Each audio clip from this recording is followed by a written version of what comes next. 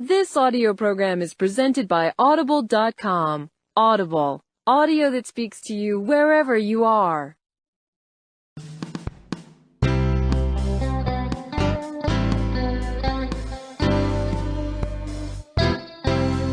Gildan Media presents Your Coach in a Box, affordable life-changing audio programs.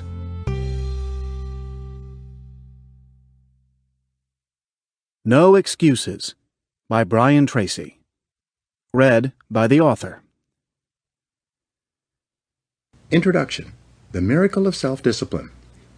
Mark Twain said that there are 1,000 excuses for failure, but never a good reason. Why are some people more successful than others?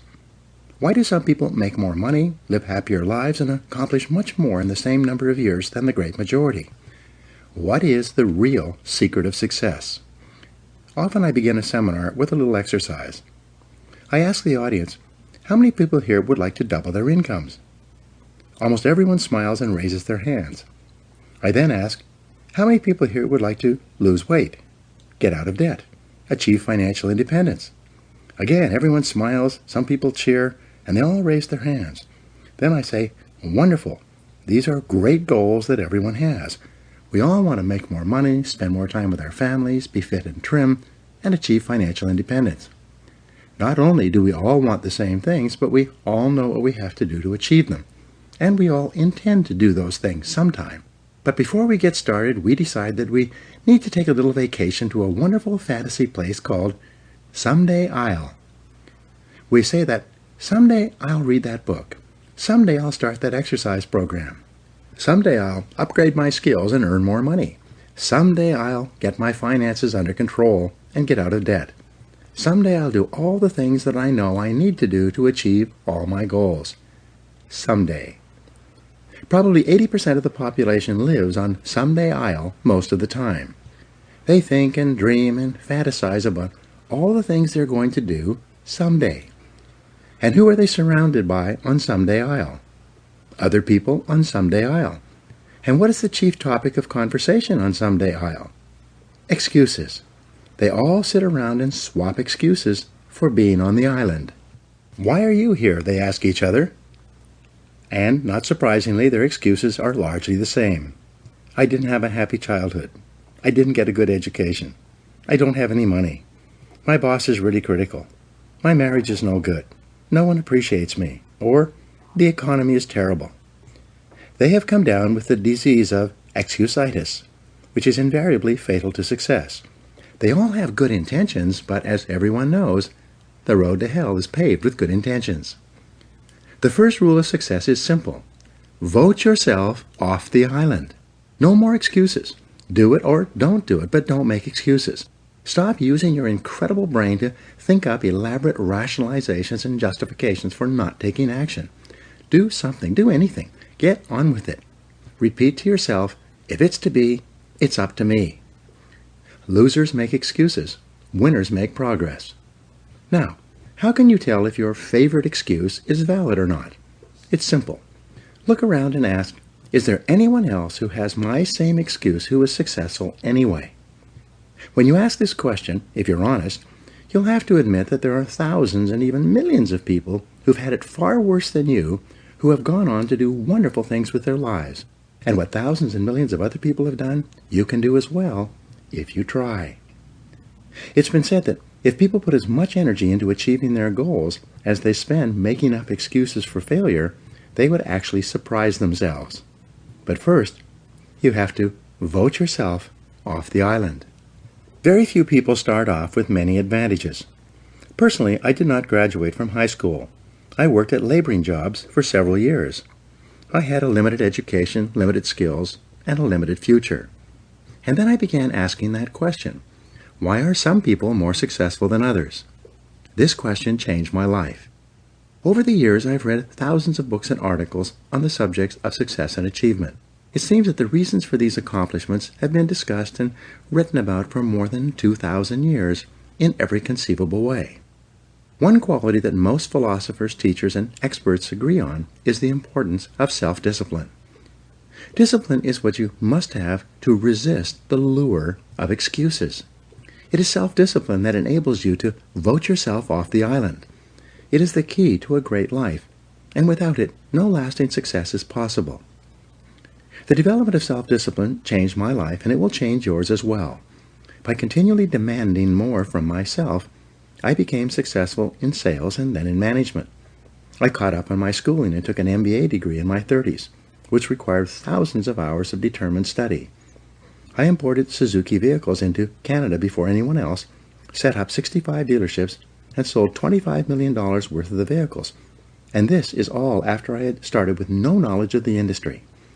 What I had, however, was the discipline and determination to learn what I needed to know, and then to apply and do what I needed to do. I got into real estate development with no knowledge or experience, applied the power of discipline, which was then backed by hundreds of hours of work and study. I then went on to build shopping centers, industrial parks, office buildings, and residential subdivisions. With self-discipline, I have built successful businesses in training, consulting, speaking, writing, recording, and distribution.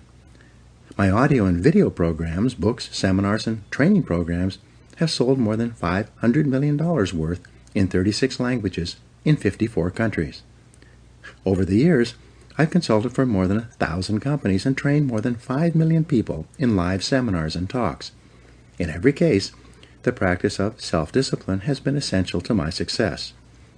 I discovered that you can achieve almost any goal you set for yourself if you have the discipline to pay the price, to do what you need to do, and to never give up. So who should read this book? This book is written for ambitious, determined men and women who want to achieve everything that is possible for them in life. It is written for people who are hungry to do more, to have more, and to be more than they ever have been before. Perhaps the most important insight of all with regard to success is that to achieve greatly, you must become a different person. It is not the material things you accomplish or acquire that matter so much as it is the quality of the person that you must become to accomplish well above the average. The development of self-discipline is the high road that makes everything possible for you. This book will serve as your step-by-step guide to becoming a remarkable person who is capable of making remarkable achievements. A chance encounter reveals the reason for success. Some years ago, I was attending a conference in Washington, D.C. During the lunch break, I was eating at a nearby food fair. The area was crowded, so I sat down at the last open table by myself, even though it was a table for 4. A few minutes later, an older gentleman and a younger woman who appeared to be his assistant came along, carrying trays of food and obviously looking for a place to sit. Having lots of room at my table, I immediately arose and invited the older gentleman to join me. He was hesitant, but I insisted. Finally, he sat down quite thankfully, and we began to chat over lunch. It turned out that his name was Kopmeyer. As it happened, I immediately knew who he was. He was a legend in the field of success and achievement. Kopmeyer had written 4 best-selling books, each of which contained 250 success principles that he had derived from more than 50 years of research and study. I had read all 4 books from cover to cover, each more than once.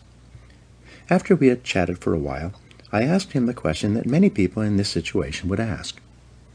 Of all the 1,000 success principles that you have discovered, which do you think is the most important? He smiled at me with a twinkle in his eye, as if he had been asked this question many times, and he replied without hesitating. The most important success principle of all was stated by Herbert, one of the most prolific writers in American history, at the beginning of the 20th century.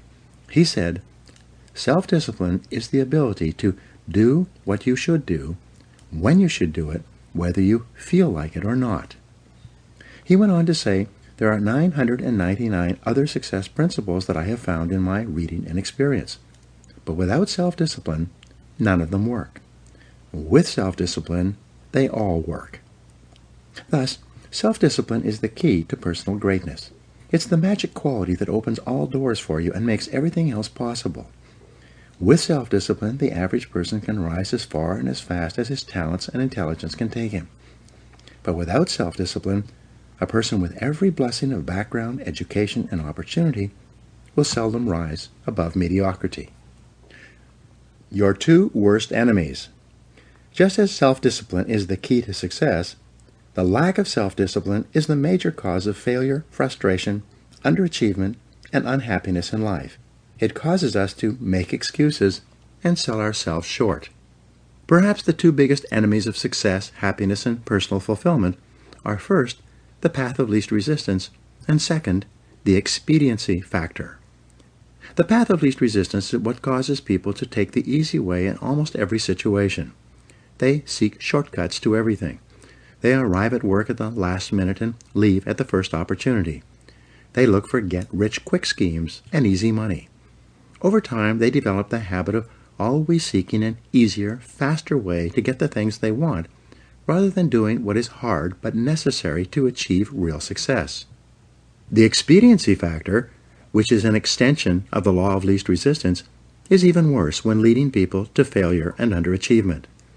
This principle says, people invariably seek the fastest and easiest way to get the things they want right now, with little or no concern for the long-term consequences of their behaviors.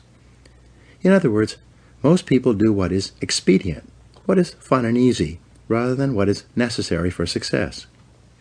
Every day, and every minute of every day, there's a battle going on inside of you between doing what is right, hard, and necessary, like the angel on one shoulder, or doing what is fun, easy, and of little or no value, like the devil on your other shoulder. Every minute of every day you must fight and win this battle with the expediency factor and resist the pull of the path of least resistance if you truly desire to become everything you are capable of becoming. Take control of yourself. Another definition of self-discipline is self-mastery. Success is only possible when you can master your own emotions, appetites, and inclinations. People who lack the ability to master their appetites become weak and dissolute, as well as unreliable in other things as well. Self-discipline can also be defined as self-control. Your ability to control yourself and your actions, control what you say and do, and ensure that your behaviors are consistent with your long-term goals and objectives is the mark of the superior person. Discipline has been defined as self-denial. This requires that you deny yourself the easy pleasures, the temptations that lead so many people astray, and instead discipline yourself to do only those things that you know are right for the long term and appropriate for the moment. Self-discipline requires delayed gratification, the ability to put off satisfaction in the short term in order to enjoy greater rewards in the long term. Think long term. Sociologist Dr. Edward Banfield of Harvard University conducted a 50-year study into the reasons for upward socioeconomic mobility in America. He concluded that the most important single attribute of people who achieved great success in life was long-time perspective. Banfield defined time perspective as the amount of time an individual takes into consideration when determining his present actions. In other words, the most successful people are long-term thinkers. They look into the future as far as they can to determine the kind of people they want to become and the goals they want to achieve. They then come back to the present and determine the things that they will have to do or not do to achieve their desired futures. This practice of long-term thinking applies to work, career, marriage, relationships, money, and personal conduct, each of which is covered in the pages ahead. Successful people make sure that everything they do in the short term is consistent with where they want to end up in the long term. They practice self-discipline at all times. Perhaps the most important word in long-term thinking is sacrifice. Superior people have the ability throughout their lives to make sacrifices in the short term, both large and small, so as to assure greater results and rewards in the long term. You see this willingness to sacrifice in people who spend many hours and even years preparing, studying, and upgrading their skills to make themselves more valuable so that they can have a better life in the future, rather than spending most of their time socializing and having fun in the present. Longfellow once wrote, "Those heights by great men won and kept were not achieved by sudden flight, but they, while their companions slept, were toiling upward in the night." Your ability to think, plan, and work hard in the short term, and to discipline yourself to do what is right and necessary before you do what is fun and easy, is the key to creating a wonderful life for yourself. Your ability to think long-term is a developed skill. As you get better at it, you become more able to predict with increasing accuracy what is likely to happen to you in the future as the result of your actions in the present. This is a quality of the superior thinker. Short-term gain can cause long-term pain. There are two laws that you fall victim to when you fail to practice self-discipline. The first is called the Law of Unintended Consequences. This law states that the unintended consequences of an action can be far worse than the intended consequences of that behavior because of a lack of long-term thinking. The second law is the Law of Perverse Consequences, which says that a short-term action aimed at immediate gratification can lead to perverse or the opposite consequences from those at which it was aimed. For example, you might make an investment of time, money, or emotion with the desire and intent to be better off and happier as a result. But because you acted without carefully thinking or doing your homework, the consequences of your behavior turned out to be far worse than if you had done nothing at all. Every person has had this experience, and usually more than once. The common denominator of success. Herbert, a businessman, conducted a long-term study searching for what he called the common denominator of success. After 11 years, he finally concluded that the common denominator of success was that successful people make a habit of doing the things that unsuccessful people don't like to do. And what were these things? It turned out that the things that successful people don't like to do are the same things that failures don't like to do either. But successful people do them anyway, because they know that this is the price they will have to pay if they want to enjoy greater success and rewards in the future. What Gray found was that successful people are more concerned with pleasing results, whereas failures were more concerned about pleasing methods. Successful, happy people were more concerned with the positive, long-term consequences of their behaviors, whereas unsuccessful people were more concerned with personal enjoyment and immediate gratification. Motivational speaker Dennis Waitley has said that the top people were those who were more concerned with activities that were goal-achieving, whereas average people were more concerned with activities that were tension-relieving. Dinner before dessert. The simplest rule in the practice of self-discipline is to eat dinner before dessert. In a meal, there is a logical order of dishes, and dessert comes last. First, you eat the main courses and clean your plate. Only then do you have dessert. There's a cute but misleading bumper sticker that says, "Life is short, eat dessert first." Just think about what would happen if you came home from work and instead of eating a healthy dinner, you ate a large piece of apple pie with ice cream. What kind of appetite for healthy, nutritious food would you have afterward? With all that sugar in your stomach, how would you feel? Would you feel re-energized and eager to do something productive? Or would you feel tired and sluggish and ready to write off the day as largely finished? You get the same result when you go for a drink or two after work and then come home and turn on the television. These are simply different forms of dessert that largely eliminate your ability to do anything useful for the rest of the evening. Perhaps the worst part of all is that whatever you do repeatedly soon becomes a habit, and a habit once formed is hard to break. The habit of taking the easy way, of doing what is fun and enjoyable, or eating dessert before dinner, becomes stronger and stronger, and it leads inevitably to personal weakness, underachievement, and failure. The habit of self-discipline. Fortunately, you can develop the habit of self-discipline. The regular practice of disciplining yourself to do what you should do, when you should do it, whether you feel like it or not, becomes stronger and stronger as you practice it. You simply refuse to make excuses. Bad habits are easy to form, but hard to live with. Good habits are hard to form, but easy to live with. And, as Goethe said, everything is hard before it's easy. It's hard to form the habits of self-discipline, self-mastery, and self-control, but once you've developed them, they become automatic and easy to practice. When the habits of self-discipline are firmly entrenched in your behavior, you start to feel uncomfortable when you're not behaving in a self-disciplined manner. The best news is that all habits are learnable. You can learn any habit you need to learn in order to become the kind of person that you want to become. You can become an excellent person by practicing self-discipline whenever it's called for. Every practice of self-discipline strengthens every other discipline. Unfortunately, every weakness in discipline weakens your other disciplines as well.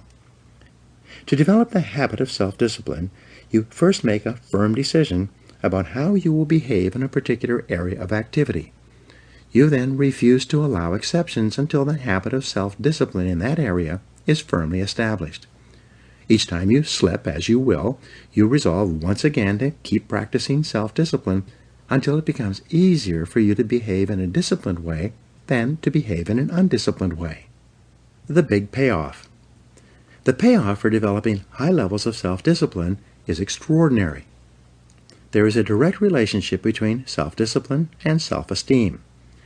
The more you practice self-mastery and self-control, the more you like and value yourself. The more you discipline yourself, the greater is your sense of self-respect and personal pride. The more you practice self-discipline, the better is your self-image. You see yourself and think about yourself in a more positive way. You feel happier and more powerful as a person. The development and maintenance of the habit of self-discipline is a lifelong task, an ongoing battle. It never ends. The temptation to follow the path of least resistance and the expediency factor lurk continually in the back of your mind. They are always waiting for an opportunity to pounce, to lead you astray into doing what is fun, easy, and unimportant, rather than what is hard, necessary, and life-enhancing. Napoleon Hill concluded his best-selling book of the same name by saying that self-discipline is the master key to riches. Self-discipline is the key to self-esteem, self-respect, and personal pride. The development of self-discipline is your guarantee that you will eventually overcome all your obstacles and create a wonderful life for yourself. The ability to practice self-discipline is the real reason why some people are more successful and happy than others. How this book is written. In the pages ahead, I will describe the 21 areas in life in which the practice of self-discipline is vital to fulfilling your full potential and achieving everything that is possible for you. This book is divided into 3 sections for greater ease of use. Part 1 is entitled Self-Discipline and Personal Success. In these 7 chapters, you will learn how to release more and more of your personal potential by practicing self-discipline in every area of your personal life, including setting goals, building character, accepting responsibility, developing courage, and backing everything you do with persistence and determination. In the 7 chapters of Part 2, you will learn how to achieve vastly more than ever before in the areas of business, sales, and personal finance. You learn why and how self-discipline is essential to becoming a leader in your field, to operating a business more profitably, to making more sales, investing more intelligently, and managing your time for maximum results. Finally, in the 7 chapters of Part 3, you will learn how to apply the miracle of self-discipline to your personal life. You will learn how to practice self-discipline in the areas of happiness, health, fitness, marriage, children, friendship, and the attainment of peace of mind. You will learn how to enhance the quality of your life and your relationships in every area. In each chapter, I will show you how you can incorporate higher levels of self-discipline and self-mastery into everything you do. In the pages ahead, you will learn how to take complete control over your own personal and professional development and how to become a stronger, happier, more self-confident person in every area of your life that is important to you. You will learn how to break old habits that may be holding you back and how to develop the habits of self-reliance, self-determination, and self-discipline that will enable you to set and achieve any goal. You'll learn how to take complete control over your mind, your emotions, and your future. When you master the power of self-discipline, you will become unstoppable, like a force of nature. You will never make excuses for not making progress.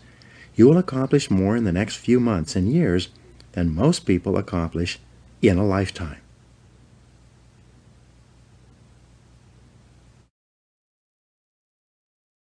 Part 1. Self-Discipline and Personal Success. Your success in life depends more on the person you become than on the things you do or acquire. As Aristotle wrote, the ultimate end of life is the development of character. In these chapters, you will learn how to develop and use discipline in order to become an excellent person. You'll learn how to develop greater self-esteem, self-respect, and personal pride. You will learn the essential disciplines required for personal greatness and how to build them into your own character and personality. Chapter 1. Self-Discipline and Success. Plato wrote, "The first and best victory is to conquer self." Why do some people accomplish so much more in their personal and professional lives than others? This question has occupied some of the very best minds throughout human history. More than 2,300 years ago, Aristotle wrote that the ultimate aim of human life is to be happy. He said that the great question that each of us must answer is, how shall we live in order to be happy? Your ability to ask and answer that question correctly for yourself, and then to follow where your answer leads you, will largely determine whether you achieve your own happiness and how soon. Begin with your own personal definition. How do you define success? If you could wave a magic wand and make your life perfect in every way, what would it look like? Describe your ideal life. If your business, work, and career were ideal in every way, what would they look like? What would you be doing? What sort of a company would you work for? What position would you have? How much money would you earn? What kind of people would you work with? And especially, what would you need to do more or less of to create your perfect career? If your family life were perfect in every way, what would it look like? Where would you live? And how would you be living? What kind of a lifestyle would you have? What sort of things would you want to have and do with the members of your family? If you had no limitations, and you could wave a magic wand, in what ways would you change your family life today? If your health were perfect, how would you describe it? How would you feel? How much would you weigh? How would your levels of health and fitness be different from what they are today? Most of all, what steps could you take immediately to begin moving toward your ideal levels of health and energy? If your financial situation were ideal, how much would you have in the bank? How much would you be earning each month and each year from your investments? If you had enough money so that you never had to worry about finances again, how much would that be? And what steps could you take starting today to create your ideal financial life? Do your own thing. A popular definition of success is being able to live your life in your own way, doing only those things that you want to do, with the people who you choose in the situations you desire. In each case, when you begin to define what success means to you, you can immediately see things that you should be doing more of or less of in order to begin creating your ideal life. And the biggest thing that holds you back from moving in the direction of your dreams is usually a lack of self-discipline and your favorite excuses. It's not that you don't know what to do, but rather that you don't have the discipline to make yourself do what you should do, whether you feel like it or not. Join the top 20%. In our society, the top 20% of people earn 80% of the money and enjoy 80% of the riches and rewards. This Pareto principle has been proven over and over again since it was first formulated in 1895 by Vilfredo Pareto. Your first goal in your career should be to get into the top 20% in your chosen field. In the 21st century, there's a premium on knowledge and skill.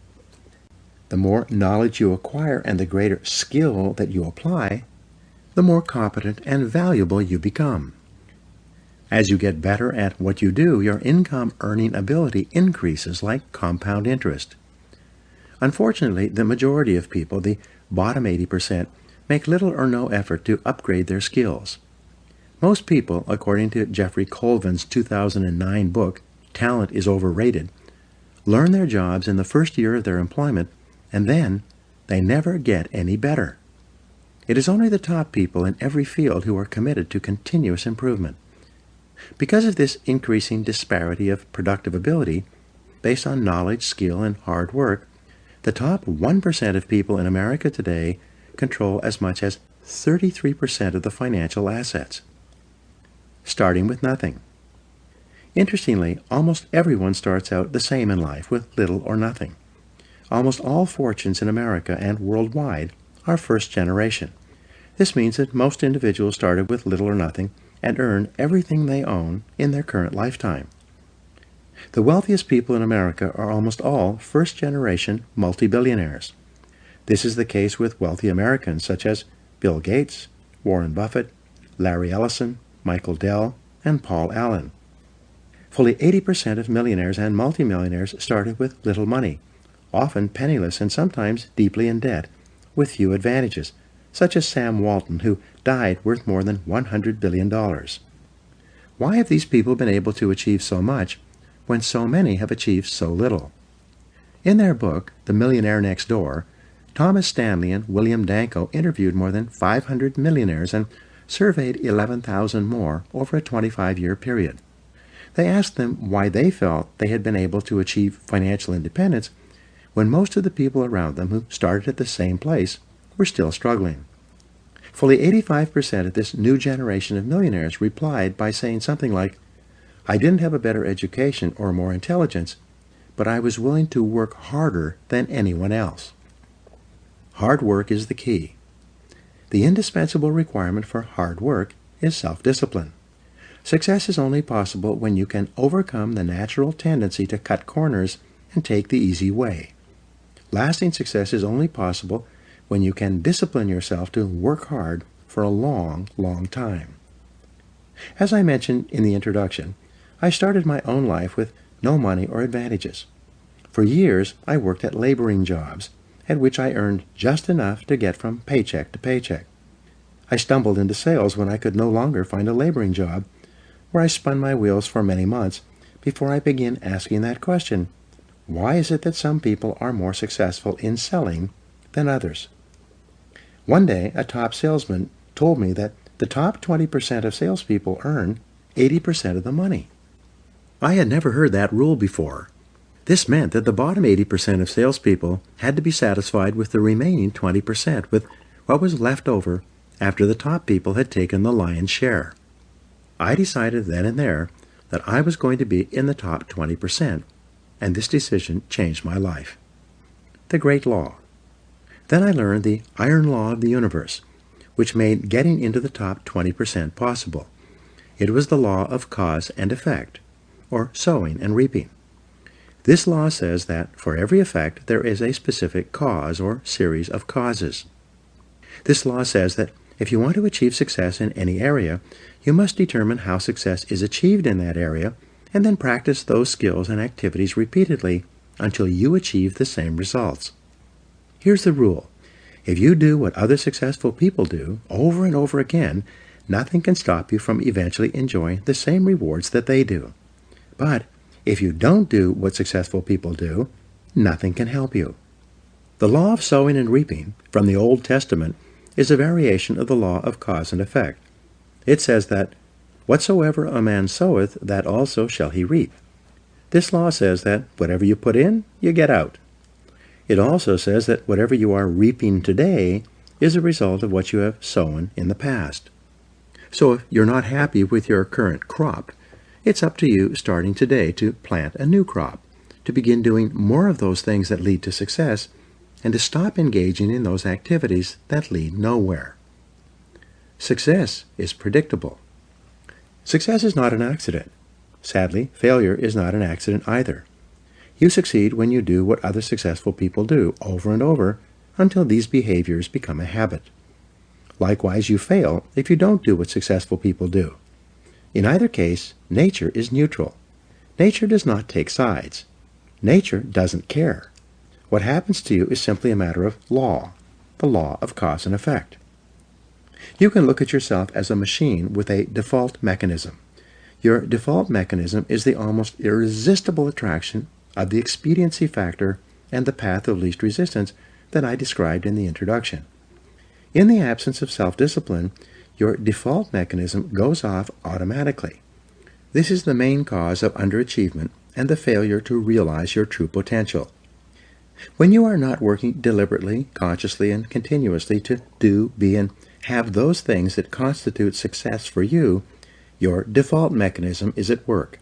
You end up doing those fun, easy, and low-value things in the short term that lead to frustration, financial worries, and failure in the long term. The great oil man, H.L. Hunt, who was at one time the richest self-made billionaire in the world, was once asked by a television journalist for his secrets of success. He replied there are only 3 requirements for success. First, decide exactly what it is you want in life. Second, determine the price that you're going to have to pay to get the things you want. And third, and this is most important, resolve to pay that price. One of the most important requirements for success, once you have decided what it is that you want, is the quality of willingness.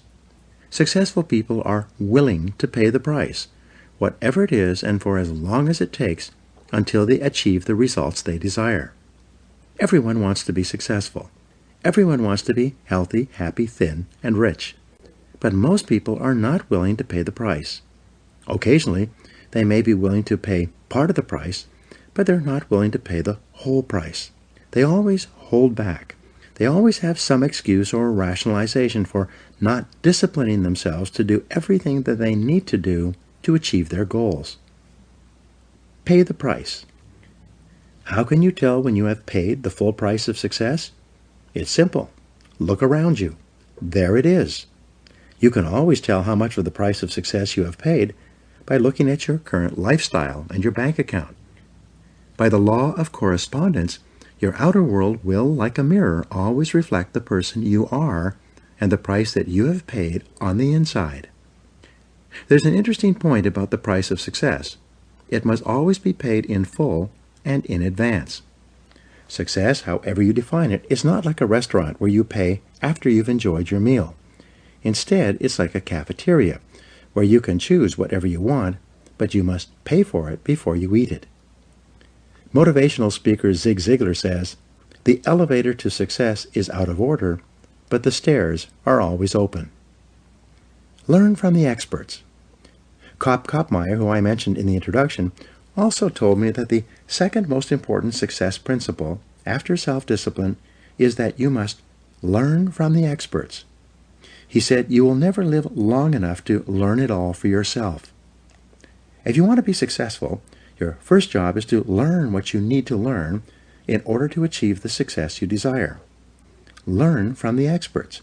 Read their books. Listen to their audio programs. Attend their seminars. Write to them or approach them directly and ask for advice. Sometimes one idea is all you need to change the direction of your life. Let me give you an example of what I mean. Some years ago, I was referred by a friend to an excellent dentist. I learned later that he had a superb reputation. He was called the dentist's dentist. He was the dentist that the other dentists went to when they needed excellent dental work. He told me that he attended every major dental conference that he could. When he was there, he attended every session, listening to dentists from all over the country and all over the world discuss the latest breakthroughs in dental technology. One week, at great sacrifice in time and money, he attended an international dental conference in Hong Kong. At that conference, he sat in on a session given by a Japanese dentist who had discovered a new technology in cosmetic surgery that improved the appearance of teeth and enabled people to look handsome or beautiful indefinitely.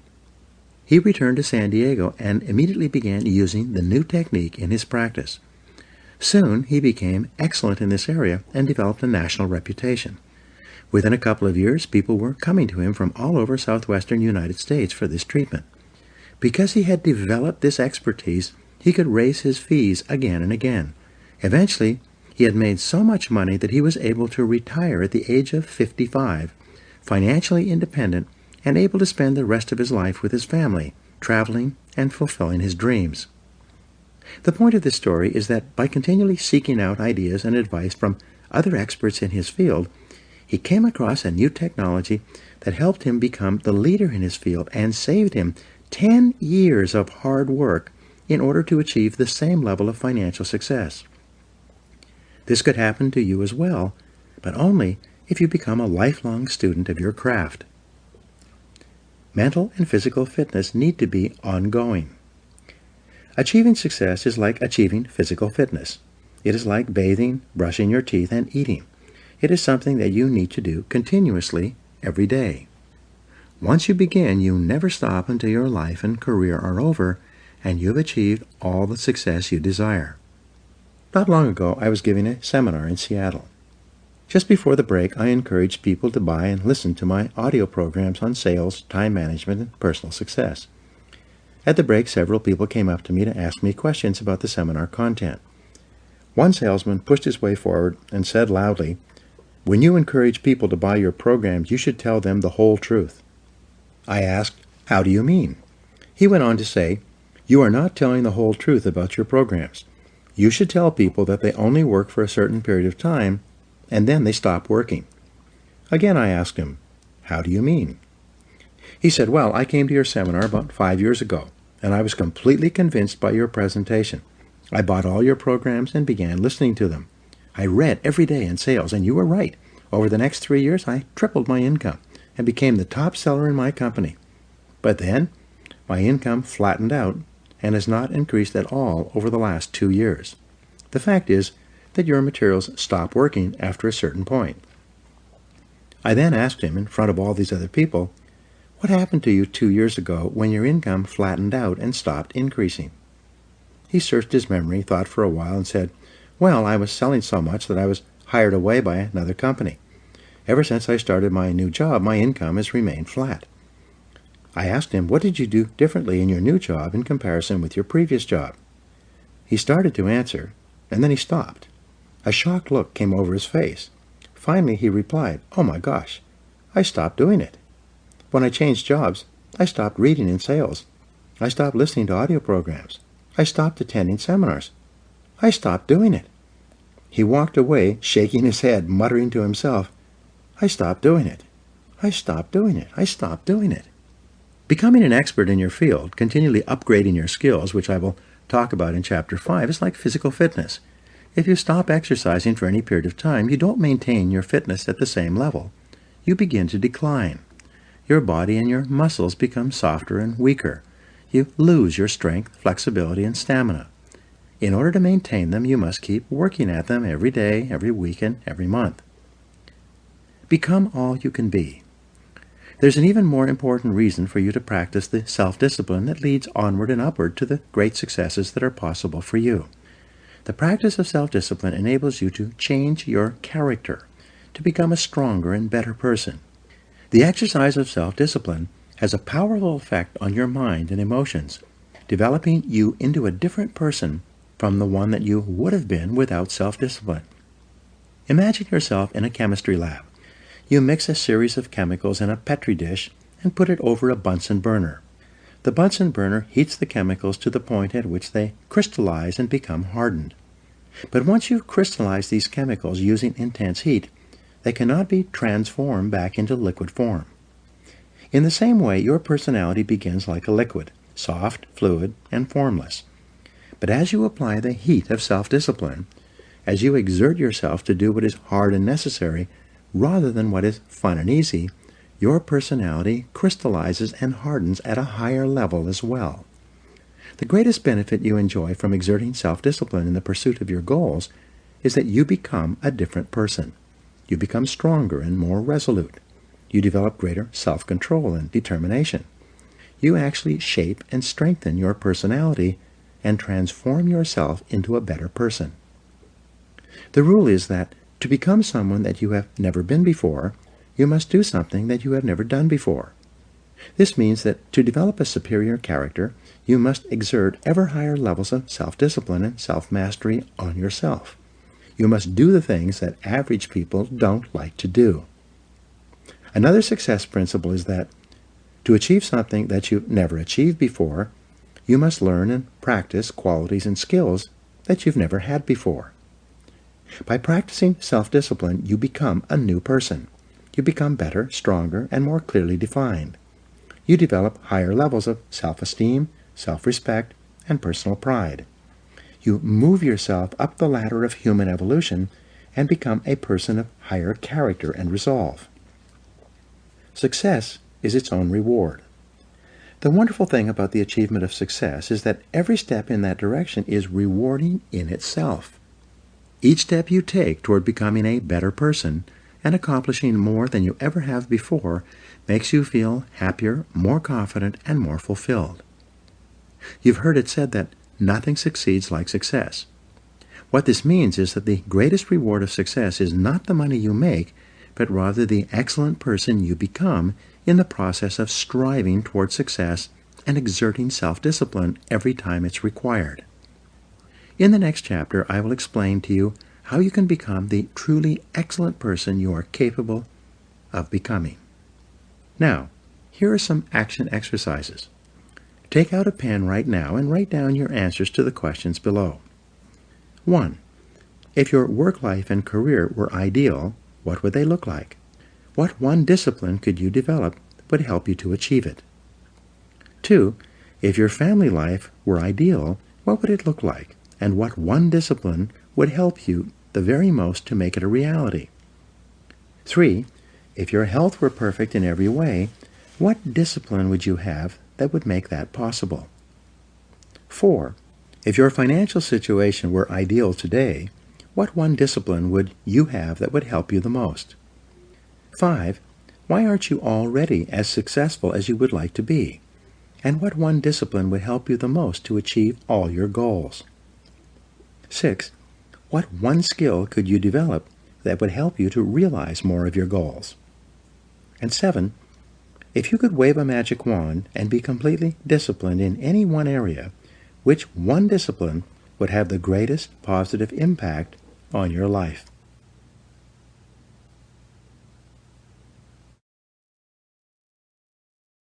Chapter 2. Self-Discipline and Character. Henry Ward Beecher wrote, "Hold yourself responsible for a higher standard than anyone else expects of you. Never excuse yourself, never pity yourself.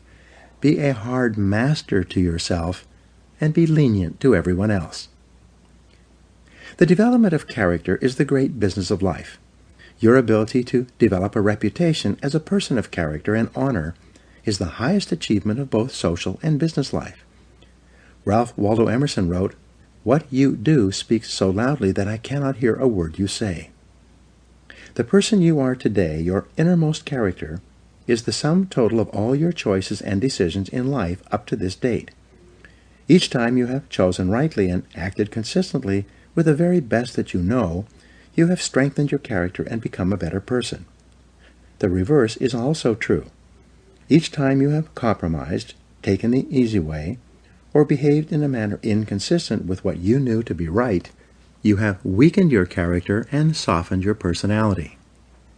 The great virtues.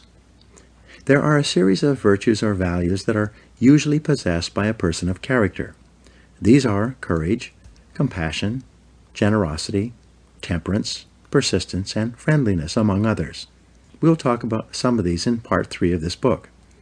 Coming before all these values, however, is the most important one of all when determining the depth and strength of your character: integrity. It is your level of integrity, living in complete truth with yourself and others, that demonstrates more than anything else the quality of your character. In a way, integrity is actually the value that guarantees all the other values. When your level of integrity is higher, you are more honest with yourself and more likely to live consistently with all the other values that you admire and respect. However, it takes tremendous self-discipline to become a person of character. It takes considerable willpower to always do the right thing in every situation. And it takes both self-discipline and willpower to resist the temptation to cut corners, to take the easy way, or to act for short-term advantage. All of life is a test to see what you are really made of deep down inside. Wisdom can be developed in private through study and reflection, but character can only be developed in the give and take of daily life, when you are forced to choose and decide among alternatives and temptations. The test of character. It is only when you are under pressure, when you are forced to choose one way or another to either live consistently with a value or to compromise it, that you demonstrate your true character. Emerson also said, "Guard your integrity as a sacred thing. Nothing at last is sacred except the integrity of your own mind." You are a choosing organism. You are constantly making choices, one way or the other. Every choice you make is a statement about your true values and priorities. At each moment, you choose what is more important or of higher value to you over what is less important or of lesser value. The only bulwark against temptation, the path of least resistance, and the expediency factor is character. The only way you can develop your full character is by exerting your willpower in every situation when you are tempted to do what is easy and expedient rather than what is correct and necessary. The big payoff. The payoff for becoming a person of character, for exercising your willpower and self-discipline to live consistently with the very best that you know, is tremendous. When you choose the higher value over the lower, the more difficult over the easy, the right over the wrong, you feel good about yourself. Your self-esteem increases. You like and respect yourself more. You have a greater sense of personal pride.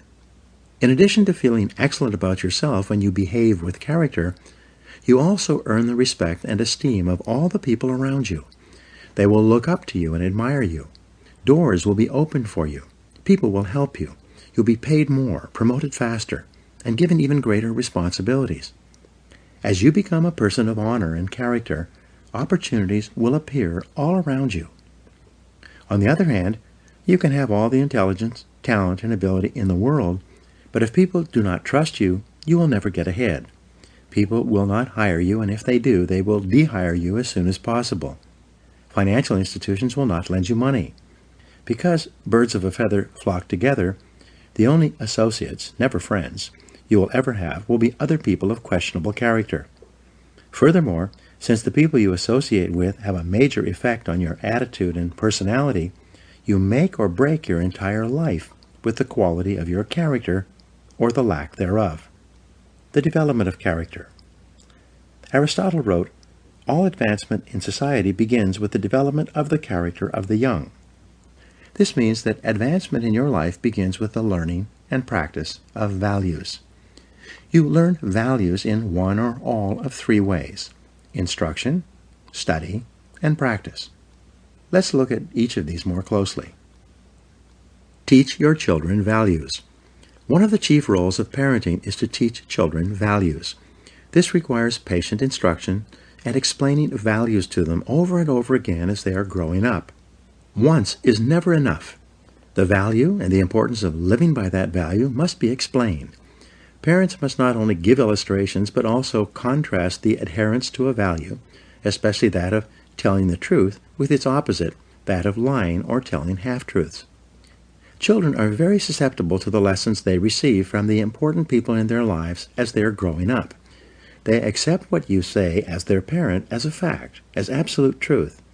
They absorb what you say like a sponge. You write your description of values on their souls, which are like wet clay, so that what you write becomes a permanent part of the way they see the world and relate to life. More than anything else, as we'll see in Chapter 19, you demonstrate your values in your behavior. Your children watch you and strive to emulate the values that you not only teach and preach, but also practice.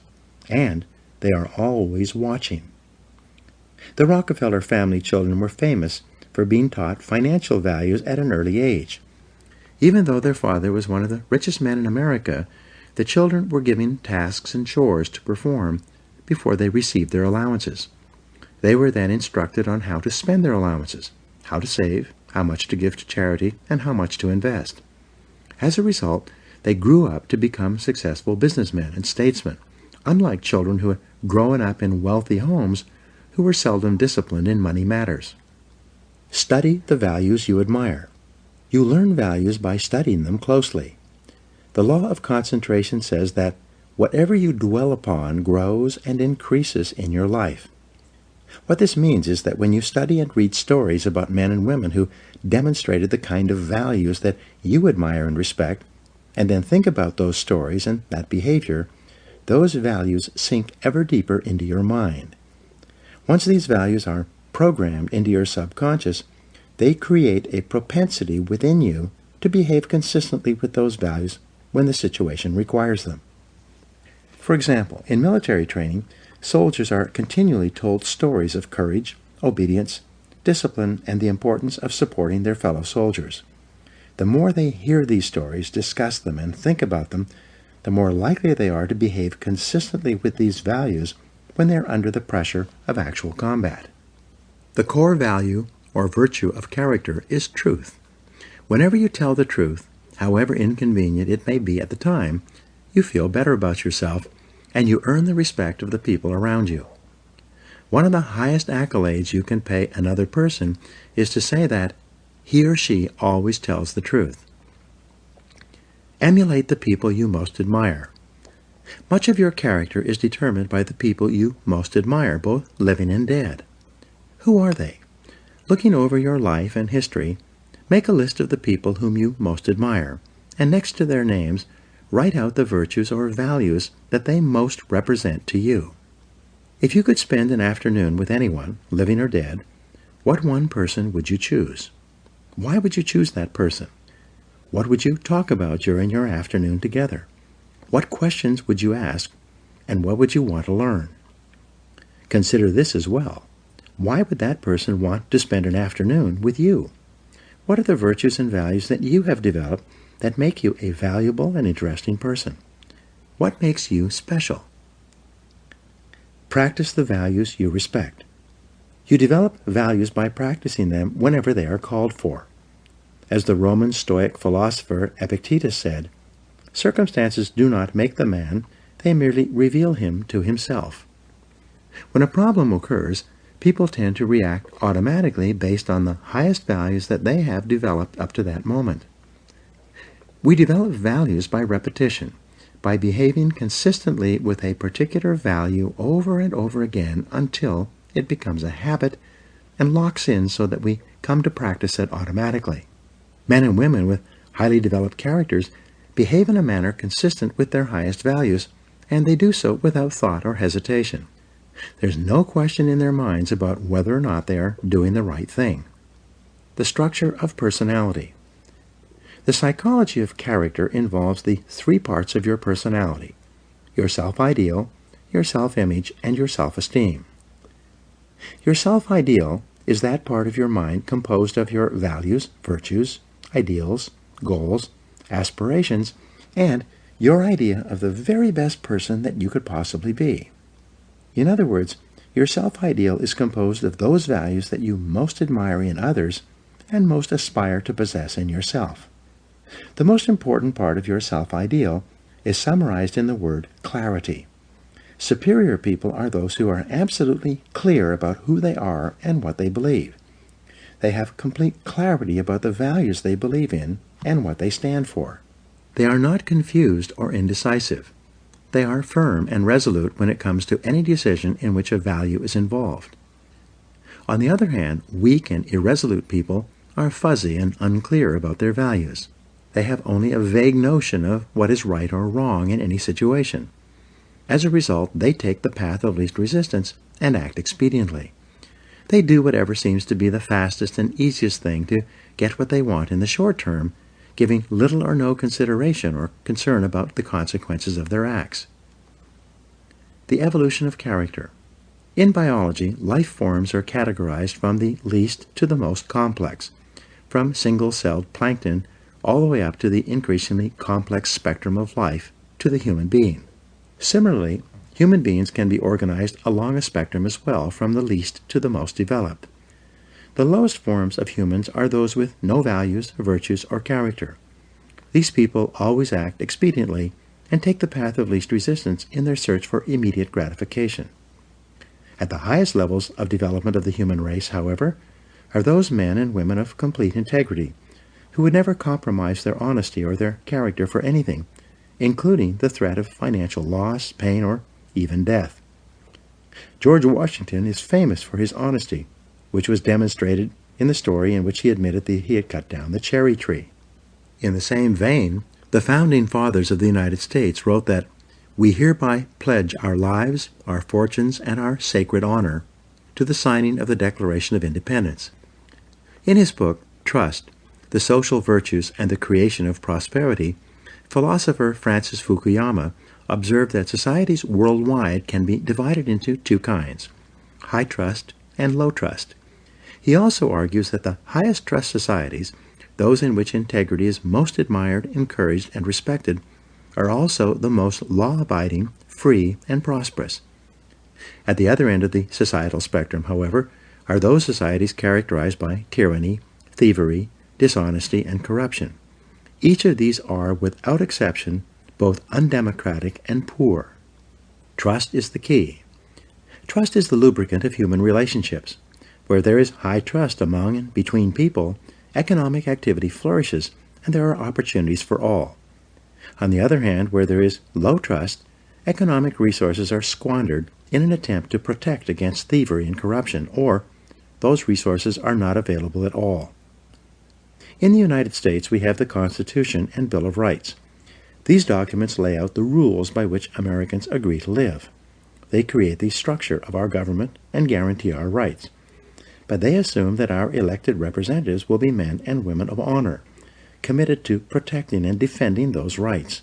They attempt to assure that only men and women of character can thrive and prosper over the long term in our economic, political, and social system. They aim to assure that in most cases, only men and women of character can rise to high positions in society. Although our system is not perfect and people of questionable character occasionally rise to positions of prominence, it is seldom for very long. The basic demand of Americans for honesty and integrity eventually leads to the exposure and censure of dishonest people. The demand for men and women of character continues unabated. Your self-image, your inner mirror. The second part of your personality is your self-image. This is the way we see and think about ourselves, especially prior to any event of importance. People always tend to behave on the outside consistently with the way they see themselves on the inside. This is often called our inner mirror, into which we peer before we engage in any behavior. When you see yourself as calm, positive, truthful, and possessed of high character, you behave with greater strength and personal power. Other people respect you more. You feel in control of yourself and the situation. What's more, whenever you actually behave in a manner that is consistent with your highest values, your self-image improves. You see and think about yourself in a better light. You feel happier and more confident. Your behavior and outward performance then reflects this increasingly improving inner picture you have of yourself as the very best person you can possibly be. People tend to accept you at your own evaluation of yourself, at least initially. If you see and think of yourself as an excellent person who is possessed of high character, you will treat other people with courtesy, grace, and respect. In turn, they will likewise treat you as a person of honor and character. Your self-esteem, how much you like yourself. The third part of your personality is your self-esteem. This is how you feel about yourself, your emotional core. Your self-esteem is defined as how much you like yourself. But it's more than only this. The more you see yourself as a valuable and important person, the more positive and optimistic you will be. When you truly consider yourself to be important and valuable, you will treat other people as if they are important as well. Your self-esteem is largely determined by how consistent your self-image, which shapes your personal behavior, is with your self-ideal or your vision of the very best person you can possibly be. Whenever you act consistently with who you consider an excellent person to be, your self-image improves and your self-esteem increases. You like and respect yourself more. You feel happy about yourself and others. The more you like yourself, the more you like others, and the more they like you in return. By acting with character and in harmony with your highest values, you put your whole life, internally and externally, into an upward spiral. In every area of your life, things will get better and better for you.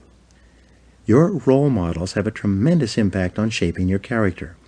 The more you admire a person and his or her qualities, the more you strive, both consciously and unconsciously, to become like that person. This is why clarity is so important. Always behave consistently. Whenever you act in a way that is consistent with your values, you feel good about yourself. Whenever you compromise your values for any reason, you feel bad about yourself. This also means that when you compromise your values, your self-confidence and self-esteem go down. You feel uneasy and inferior. inadequate and uncomfortable. When you compromise your values, deep down inside you feel that something is fundamentally wrong. Almost all human problems can be solved by a return to your highest values and your innermost convictions. When you look back, there have probably been situations in your life when you have compromised your values in order to save an investment, keep a job, preserve a relationship, or maintain a friendship.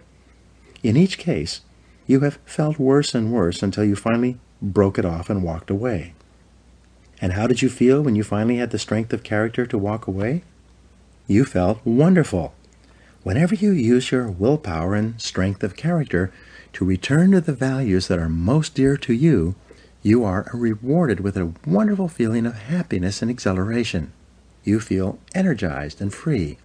You wonder why you didn't make that decision a long time ago. Do the right thing. In the development of character that is based on self-discipline and willpower, long-term thinking is essential. The more you think about the long-term consequences of your behavior, the more likely it is that you will do the right thing in the short term. So when you have to make a choice or decision, always ask the magic question, what's important here? Practice the universal maxim of Immanuel Kant, the philosopher.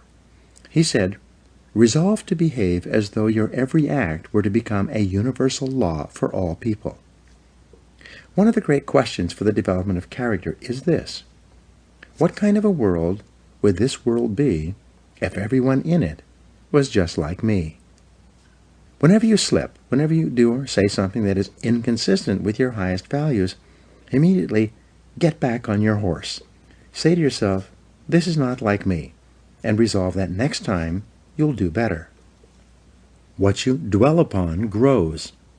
If you are in a situation today in which you are not living up to your highest values, make a decision this very minute to confront the situation and straighten it out.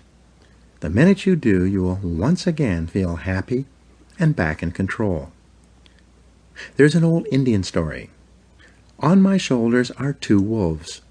One is a black wolf, evil, who continually tempts me to do and say the wrong things. On my other shoulder is a white wolf that continually encourages me to live up to my very best. A listener asked the old man, which of these wolves has the greatest power over you? The old man replied, the one I feed. By the law of concentration, whatever you dwell upon grows and increases in your life. When you think and talk about the virtues and values that you most admire and respect, you therefore program those values deeper and deeper into your subconscious until they begin to operate automatically in every situation.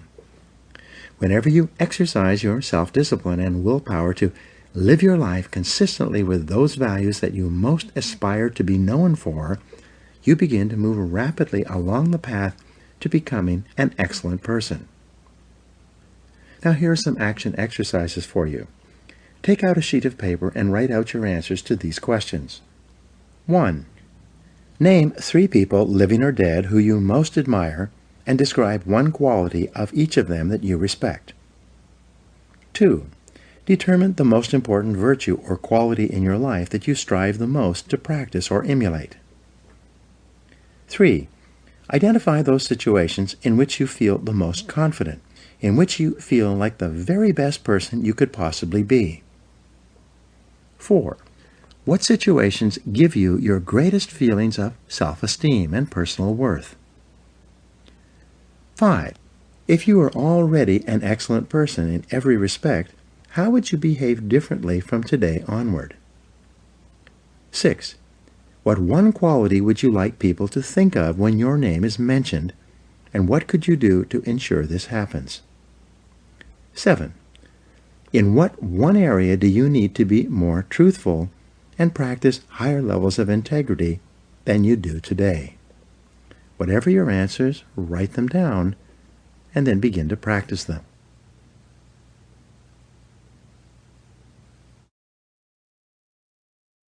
Chapter 3. Self-Discipline and Responsibility. J. Paul Getty said, the individual who wants to reach the top in business must appreciate the might and force of habit. He must be quick to break those habits that can break him. and hasten to adopt those practices that will become the habits that help him achieve the success he desires. Your ability and willingness to discipline yourself to accept personal responsibility for your life is essential to happiness, health, success, achievement, and personal leadership. Accepting responsibility is one of the hardest of all disciplines, but without it, no success is possible. The failure to accept responsibility and the attempt to foist responsibility for things in your life that make you unhappy onto other people, institutions, and situations completely distorts cause and effect, undermines your character, weakens your resolve, and diminishes your humanity. It leads to making endless excuses. My great revelation. When I was 21, I was living in a tiny apartment and working as a construction laborer. I had to get up at 5 a.m. so that I could take 3 buses to work in order to be there by 8 a.m. I didn't get home until 7 p.m., tired out from carrying construction materials all day. I was making just enough money to get by, and I had no car, almost no savings, and just enough clothes for my needs. I had no radio or television. It was in the middle of a cold winter with the temperature at minus 35 degrees Fahrenheit, so I seldom went out in the evening. Instead, if I had enough energy, I sat in my small apartment at my little table in my kitchen nook and read. One evening, late at night, as I was sitting there by myself at the table, it suddenly dawned on me that this is my life. This life was not a rehearsal for something else. The game was on, and I was the main character, as in a play. It was like a flashbulb going off in my face. I looked at myself and around me at my small apartment, and I considered the fact that I had not graduated from high school. The only work that I was qualified to do was manual labor. I earned just enough money to pay my basic expenses, and I had very little left over at the end of the month. I suddenly knew that unless I changed, nothing else was going to change. No one else was going to do it for me. In reality, no one else really cared. I realized at that moment that from that day forward, I was completely responsible for my life and for everything that happened to me. I was responsible. I could no longer blame my situation on my difficult childhood or mistakes I had made in the past. I was in charge. I was in the driver's seat. This was my life, and if I didn't do something to change it, it would go on like this indefinitely by the simple force of inertia. This revelation changed my life. I was never the same again. From that moment on, I accepted more and more responsibility for everything in my life. I accepted responsibility for doing my job better than before, rather than doing only the minimum that was necessary to avoid getting fired. I accepted responsibility for my finances, my health, and especially my future. The very next day, I went down to a local bookstore at my lunch break and began the lifelong practice of buying books with information, ideas, and lessons that could help me. I dedicated my life to self-improvement, to continuous learning in every way possible. For the rest of my business life, right up to the present moment, whenever I've wanted or needed to learn something to help me, I have returned to learning, to reading, to listening to audio programs, and attending courses and seminars. I found that you could learn anything you need to learn in order to accomplish any goal you set for yourself. Over time, I learned that fully 80% of the population never accepts complete responsibility for their lives. They continually complain, criticize, make excuses, and blame other people for things in their lives about which they're not happy. The consequences of this way of thinking, however, can be disastrous. They can sabotage all hopes for success and happiness later in life. From childhood to maturity. When you are growing up, from an early age you become conditioned to see yourself as not responsible for your life. This is normal and natural. When you're a child, your parents are in charge. They make all your decisions. They decide what food you will eat, what clothes you will wear, what toys you will play with, what home you will live in, what school you will attend, and what activities you will engage in during your spare time. Because you are young, innocent, and unknowing, you do what they want you to do. You have little choice or control. As you grow up, however, you begin to make more and more of your own decisions in each of these areas. But because of your early programming, you are conditioned unconsciously to feel that someone else is still responsible for your life, that there's still someone else out there who can or should take care of you. Most people grow up believing that if something goes wrong, someone else is responsible.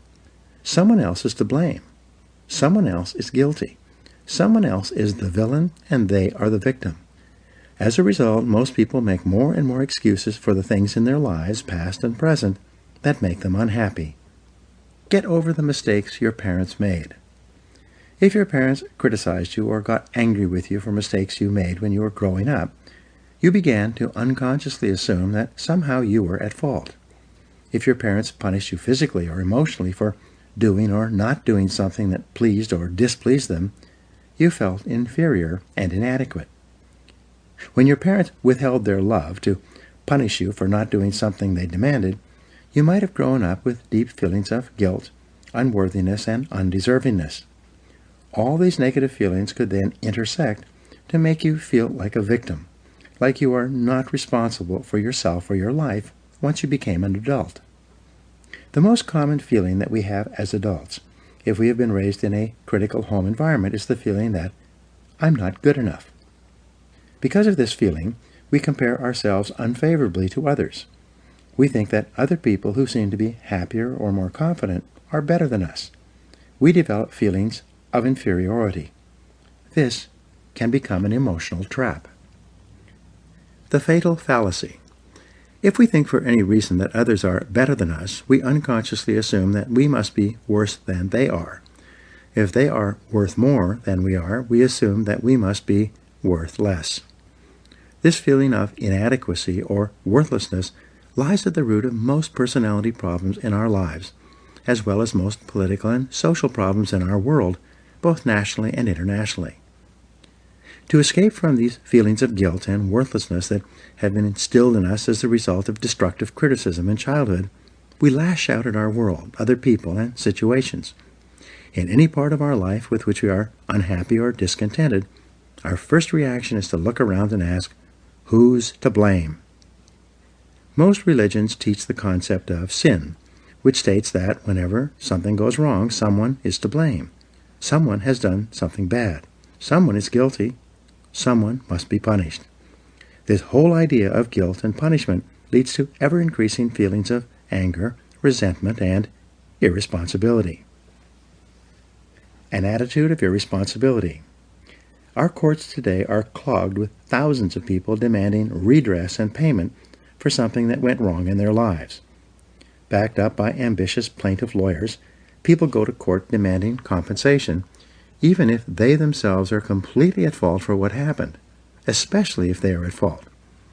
People don't want to accept responsibility. People spill hot coffee on themselves and sue the fast food restaurant that sold them the coffee in the first place. People get drunk and drive off the road and then turn around and sue the manufacturer of the 15-year-old car they were driving. People climb up on a stepladder and lean over too far, falling to the ground. They then sue the ladder manufacturer for their injury. In each case, people are attempting to escape responsibility for their own behaviors by blaming someone else, making excuses, and then demanding compensation. Eliminating negative emotions. The common denominator of all people is the desire to be happy. In its simplest terms, happiness arises from the absence of negative emotions. Where there are no negative emotions, all that is left is positive emotions. Therefore, the elimination of negative emotions is your great business in life if you truly wish to be happy. There are dozens of negative emotions. Although the most common are guilt, resentment, envy, jealousy, fear, and hostility, they all ultimately boil down to a feeling of anger, directed either inward or outward. Anger is directed inwardly when you bottle it up rather than expressing it constructively to others. Anger is directed outwardly when you criticize or attack other people. Psychosomatic illness. Negative emotions are the major causes of psychosomatic illness. This occurs when the mind, psycho, makes the body, soma, sick. Negative emotions, especially as expressed in the form of anger, weaken your immune system and make you susceptible to colds, flu, and other diseases. Uncontrolled bursts of anger can actually bring about heart attacks, strokes, and nervous breakdowns. Here's the great discovery. All negative emotions, especially anger, depend for their very existence on your ability to blame someone or something else for something in your life that you're not happy about. It takes tremendous self-discipline to refrain from blaming others for our problems. It takes enormous self-control to refuse to make excuses. It takes tremendous self-discipline for you to accept complete responsibility for everything you are, everything you become, and everything that happens to you. Even if you are not directly responsible for something that happens, like Hurricane Katrina, you are responsible for your responses, for what you do and say from that moment forward.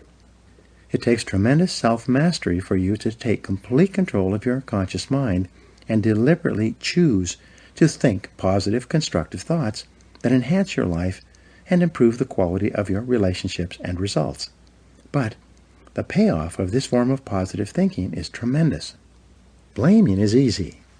By following the path of least resistance, the easiest and most mindless behavior of all is for a person to lash out and blame someone else anytime anything goes wrong for any reason. People who develop the habit of automatically blaming often become angry at things. Blaming inanimate objects when they do not function as expected is so silly that it almost becomes a mild form of insanity. People become angry at doors that stick. They swear at tools that they are using when they themselves make a mistake. They get mad when their car doesn't start. Even if it is an inanimate object, if it doesn't work perfectly, then the thing must be to blame. People will often kick a car that they are mad at or a box that they tripped over. The antidote to negative emotions. The fastest and most dependable way to eliminate negative emotions is to immediately say, I am responsible. Whenever something happens that triggers anger or a negative reaction of any kind, quickly neutralize the feelings of negativity by saying, I am responsible. The law of substitution says that you can substitute a positive thought for a negative one. Since your mind can only hold one thought at a time, when you deliberately choose the positive thought, I am responsible, you cancel out any other thought or emotion at that moment. It is not possible to accept responsibility and remain angry at the same time. It's not possible to accept responsibility and experience negative emotions. It's not possible to accept responsibility without becoming calm, clear, positive, and focused once more. As long as you are blaming someone else for something in your life that you don't like, you will remain a mental child. You continue to see yourself as small and helpless, like a victim. You continue to lash out. However, when you begin to accept responsibility for everything that happens to you, you transform yourself into a mental adult. You will see yourself as being in charge of your own life and no longer a victim. In Alcoholics Anonymous, people who are having problems with drinking attend meetings with others going through the same situation. What they have found is that until the individual accepts responsibility for his or her problems, both with alcohol and in other areas of life, no progress is possible. But after the person accepts responsibility, everything is possible. This is true with almost every difficult situation in life in which you project your unhappiness onto other people or factors outside yourself. Money and emotions. Many of our biggest problems and concerns in life have to do with money, earning it, spending it, investing it, and especially losing it. As a result, many of our negative emotions are associated with money in some way. However, the fact is that you are responsible for your financial life. You choose. You decide. You are in charge. You cannot blame your financial problems or situation on other people. You are in the driver's seat. So it is only when you accept responsibility for your income. Who chose to accept the job you are working at?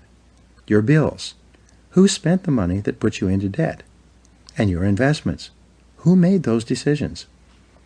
Can you move from becoming an economic child to an economic adult? Responsibility and control. There's a direct relationship between the acceptance of responsibility and the amount of personal control you feel you have over your life. This means that the more you accept responsibility, the greater sense of control you experience. There's also a direct relationship between the amount of control you feel you have and how positive you feel. The more you feel that you have a high sense of control in the important areas of your life, the more positive and happy you are in everything you do. When you accept responsibility, you feel strong, powerful, and purposeful. Accepting responsibility eliminates the negative emotions that rob you of happiness and contentment. In every situation, the antidote to negative emotions is to say, I am responsible. Then, look into the situation to find the reasons why you are responsible for what happened or for what is going on. Your intelligence is like a double-edged sword. It can cut in either direction. You can use your intelligence to rationalize, justify, and blame other people for things you're not happy about, or you can use your intelligence to find reasons why you are responsible for what happened and then take action to solve the problem or resolve the situation. You can make excuses or you can make progress. You choose. Even if an accident has occurred, such as your car being damaged in the parking lot while you were at work, you may not be legally at fault for the accident, but you are still responsible for your responses, for how you behave as a result of what happened. Never complain, never explain. The mark of the leader, the truly superior person, is that he or she accepts complete responsibility for the situation. It's not possible to imagine a true leader who whines and complains rather than taking action when problems and difficulties arise. This sense of responsibility is the mark of the highly developed personality. You take responsibility for your life by resolving in advance that you will not become upset or angry over something that you cannot affect or change. Just as you do not become angry about the weather, you do not become angry over circumstances and situations over which you have no control. Furthermore, you especially do not allow yourself to be angry and unhappy in the present because of unhappy experiences or situations from the past. You say, what cannot be cured must be endured. It's amazing how many people are unhappy today because of a past event, even something that happened many years ago. Each time they think of the negative experience, they become angry or depressed once more. The good news is that at any time you can stop thinking about discussing and rehashing the past. You can let it go and begin thinking instead about your goals and your unlimited future. As Helen Keller said, when you turn toward the sunshine, the shadows fall behind you. Self-mastery and self-control. Any self-discipline, self-mastery, and self-control begins with taking responsibility for your emotions. You take charge of your emotions by accepting 100% responsibility for yourself and for your responses to everything that happens to you. You refuse to make excuses, complain, criticize, or blame other people for anything. Instead, you say, I am responsible, and then you take action of some kind. The only antidote is action. The only real antidote for anger or worry is purposeful action in the direction of your goals, which is the subject of the next chapter. Before you turn to that, however, resolve today to first take complete control of your thoughts, feelings, and actions, and then to get so busy working on things that are important to you that you don't have time to think about or express negative emotions to or about anyone for any reason. When you exert your self-discipline and willpower in the acceptance of personal responsibility for your life, you take complete control of your thoughts and feelings. By doing so, you become a much more effective, happy, and positive person in everything you do. Now here are some action exercises for you. 1. Resolve today to accept 100% responsibility for everything you are and for everything you become. Never complain, never explain. 2. Look into your past and select a person or incident that still makes you unhappy today.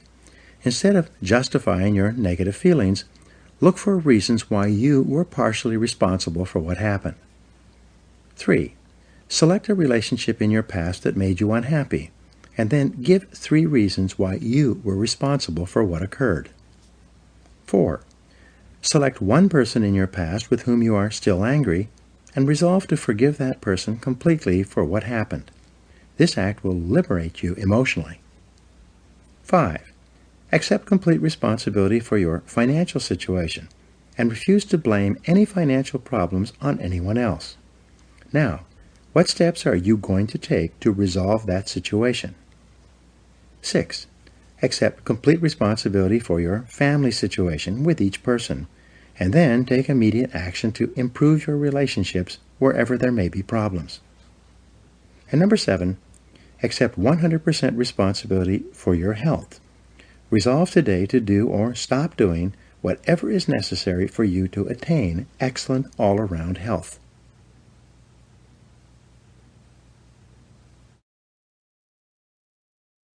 Chapter 4.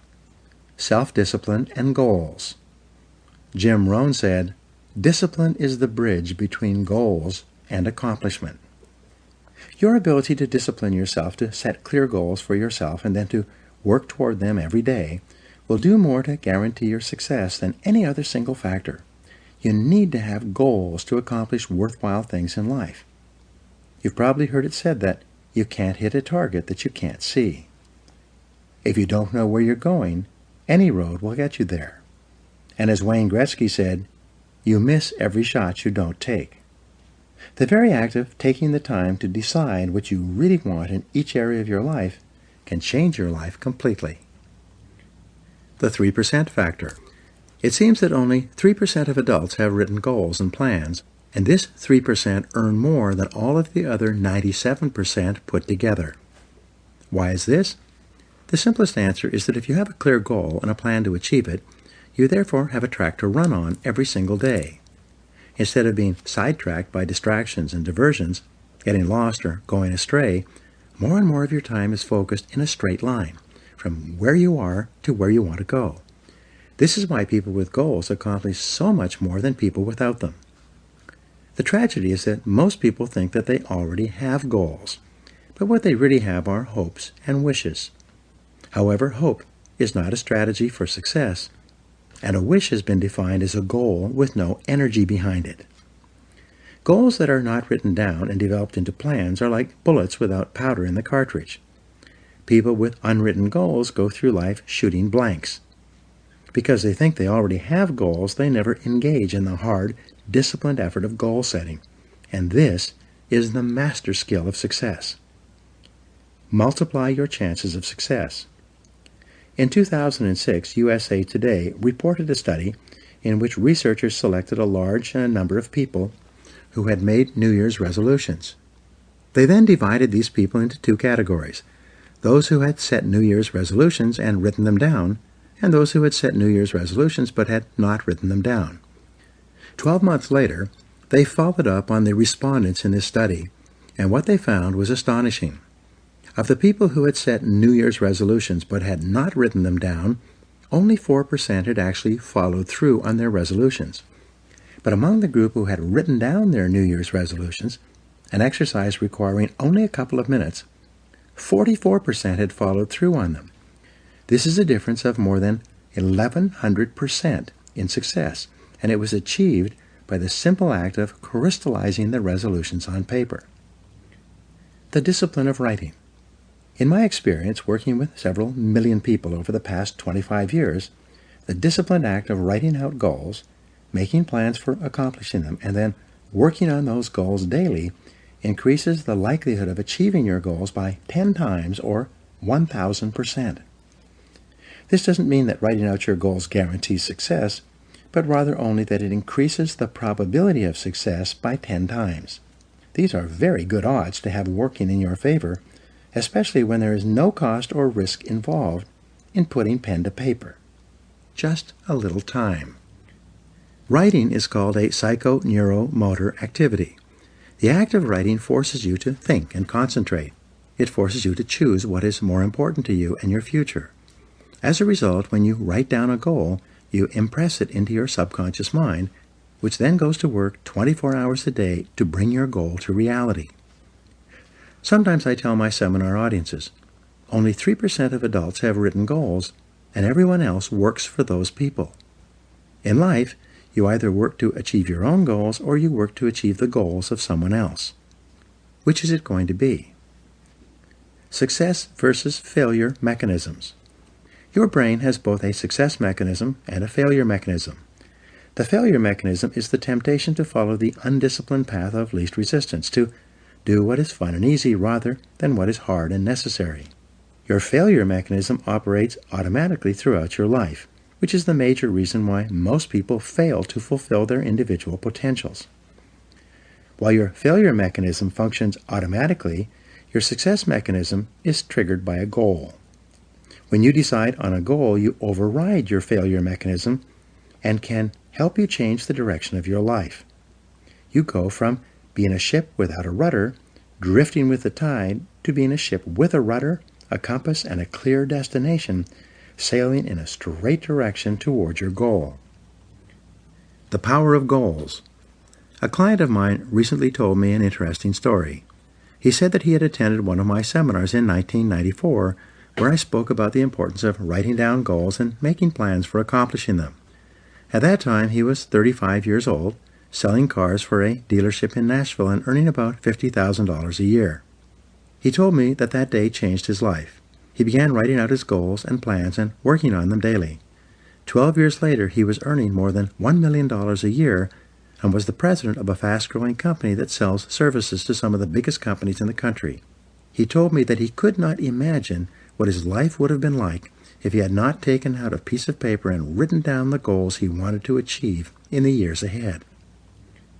Take control of your life. Aristotle wrote that human beings are teleological organisms, which simply means that we are purpose-driven.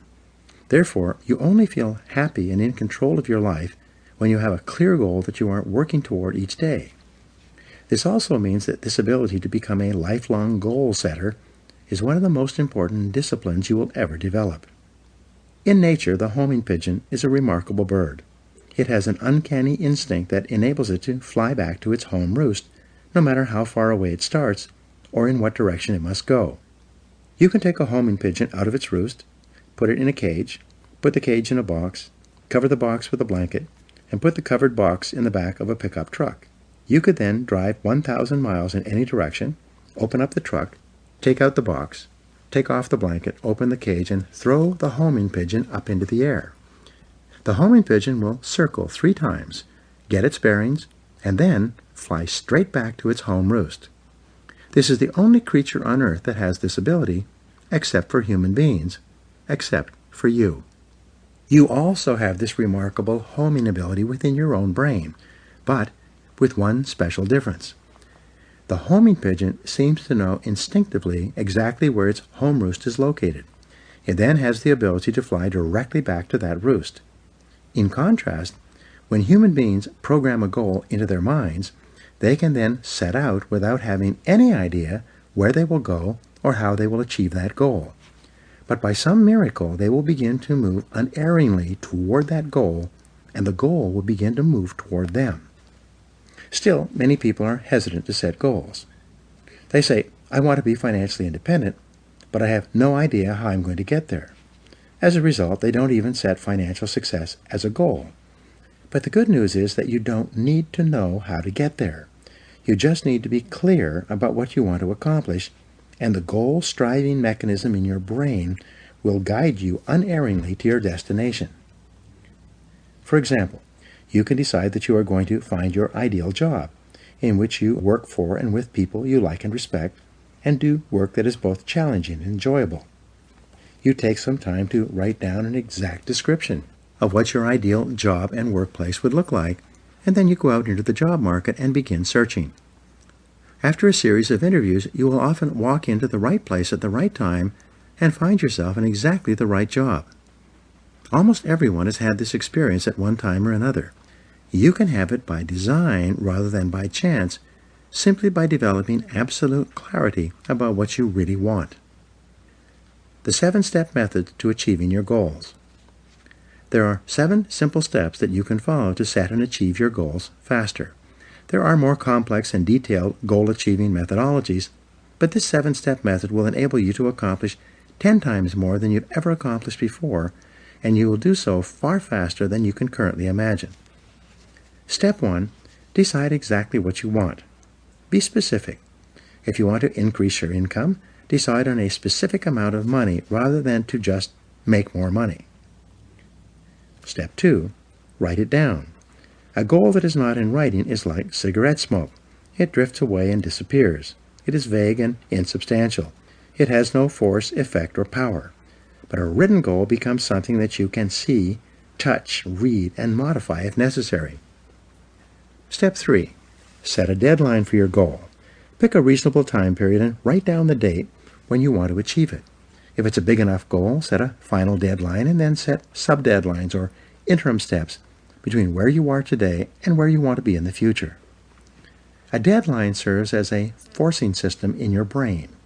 Just as you often get more done when you're under the pressure of a specific deadline, your subconscious mind works faster and more efficiently when you have decided that you want to achieve a goal by a specific time. The rule is, there are no unrealistic goals, there are only unrealistic deadlines.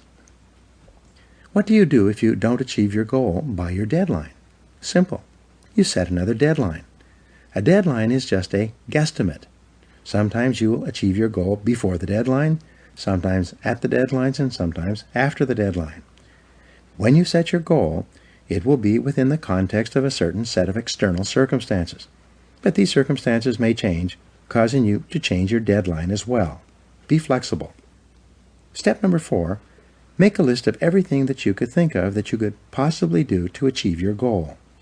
As Henry Ford said, the biggest goal can be accomplished if you just break it down into enough small steps. Make a list of the obstacles and difficulties that you will have to overcome, both external and internal, in order to achieve your goal. Make a list of the additional knowledge and skills that you will require in order to achieve your goal. Make a list of the people whose cooperation and support you will require to achieve your goal. Make a list of everything that you can think of that you will have to do, and then add to this list as new tasks and responsibilities occur to you. Keep writing until your list is complete. Step 5. Organize your list by both sequence and priority. A list of activities organized by sequence requires that you decide what you need to do first, what you need to do second, and what you need to do later on. In addition, a list organized by priority enables you to determine what is more important and what is less important. Sometimes sequence and priority are the same, but often they are not. For example, if you want to start a particular kind of business, the first item in order of sequence might be for you to purchase a book or enroll in a course on that business. But what is most important is your ability to develop a business plan based on complete market research that you can use to gather the resources you need and actually start the business you have in mind. Step 6. Take action on your plan immediately. Take the first step, and then the second step, and the third step. Get going, get busy, move quickly, don't delay. Remember, procrastination is not only the thief of time, it's the thief of life. The difference between success and failures in life is simply that winners take the first step. They are action-oriented. As they said in Star Trek, they go boldly where no man has ever gone before. Winners are willing to take action with no guarantees of success. Though they're willing to face failure and disappointment, they're always willing to take action as well. Step 7. Do something every day that moves you in the direction of your major goal. This is the key step that will guarantee your success. Do something 7 days a week, 365 days a year. Do anything that moves you at least one step closer to the goal that is most important to you at that time. When you do something every day that moves you in the direction of your goal, you develop momentum. This momentum, this sense of forward motion, motivates, inspires, and energizes you.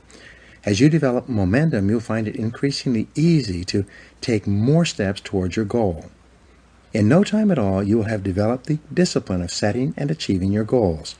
It will soon become easy and automatic. You will soon develop the habit and the discipline of working toward your goals all the time. The 10-goal exercise. This is one of the most powerful goal-achieving methods I have ever discovered. I teach it all over the world, and I practice it myself almost every day. Here's how it works. Take out a clean sheet of paper.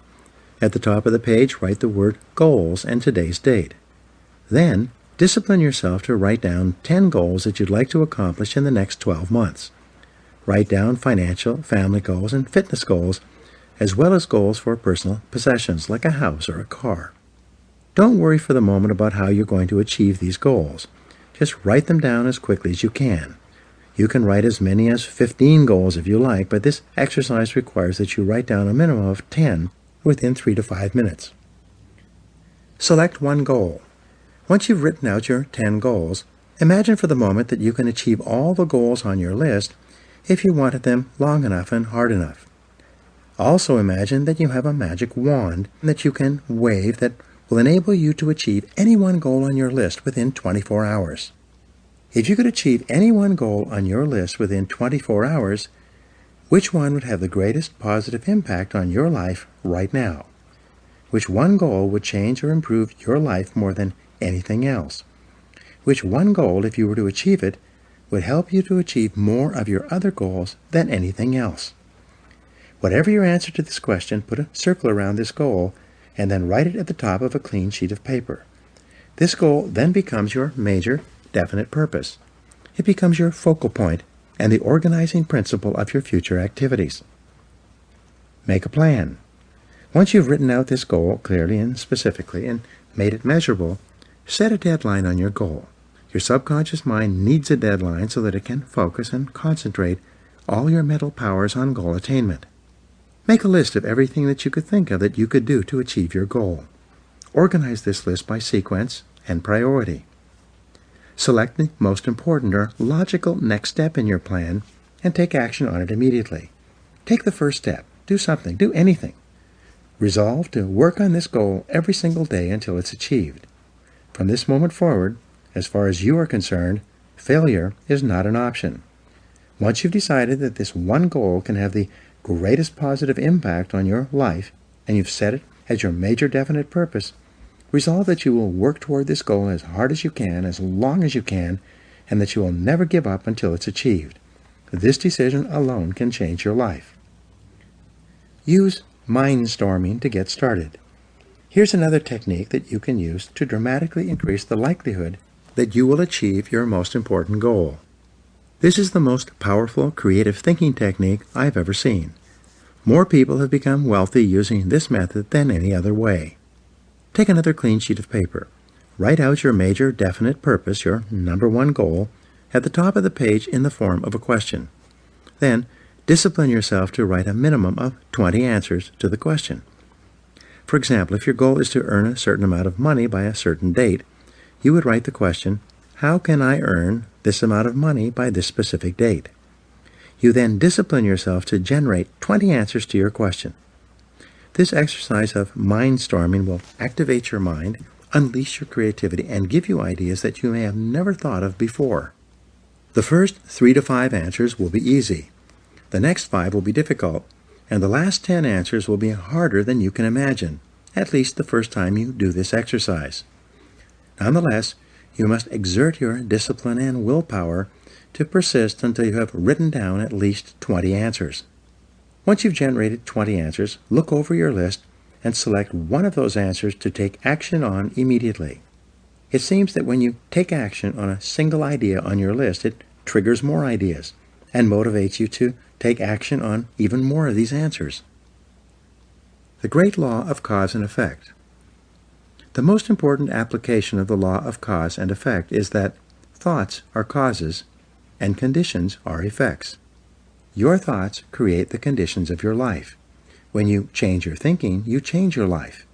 Your outer world becomes a mirror image reflection of your inner world. Perhaps the greatest discovery in the history of thought is that you become what you think about most of the time. Moreover, the teacher John Boyle said, whatever you can think about on a continuing basis, you can have. Napoleon Hill, author of the success classic Think and Grow Rich, which was first published in 1939 and is still selling today, said, whatever the mind of man can conceive and believe, it can achieve. When you think about your goal continually and work on it every day, more and more of your mental resources will be concentrated on moving you toward that goal and moving your goal toward you. The discipline of daily goal setting will make you a powerful, purposeful, and irresistible person. You'll develop self-esteem, self-confidence, and self-respect. As you feel yourself moving toward your goals faster and faster, you will ultimately become unstoppable. In the next chapter, I'll explain how the use of self-discipline to develop personal excellence is the most powerful step you can take to achieve all your material and emotional goals. Now here are some action exercises for you. 1. Resolve today to switch on your success mechanism and unlock your goal-achieving mechanism by deciding exactly what you really want in life. 2. Make a list of 10 goals that you want to achieve in the foreseeable future. Write them down in the present tense as if you had already achieved them. 3. Select the one goal that could have the greatest positive impact on your life if you were to achieve it, and write it down at the top of another piece of paper. 4. Make a list of everything that you could do to achieve this goal, organize it by sequence and priority, and then take action on it immediately. Number 5. Practice mindstorming by writing out 20 ideas that could help you to achieve your most important goal, and then take action on at least one of these ideas. 6. Resolve to do something every day, 7 days a week, to achieve your most important goal until you are successful. And number 7, continually remind yourself that failure is not an option. No matter what, resolve to persist until you succeed.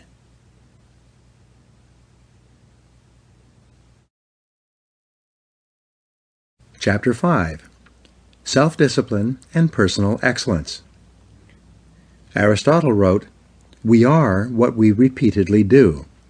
Excellence, therefore, is not an act, but a habit." You are your most valuable asset. Your life, your potential, and your possibilities are the most precious things you have. Thus, your great goal in life should be to fulfill that potential and become everything you are capable of becoming. Your ability to learn, grow, and fulfill your potential is unlimited. Today, people are graduating from high school and college in their 70s, learning new subjects and developing new capabilities. Your ability to learn and remember can continue throughout your life if you keep your brain alive, alert, and functioning at its best. Your most precious financial asset is your earning ability. Your ability to work is your primary source of cash throughout your life.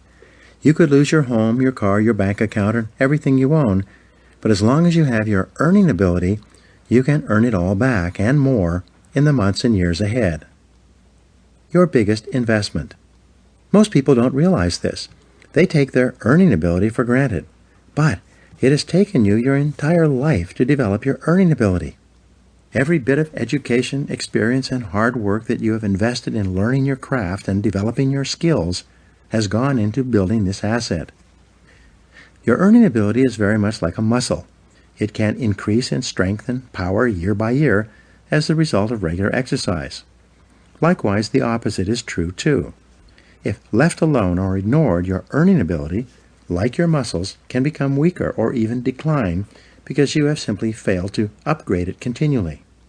In other words, your earning ability can be either an appreciating or a depreciating asset. An appreciating asset is something that grows in value and cash flow every year as a result of continual investment and improvement. A depreciating asset, on the other hand, is something that loses value over time and finally reaches the point at which it is written off, being of little or no further value. The choice is yours as to whether your earning ability is increasing or decreasing month by month and year by year. See yourself as the president of your own personal services corporation. Imagine that you were going to take your company public on the stock market. Would you recommend your company as a growth stock, continually increasing its value and earning ability each year? Or would you describe your company as one that has leveled off in the marketplace, that is not really going anywhere in terms of increased value and income? Would you recommend stock in U Inc. as an excellent investment? Why or why not? What got you here won't get you any further. Some people are actually losing value each year, declining in earning ability because they are not continually upgrading their knowledge and skills. They don't realize that whatever knowledge and skill they have today is rapidly becoming obsolete. It's being replaced by new knowledge and skills that if you don't have them and someone else does, you will be in danger of being overtaken by your competition. Join the top 20%. In Chapter 1, I mentioned that the 80-20 rule applies to income. The top 20% of people in our society earn and control 80% of the assets. According to Forbes, Fortune, Business Weekend, Wall Street Journal, and the IRS, by many estimates, the top 1% of Americans control as much as 33% of the assets. The most interesting discovery in income inequality is that most millionaires, multimillionaires, and billionaires in America are first generation. They started with little or nothing and earned all their money by themselves in one lifetime. In America, there's a high level of income mobility, which means that you are able to move from the lower levels of income to the upper levels. Almost everyone who is in the top 20% today started in the bottom 20%. From that point, they began to do something different with their time and their lives, and as a result, they put themselves squarely onto the upward escalator of financial success. No limits on your potential. The average income increase in America is about 3% a year, just about the same as the rate of inflation and cost of living increases. People whose income is increasing at 3% a year seldom get ahead. They have a job, which can also be thought of as an acronym for just over broke. But the fact is that no one is better than you and no one is smarter than you. If someone is doing better than you are today, it is simply proof that they have learned how the law of cause and effect applies to their work, and they have begun doing the things that other successful people have also done. The application of the law of cause and effect to your personal life is learn and do. The achievement of personal excellence is a decision you make or that you fail to make. But in the absence of a commitment to excellence in your chosen field, you automatically default to average performance, or even mediocrity. No one becomes excellent accidentally or by just going to work each day. Excellence requires a definite decision and a lifelong commitment. The keys to the 21st century. Knowledge and skill are the keys to the 21st century. Becoming the best person you can possibly be and moving to the top of your field requires the application of self-discipline throughout your life. Mental fitness is like physical fitness. If you want to achieve either, you must work at it all the time. You can never let up. You must be continually learning and growing every day, week, and month throughout your career and in other areas of your life, if you're going to join the top 20% and stay there. To earn more, you must learn more.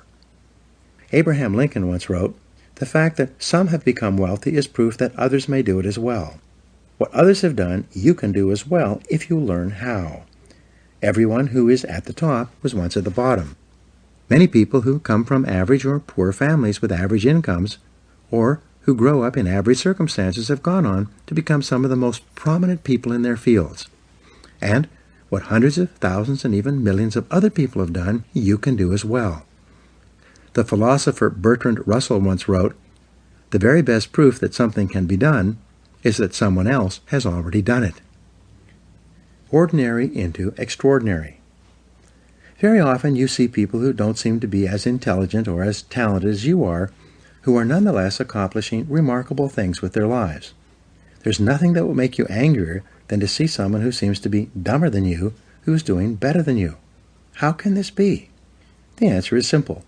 At a certain point in their lives, they realized that the key to success was personal and professional growth. It was a dedication to lifelong learning that made them successful. The good news is that almost every important skill is learnable. Every business skill is learnable. Everyone who is proficient in any area of business was at one time completely ignorant in that area. Every sales skill is learnable. Every top salesperson was once a beginning salesperson and unable to make a call or close a sale. All money-making skills are learnable as well. Almost every wealthy person was once poor. You can learn anything you need to learn to achieve any goal you can set for yourself. Make a decision. The starting point of your moving upward and onward toward becoming one of the most competent, most respected, and highest paid people in your field is simple. Make a decision. It's said that every major change in your life comes about when your mind collides with a new idea, and then you make a decision to do something different. You make a decision to complete your education, upgrade your skills, or get into a good college. You make a decision to start a new business. You make a decision to take a particular job or start a particular career. You make a decision to invest your money in a particular way. And especially, you make a decision to be the best in your field. Many people say that they would like to be happy, healthy, thin, and rich. But, as discussed in Chapter 4, wishing and hoping is not enough. You have to make a firm, unequivocal decision that you are going to pay any price and go any distance in order to achieve the goals you have set for yourself. You have to make that decision and then burn your mental bridges behind you. From that moment on, you resolve to continue working on yourself and your craft until you reach the top 20% or beyond. Follow the leaders, not the followers. When you decide to be one of the best people in your field, look around you and identify the people who are already at the top. What characteristics do they have in common? How do they plan and organize their days? How do they dress? How do they walk, talk, and behave with other people? What books do they read? How do they spend their spare time? Who do they associate with? What courses have they taken? What audio programs do they listen to in their cars? These are just a few of the questions you should ask in order to find out what successful people are doing that you might also need to do. After all, you can't hit a target that you can't see. Your selection of the right role models can have an enormous impact on your future. Dr. David McClelland of Harvard, and author of The Achieving Society, concluded that your choice of a reference group can determine as much as 95% of your success and achievement in life. Your reference group is made up of the people who you feel are just like me. Your natural tendency is to adopt the attitudes, styles of dress, opinions, and lifestyles of the people with whom you identify and associate most of the time. Fly with the eagles. Some years ago, one of my seminar participants told me his story.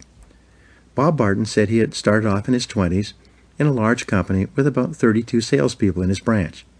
It was his first real job, and he was starting at the bottom. Because he was new, he hung around with the other junior salespeople. As they say, birds of a feather flock together. After a month or two, Bob noticed that the top salespeople in the office also associated with each other. They did not spend time with the junior salespeople. They also spent their time differently. When Bob got into work in the morning, the top salespeople were already there, planning their days and working on the telephone and making appointments. Bob also noticed that the junior salespeople would come in later, drink coffee, read the newspaper, and make excuses for not making sales calls. Bob decided that he was going to pattern himself after the top salespeople in the office. He looked at the way they dressed and groomed, and he resolved to dress and groom the way they did. Each morning he would stand in front of his mirror and ask himself, "Do I look like one of the top salespeople in my office?"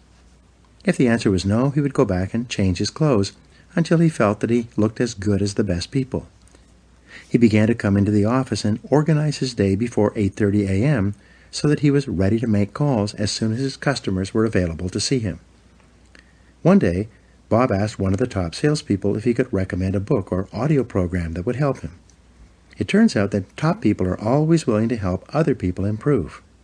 When he got the recommendation, Bob immediately went out and got the book and sent away for the audio program. He read the book and listened to the program, and then reported back to the top salesman. The top salesman gave him some more advice on things to read and listen to, all of which Bob followed. Bob asked another salesperson how he planned his day, and that salesperson showed him his time management system. So Bob began to plan and organize his day the way the top salespeople did it. By using these top salespeople as his role models and emulating them whenever possible, Bob started to make more appointments, see more prospects, and make more sales. Within 6 months, he was one of the top salespeople in the office as well. By that time, the top salespeople had invited him for coffee and lunch, and he became one of them rather than one of the junior people. The next year, Bob went to the National Sales Conference, where he met a lot of the top people from around the country. He deliberately sought them out and asked for their advice. What books would they suggest? What audio programs would they recommend? What seminars had they attended? What strategies did they find that were the most effective in building their sales business? Bob did something that very few people do. When he received advice, he followed it. He immediately took action on the advice and then reported back to the people who had given it to him. Within 4 years, Bob became one of the top salespeople in the country, His friends and associates were the other top salespeople in his branch and in the other branches. His income had increased several times. He wore beautiful clothes, drove a new car, lived in a lovely home, and had a wonderful wife. And he said that it all came about as a result of asking top salespeople for their input and then following that input and applying it to his sales activities. But here's the kicker. Over and over, the top people, the ones who had been winning the sales awards year after year, told Bob the same thing. He was the first person who had ever come up to them and asked them for advice. No one else had ever sought them out and asked them why they were so successful. The answers have all been found. Here is a great discovery. All the answers have been found. All the routes to success have been discovered. Everything you need to learn to move to the top of your field has already been learned by hundreds and even thousands of other people. And if you ask them for advice, they will give it to you. Successful people will have their phone calls held, cancel other appointments, and put their work aside to help other people to be successful. But you must ask, and then you must follow their advice once they give it to you. If you can't ask them directly, read their books and attend their talks and seminars. Listen to audio programs created by successful people. Sometimes you can send them emails and ask for advice. Learn from the best. Set high income as a goal. If your goal is to be in the top 20% of moneymakers in your field, the first thing you need to do is to find out what the people in the top 20% are earning today. This information is available. Just ask around. Check industry statistics. Go on to Google. You can find this information if you look for it. Once you know the income target at which you are aiming, write it down as your goal. Make a plan to achieve this level of income and work on it every day. Never stop until you reach it.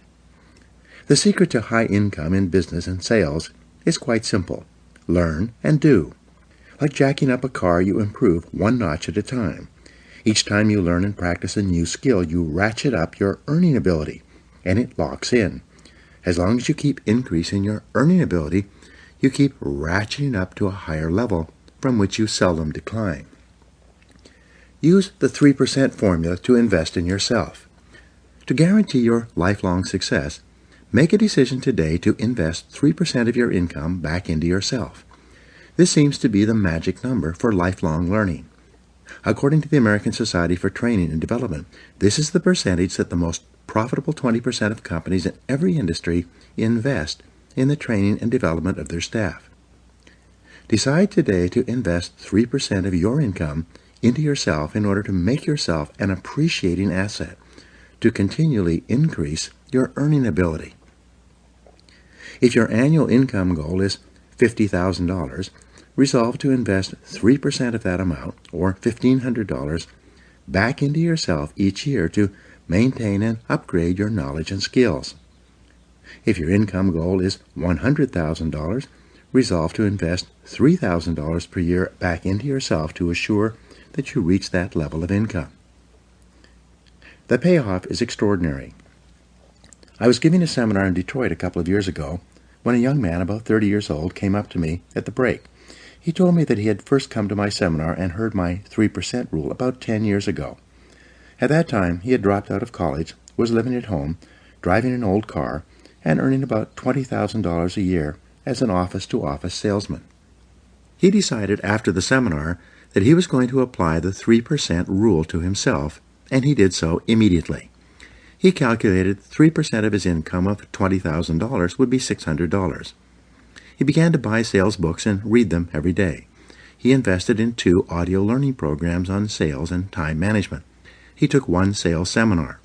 He invested the entire $600 in himself in learning to become better. That year his income went from $20,000 to $30,000, an increase of 50%. He said he could trace the increase with great accuracy to the things he had learned and applied from the books he had read and the audio programs he had listened to. So the following year he invested 3% of $30,000, a total of $900 back into himself. That year his income jumped from $30,000 to $50,000. He began to think, if my income goes up at 50% per year by investing 3% back into myself, what would happen if I invested 5%? The next year, he invested 5% of his income, $2,500, into his learning program.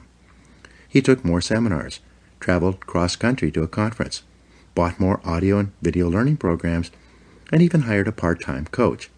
And that year, his income doubled to $100,000. After that, like playing Texas Hold'em, he decided to go all in and raised his investment into himself to 10% per year. He told me that he'd been doing this ever since. I asked him, how has investing 10% of your income back into yourself affected your income? He smiled and said, I passed $1 million in personal income last year, and I still invest 10% of my income in myself every single year. I said, wow, that's a lot of money. How do you manage to spend that much money on personal development? He said, it's hard. I have to start spending money on myself in January in order to invest it all by the end of the year. I have an image coach, a sales coach, and a speaking coach. I have a large library in my home with every book, audio program, and video program on sales and personal success I can find. I attend conferences both nationally and internationally in my field, and my income keeps going up every year. There are 3 simple steps to become the best. Becoming one of the top people in your field requires discipline and application more than anything else. There are 3 simple steps that you can follow to become the very best in your field. 1. Read 60 minutes in your field each day. Turn off the television and the radio. Put aside the newspaper and read material about your field for 1 hour each day before you start working. 2. Listen to educational audio programs in your car. Start them and stop them as you listen so that you can reflect on what you have just heard and think about how you can apply the ideas to your work. 3. Attend courses and seminars in your field regularly. Seek them out. Take online courses in the convenience of your own home, courses that enable you to upgrade your skills and give you important ideas that you can use to be even more successful. The power of compound learning, like compound interest, is quite amazing. The more you learn, the more you can learn. The more you learn, the better your brain functions and the smarter you get. Your memory and retention rate improves. The more you learn, the more relationships you find between something you learned at one time and something you learn at another time. Never stop learning and growing. The achievement of mastery. How long does it take to achieve mastery in your field? According to the experts, the acquisition of mastery requires about 7 years or 10,000 hours of hard work. It takes 7 years to become a master salesperson. It takes 7 years to become a successful business person. It takes 7 years to become an excellent diesel mechanic. It takes 7 years to become an excellent brain surgeon. It seems to take 7 years or 10,000 hours of hard work to get to the top of any field. So you might as well get started.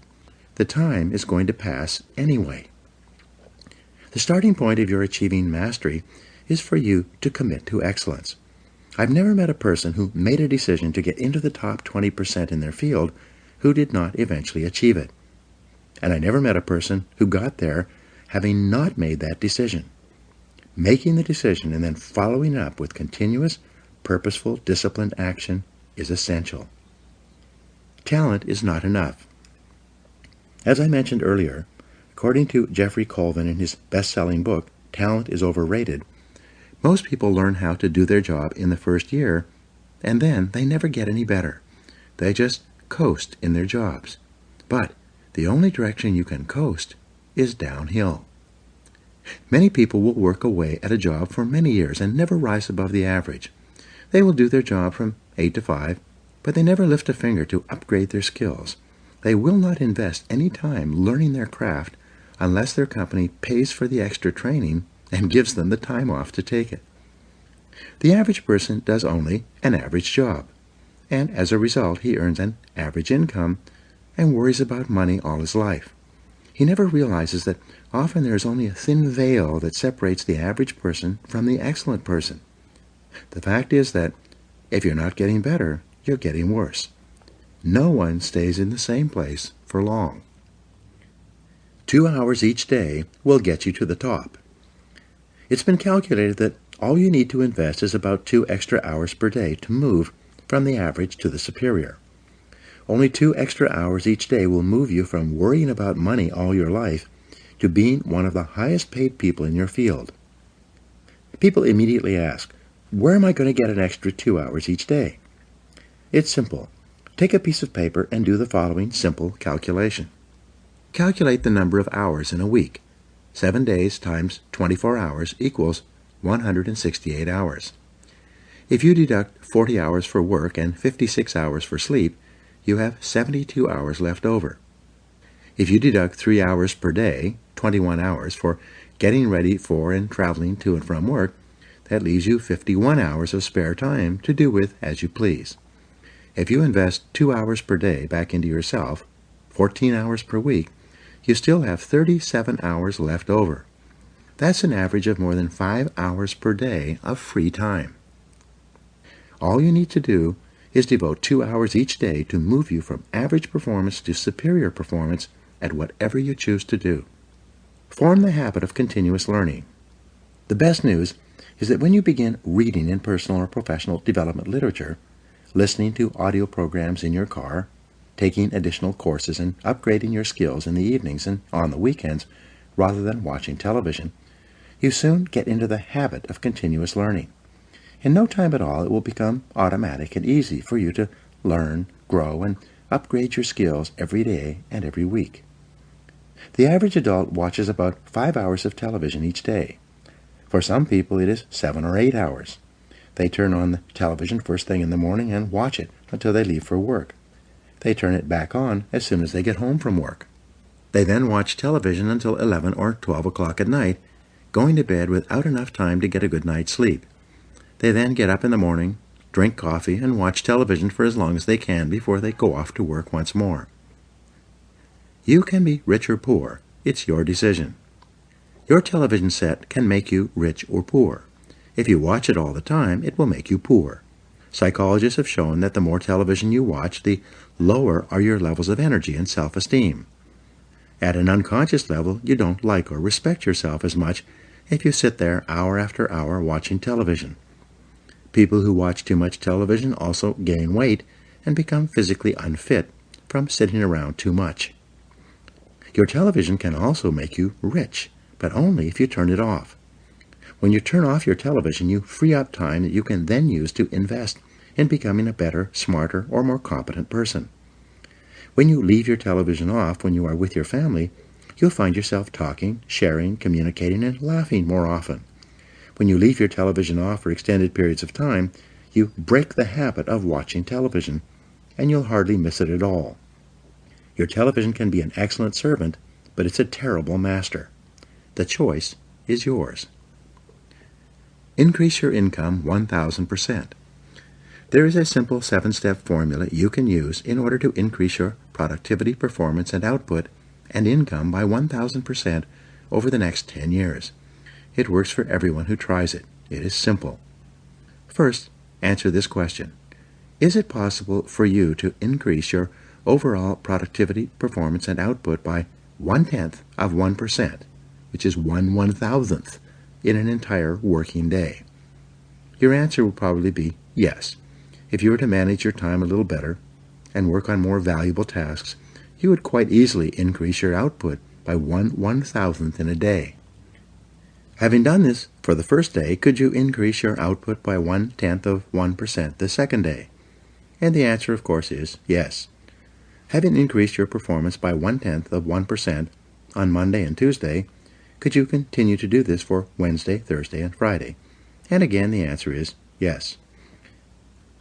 0.1% per week. 0.1% times 5 days per week equals 0.1% per week.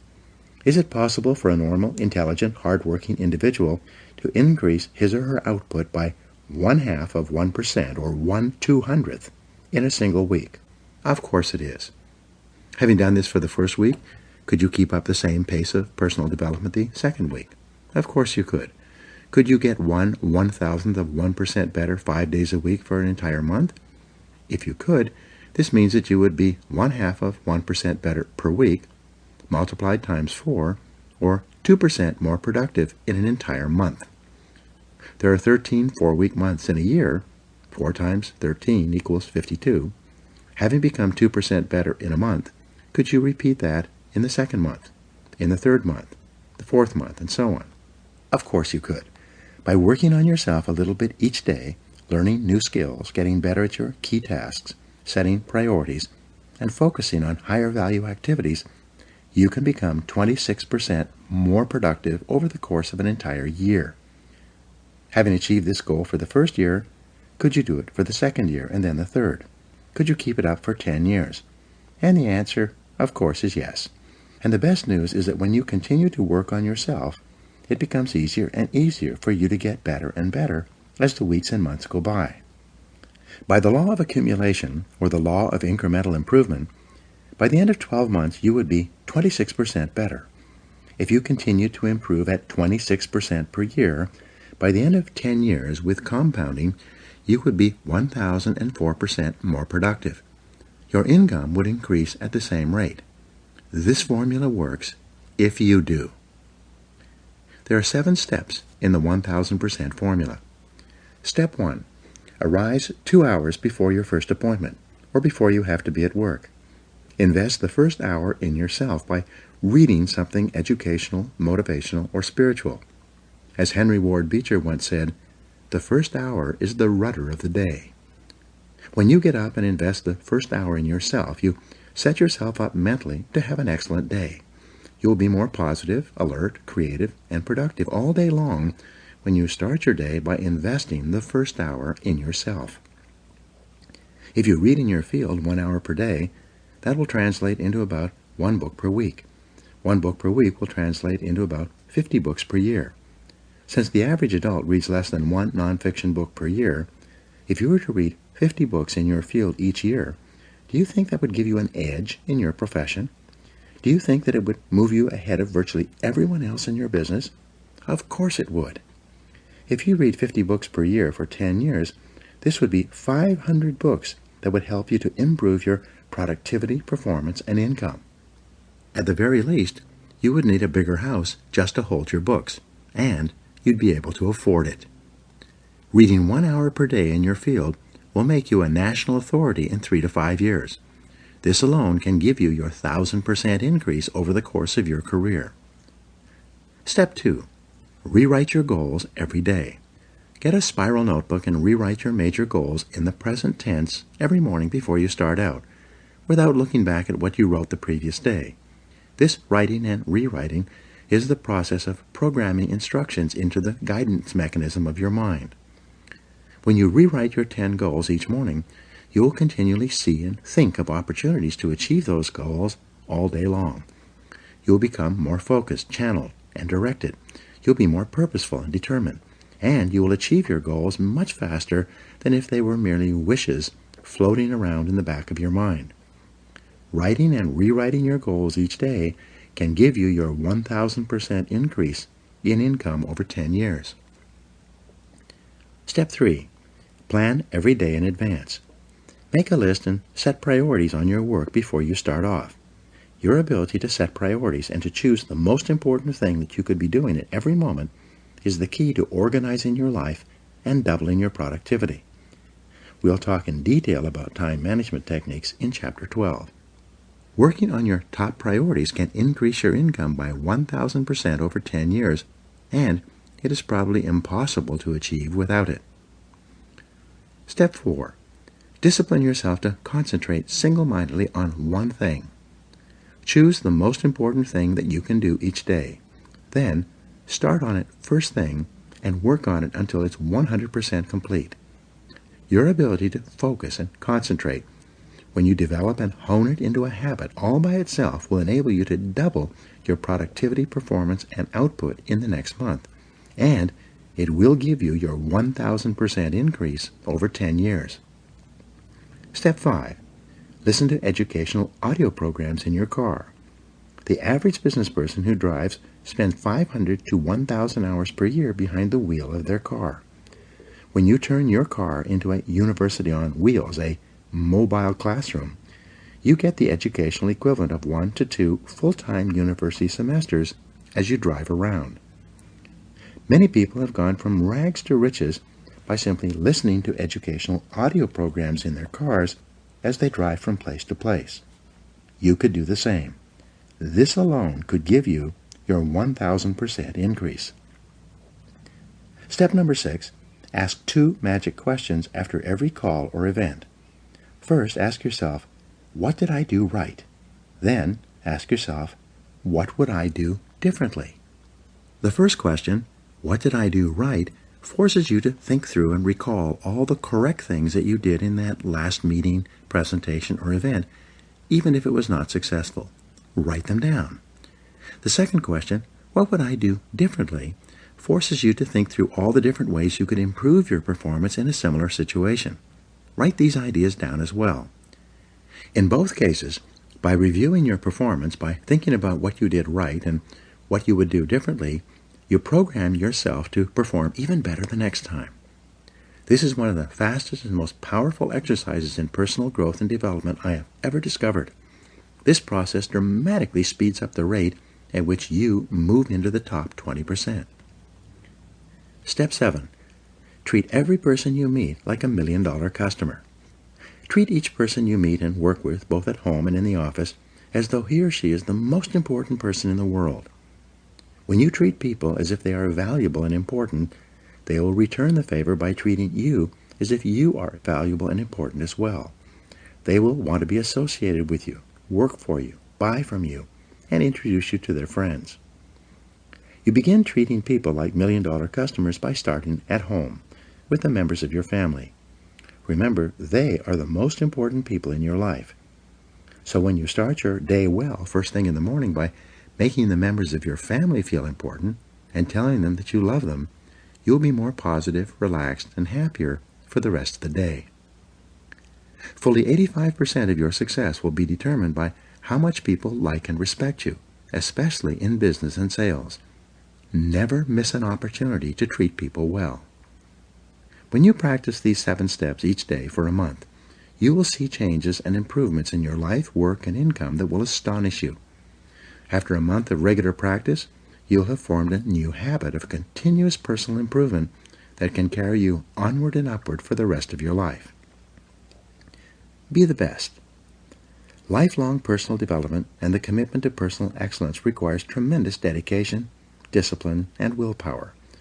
The greatest payoff is that every time you learn and apply something new, your brain releases endorphins, which make you feel happier and more excited about your future. Every time you learn and apply something new, you'll have a greater sense of personal power. Your self-esteem, self-respect, and personal pride will increase. You'll feel very much in control of your earning ability, which is one of the most important parts of your life. In the next chapter, we'll talk about the importance of courage, of overcoming the fears and doubts that hold most people back. It is often the case that we know what we need to do, but we lack the courage to take the risks that accompany trying anything new. Instead, we make excuses for inaction. Now, here are some action exercises that you can do. Number 1, make a decision today to invest in yourself and getting better, as if your future depends on it, because it does. 2, identify the most important skills you have that determine the quality and quantity of results you get at your work, and make a plan to get better in each one. 3, if you could wave a magic wand and become absolutely excellent in any one skill, which one skill would have the greatest impact on your earning ability? Whatever your answer, set that skill as a goal, make a plan, and work on it every day. 4, set excellent performance in your work as a goal, and then determine exactly what you will need to do every day to join the top 20% or better in your field. 5, look ahead 3 to 5 years and determine the new knowledge and skills you will need in order to lead your field in the future. Then start acquiring them today. 6, select the top person in your field, the one you admire most, and use him or her as a role model for your own development. And 7, commit yourself today to lifelong learning, and never let a day go by without getting better in some area.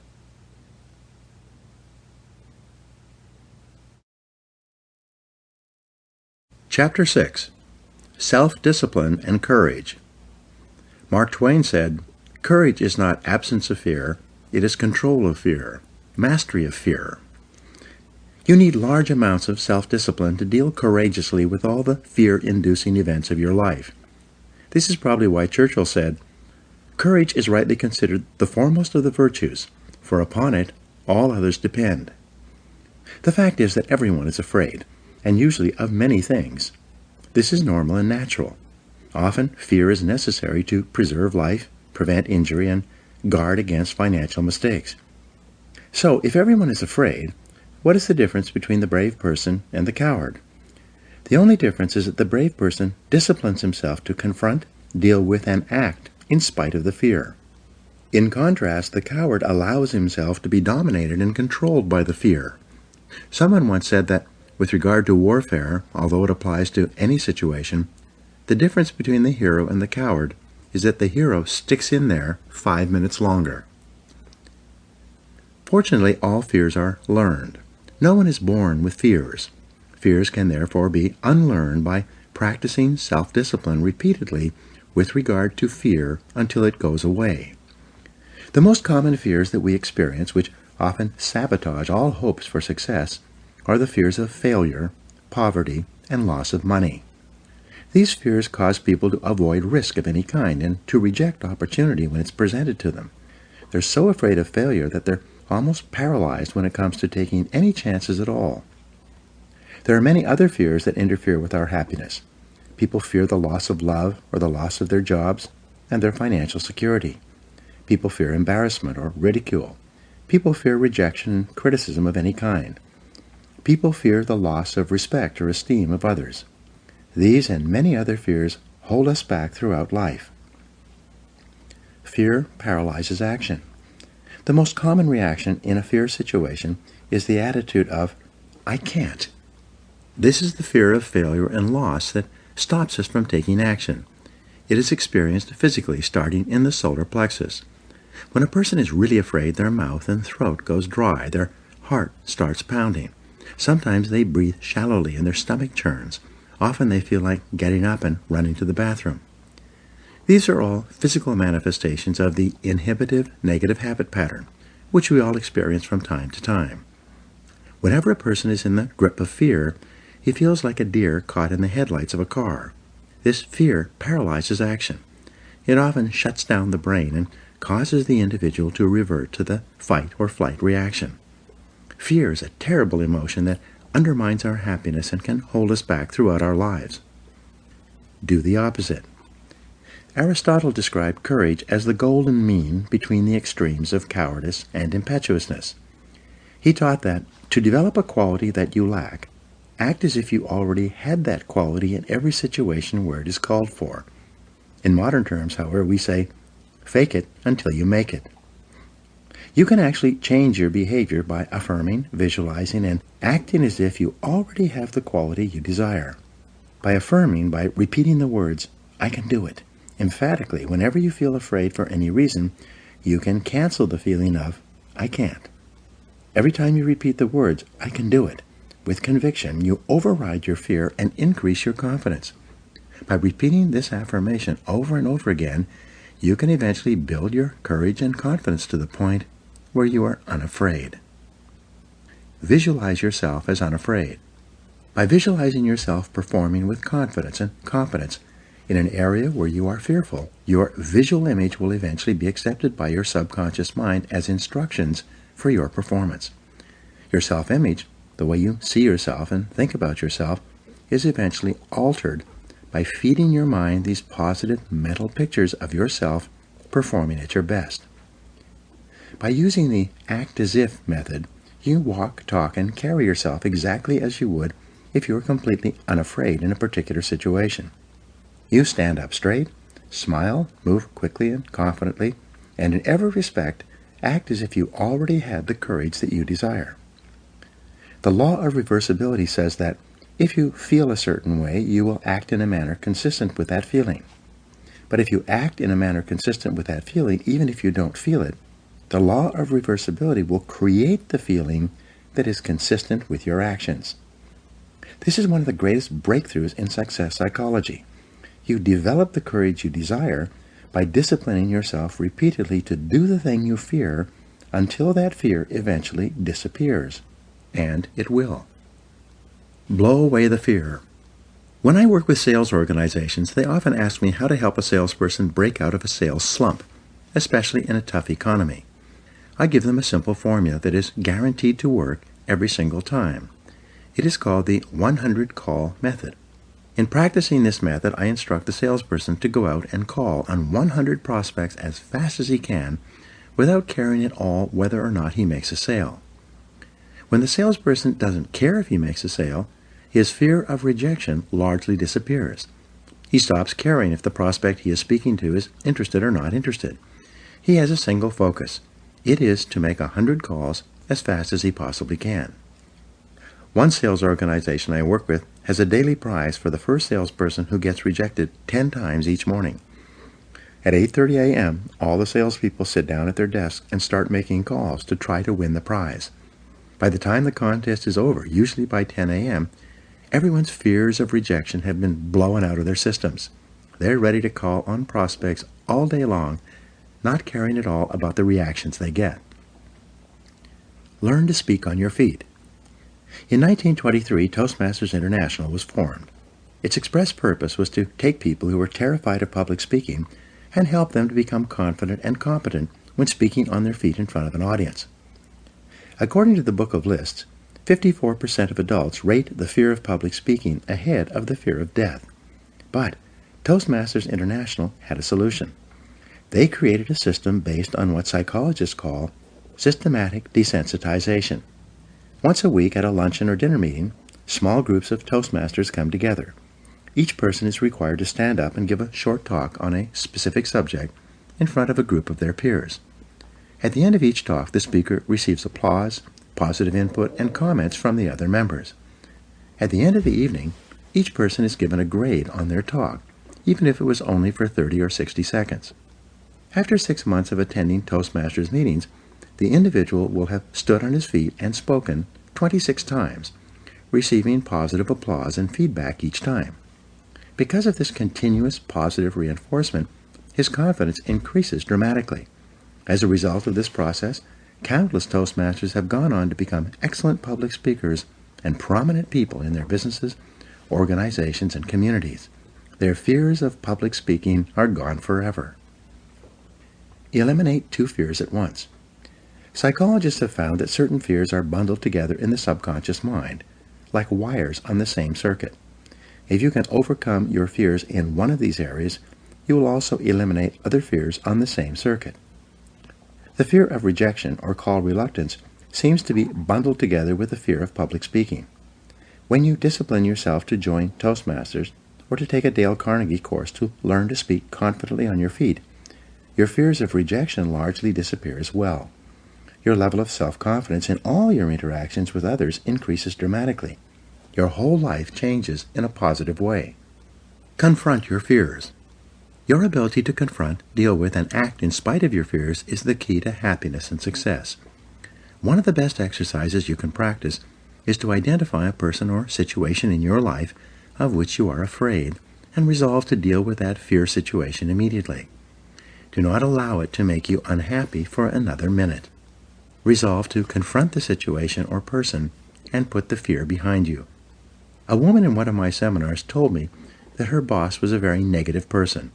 He was constantly criticizing and berating her about her work, even though she was one of the highest-rated employees in the organization. He was making her life miserable. She didn't want to give up her job, but she was afraid of confronting him. She asked me what she should do. I gave her this advice, which I've subsequently given to many other people. The only reason that one person bullies another is because they feel they can get away with it.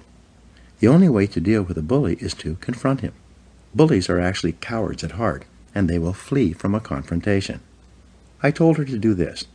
The next time your boss criticizes you for any reason, turn to him and say, quite firmly, "I would appreciate it if you not talk to me like that ever again. It hurts my feelings and stops me from doing my job the way you want." I told her to look him straight in the eye after she had finished making this statement. Well, she had tremendous courage. Rather than putting up with this situation any longer, The next time her boss began to berate her, she squared off with him and said those words. She wrote to me and told me what had happened. Just as I had predicted, he stopped dead in his tracks. He immediately apologized and mumbled, and then quickly went back to his office. He never criticized her again. She told me that she could have ended his bad treatment of her many months before if she had only had the courage to confront him directly the first time it happened.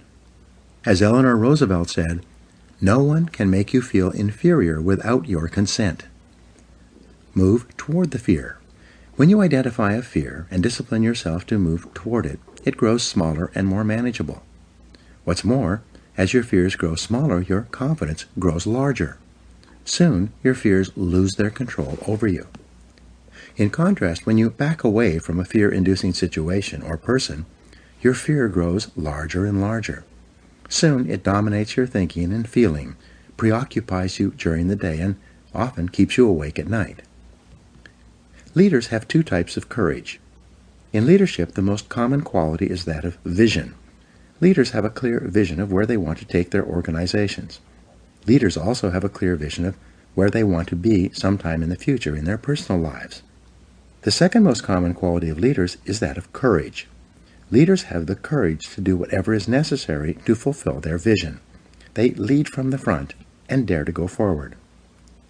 There are two types of courage that you need.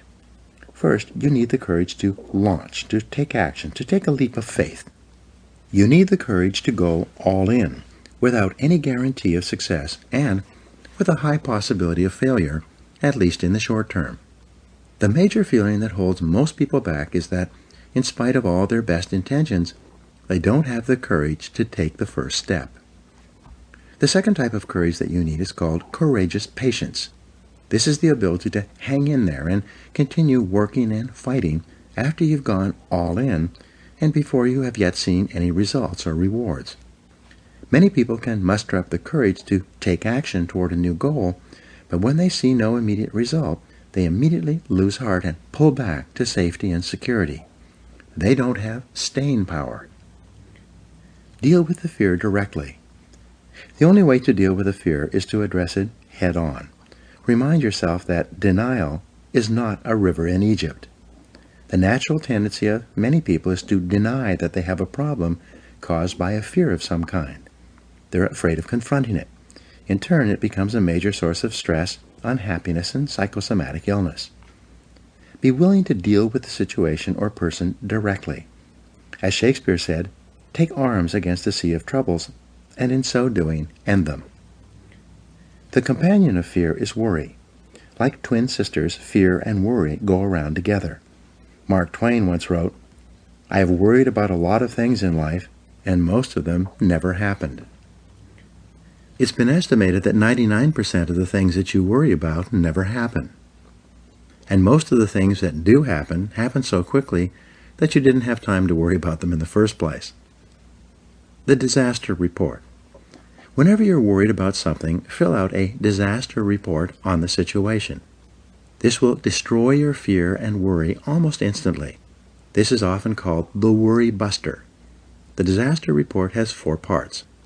First, define the worry situation clearly. What exactly are you worried about? Very often, when you take the time to be completely clear about the worry situation, a way to resolve that situation becomes immediately evident. Second, identify the worst possible thing that could happen if this worry situation were to take place. Would you lose your job? Would you lose your relationship? Would you lose your money? What's the worst thing that could possibly happen? Be clear about this. In many cases, you will see that should the worst occur, it would not ruin you. It might be inconvenient or uncomfortable, but you would eventually recover. You will find that it's probably not worth all the worry that you are devoting to it. The third step in the disaster report is to resolve to accept the worst possible outcome, should it occur. Say to yourself, well, if that happens, it won't kill me. I'll find a way to get along. Most of the stress of worry comes from denial, from not being willing to face the worst possible thing that could happen. But once you resolve to accept the worst, should it occur, all the worry and stress seems to disappear. Fourth, begin immediately to improve on the worst. Take every step that you possibly can to Make sure that the worst possible outcome does not occur. Take action immediately. Do something. Get on with it. Act quickly. Get so busy making sure that the worst thing does not happen that you have no time to worry. The real antidote. In the final analysis, the only real cure for fear or worry is disciplined, purposeful action in the direction of your goals. Get so busy working on your goals or the solutions to your problems that you have no time to be afraid or to worry about anything. When you practice the self-discipline of courage and force yourself to face any fear-inducing situation in your life, your self-esteem goes up, your self-respect increases, and your sense of personal power grows. You eventually reach the point in life where you're not afraid of anything. Once you develop the courage to step out in faith, you must then develop the self-discipline of persistence, which we'll talk about in the next chapter. Now, here are 7 action exercises for you. 1. Identify your 3 biggest fears in life right now. What are they? 2. Determine what you would do in each of these situations if you were guaranteed of complete success. What actions would you take? 3. What have you always wanted to do but been afraid to attempt? What would you do differently if you were guaranteed of success? 4. In what 3 areas of life and work do you most experience the fears of failure and loss? What steps could you take immediately to confront and eliminate those fears? 5. In what 3 areas of life do you most experience the fears of criticism, rejection, or embarrassment? How could you confront these fears and overcome them? 6. What 1 great goal would you set for yourself if you knew you could not fail? And 7. What would you do differently in life if you had $20 million in the bank, but only 10 years left to live?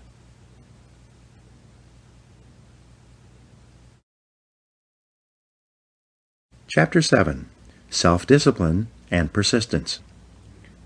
Benjamin Disraeli wrote, "Beware of endeavoring to become a great man in a hurry. 1 such attempt in 10,000 may succeed. These are fearful odds." Persistence is self-discipline in action. Your ability to persist in the face of all setbacks and temporary failures is essential to success in life. Napoleon Hill said, "Persistence is to the character of man as carbon is to steel." The primary reason for success is persistence, and likewise the primary reason for failure is lack of persistence or quitting too soon. There's a direct link between self-discipline and self-esteem. Each time you discipline yourself to do what you should do, when you should do it, whether you feel like it or not, your self-esteem increases. This is why there is a direct relationship between self-esteem and persistence. Each time you persist and force yourself to continue on, even when you feel like quitting, your self-esteem goes up. Each act of self-discipline strengthens every other act of self-discipline. Every act of persistence strengthens every other act of persistence. When you discipline yourself to persist over and over, you like and respect yourself more and more. You become stronger and more confident. Eventually, you become unstoppable. The reward of persistence. Persistence is its own reward. Every time you force yourself to persist on a task, whether it is large or small, you feel happier and better about yourself.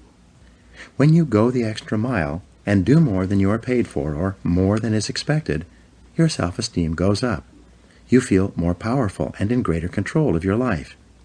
In your career, when you go the extra mile, you put yourself on the side of the angels. The primary difference between winners and losers in life is simple. Winners never quit, and quitters never win. You can increase your ability to persist by talking to yourself positively. Say these words, "I am unstoppable." Before you begin any major undertaking, pre-program yourself by telling yourself, "I never give up." Before you can achieve anything worthwhile in life, you have to pass the persistence test. This is usually a snap quiz, sprung on you unexpectedly with no warning. You suddenly face a major setback, problem, temporary failure, or even a complete disaster. When this happens, remind yourself that this is the testing time. This is when you demonstrate what you are really made of. This is when you show yourself and others the strength of your character and your true determination to succeed. Your ability to respond. Your ability to respond effectively to setbacks, your level of response ability, is the measure of your readiness to succeed. When you experience a major setback or problem, you will feel temporarily stunned. This feeling is very much like a punch in the emotional solar plexus. You'll be stopped for a few seconds or a few minutes. During this period, you'll often feel discouraged or experience self-pity.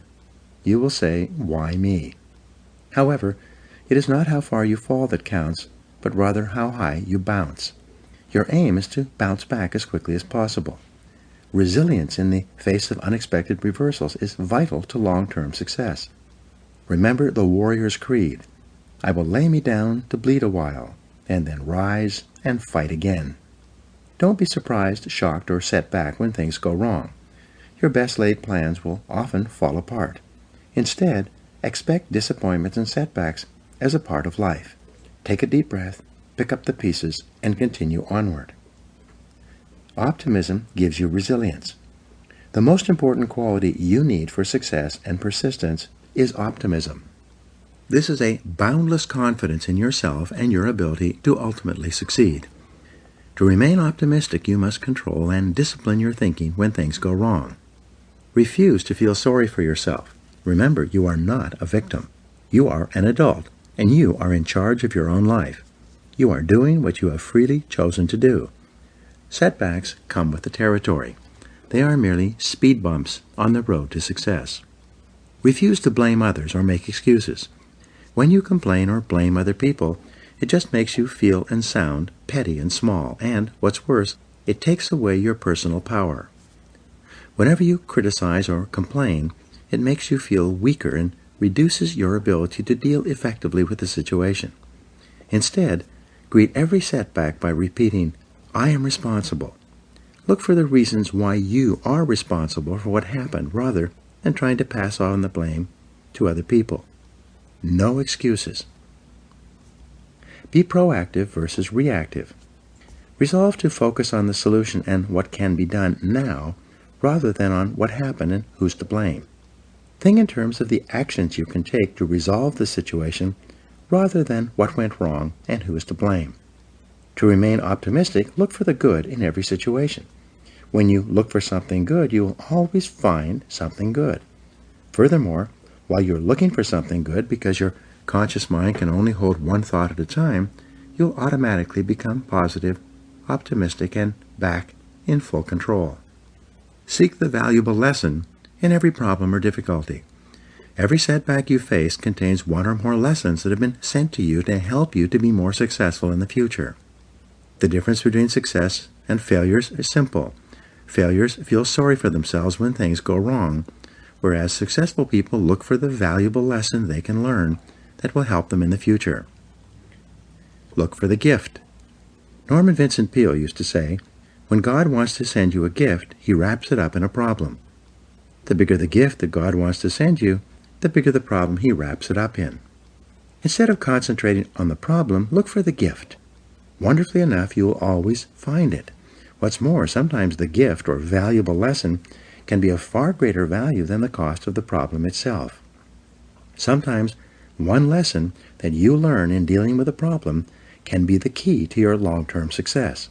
As Napoleon Hill wrote, "Within every problem or obstacle lies the seed of an equal or greater opportunity or benefit. Your job is to find it." Continually think of yourself as a strong, powerful, resolute person in the face of adversity. In World War I, a British general was described by his superiors. "There he stands, like an iron peg, driven into the frozen ground, immovable." Let this be an accurate description of you whenever you face difficulties or problems of any kind. Resolve to stand like an iron peg, driven into the frozen ground. Resolve in advance. When you resolve in advance that you will never give up, your success is virtually guaranteed. In the final analysis, nothing can really stop you but yourself. In life, it doesn't matter how many times you get knocked down. All that matters is how many times you get back up. If you continue to get back up and press onward, you must eventually reach your goal. Each time you exert your self-discipline to persist in the face of adversity, you also increase your self-esteem and self-confidence. Then, as your self-esteem increases, you feel stronger, more powerful, and more unstoppable. When you feel better and stronger, you become more capable of persisting the next time, and then the time after that.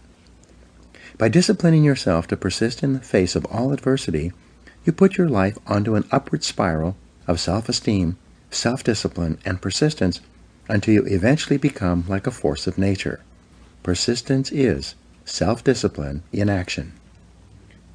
In Part 2, you will learn the specific things you can do to apply these principles to the practical areas of life to achieve greater success in your work and career and to fulfill your potential in the months and years ahead. Now, here are some action exercises for you.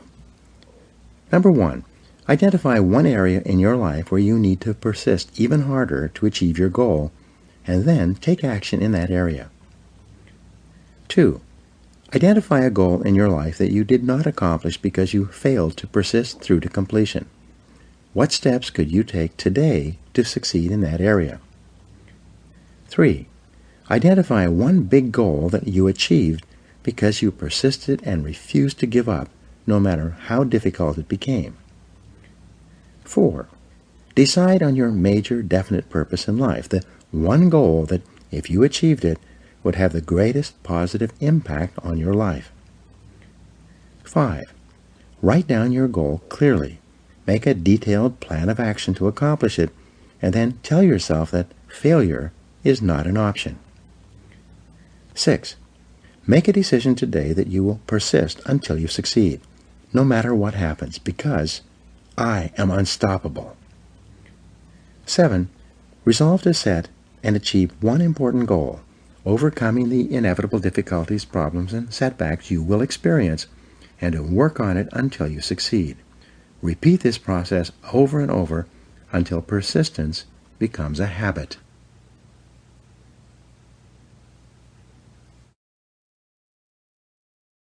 Part 2. Self-discipline in business, sales, and finances. In this part, you will learn how to develop the discipline necessary to join the top 10% of people in your field. You'll learn how to increase your productivity, performance, output, and results. You'll learn how to become one of the most respected and esteemed people in your organization and your industry. Chapter 8. Self-Discipline and Work. Vince Lombardi said, "Leaders aren't born, they're made. And they're made just like anything else through hard work. And that's the price we'll have to pay to achieve that goal or any goal." There is perhaps no area of your life where self-discipline has a greater impact on your future than in your work. Yet, if you're like most people, from the time you start in the morning and then continuing throughout the day, you are surrounded by people and events that draw you away from doing the things that are most important. However, it is through doing your most important tasks that you move onward and upward, quickly and dependably in your career. A group of senior executives was asked, "What are the most important qualities that a person would need to be promoted in your company?" Of these executives, 85% agreed that the most important qualities are 1. The ability to set priorities and work on high-value tasks, and 2. The discipline to get the job done quickly and well. It seems that these two qualities are more helpful for career success than anything else a person could do. Diligent, disciplined, focused work will enable you to get consistently and predictably more done, get paid more, and get promoted faster throughout your career than the average person. Separate the relevant from the irrelevant. I've mentioned the Pareto principle, the 80-20 rule, several times in this book, and it applies again here. Fully 80% of the value of what you accomplish will come from 20% of the things you do. Your job, then, is to identify those top 20% of your tasks and then concentrate single-mindedly on doing them quickly and well. Chapter 13 discusses time management in detail, but for now, let's take a look at the flip side of good time management, poor time management. According to Robert Half International, The average employee wastes about 50% of his or her time on non-work related activities. 37% of work time is wasted on idle conversation on personal subjects with coworkers, conversations that have nothing whatever to do with the job at hand. The other 13% of wasted time is consumed by coming in late or leaving early, by long lunches and coffee breaks, by surfing the internet, reading the newspaper, or conducting personal business during the day. Even worse, when people who waste a lot of time actually settle down and get to work, they spend too much time on low-value tasks and activities. As a result, they get very little done, which then causes them to feel that they are under continual pressure to get caught up. Unfortunately, when you waste time at work, your work does not go away. It continually builds like an avalanche overhang. Deadlines come closer and closer. Stress mounts up until you finally force yourself to do the job, usually at the last minute, and then you often make expensive mistakes. Develop an excellent reputation. There is nothing that will bring you to the attention of people who can help you faster than for you to develop a reputation for hard, disciplined work every hour of every day. Average employees increase their income at only about 3% per year, which is just about the rate of inflation or cost of living increases. In other words, if you're an average employee, you're not really making any more money from year to year. Rather, you're just keeping up with your expenses. But the top 20% in most fields increase their income anywhere from 10 to 25% per year, which is also compounded year after year. The top 20% of people at work earn 80% of the money. The bottom 80% of employees have no choice but to share the 20% of the money that is left over. They must scramble for the crumbs that fall off the tables of the highly productive people in their fields. You can double your income. When I say to people in my seminars that you should set a goal to double your income in the months and years ahead, people react in different ways. Often at the break, someone will come up to me and say, "You don't understand my company. There's no way that I could double my income at my current company. They simply would not pay me that amount of money." Having heard this before, I then ask them the critical question: is there anyone at your company who earns twice as much as you do? The person that I'm talking to will always agree that, yes, there are people in my company who earn 2 or 3 times as much as I do. I then make the key point. So your company is quite willing to pay some people twice as much as they pay you. They're just not willing to pay you twice as much. Why is that? Then suddenly the light goes on. The individual realizes that it is not the company that is not willing to pay the money. It is the individual who is not contributing enough to be worth that additional money. The responsibility is his, not the company's. The Law of 3 helps you to prioritize. When we coach entrepreneurs, executives, and business owners, we take them through an exercise that is designed to help them double their productivity, performance, and output within 12 months, sometimes even within 30 days. It's simple. Here's how it works. First, make a list of all the things that you do in a week or a month from the time you start work on Monday morning through to the end of the week. Write down everything, both small and large, including checking your email and returning phone calls. Then review this list and ask this key question. If I could only do one thing on this list all day long, which one task or activity contributes the most value to my company? As you go over your list, the correct answer will probably jump out at you. Whatever it is, put a circle around it. Then, ask the second question. If I could only do 2 things on this list all day long, which would be the second task or activity? Review your list again and identify your second most important task in terms of contribution to your company. Finally, ask the question once more. If I could only do 3 things on this list all day long, what would be the third item? We call this the Law of 3. The Law of 3 says that there are 3 primary things that you do that contribute 90% or more of your value to your company or organization. Your job is to identify those 3 critical tasks and then discipline yourself to do them all day long. All of your other minor tasks will be support tasks, complementary tasks, enjoyable tasks, or useless tasks. They will be little things that you've gotten into the habit of doing as a way of unconsciously avoiding the big, difficult, important tasks that can make a tremendous difference in your work and career. Calculate your hourly rate.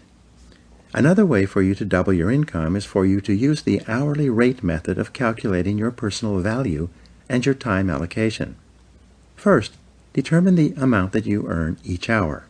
You do this by dividing your annual income by the number 2,000, which is roughly the number of hours that an entrepreneur or executive works each year in our society. 40 hours a week times 50 weeks a year. For example, if you earn $50,000 a year divided by 2,000, your hourly rate would be $25. If you earn $100,000 per year divided by 2,000, your hourly rate would be $50. Whatever it is, from that moment onward, resolve to do only those things that pay you your hourly rate or better. Refuse to do those things that someone else can do at a lower hourly rate than you. Do not waste your time doing things of low value or no value while your other important tasks are building up. Get on the same page about what work is most important. Once you have made a list of all the results you feel you have been hired to accomplish, and you have determined your 3 most important things that you do to justify your hourly rate, take your list of key activities to your boss and have your boss organize your job based on his or her priorities. You need to do this because you must be sure. Benjamin Trigo, co-founder of the Kepner-Trigo consulting firm and author of The Rational Manager, once said, "The very worst use of time is to do very well what need not be done at all." Yet it is amazing how many people are working hard on tasks that are of little or no value to their bosses. No matter how well you do an unimportant task, it doesn't help you.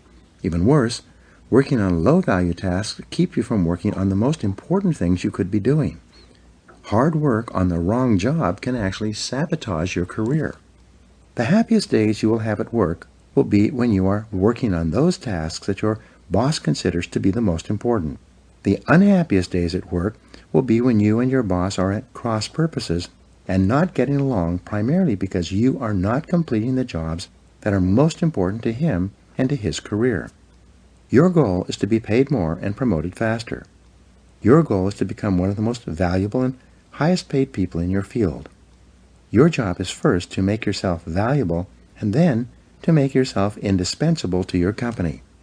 This requires first and foremost that you are always working on those tasks your boss considers most important.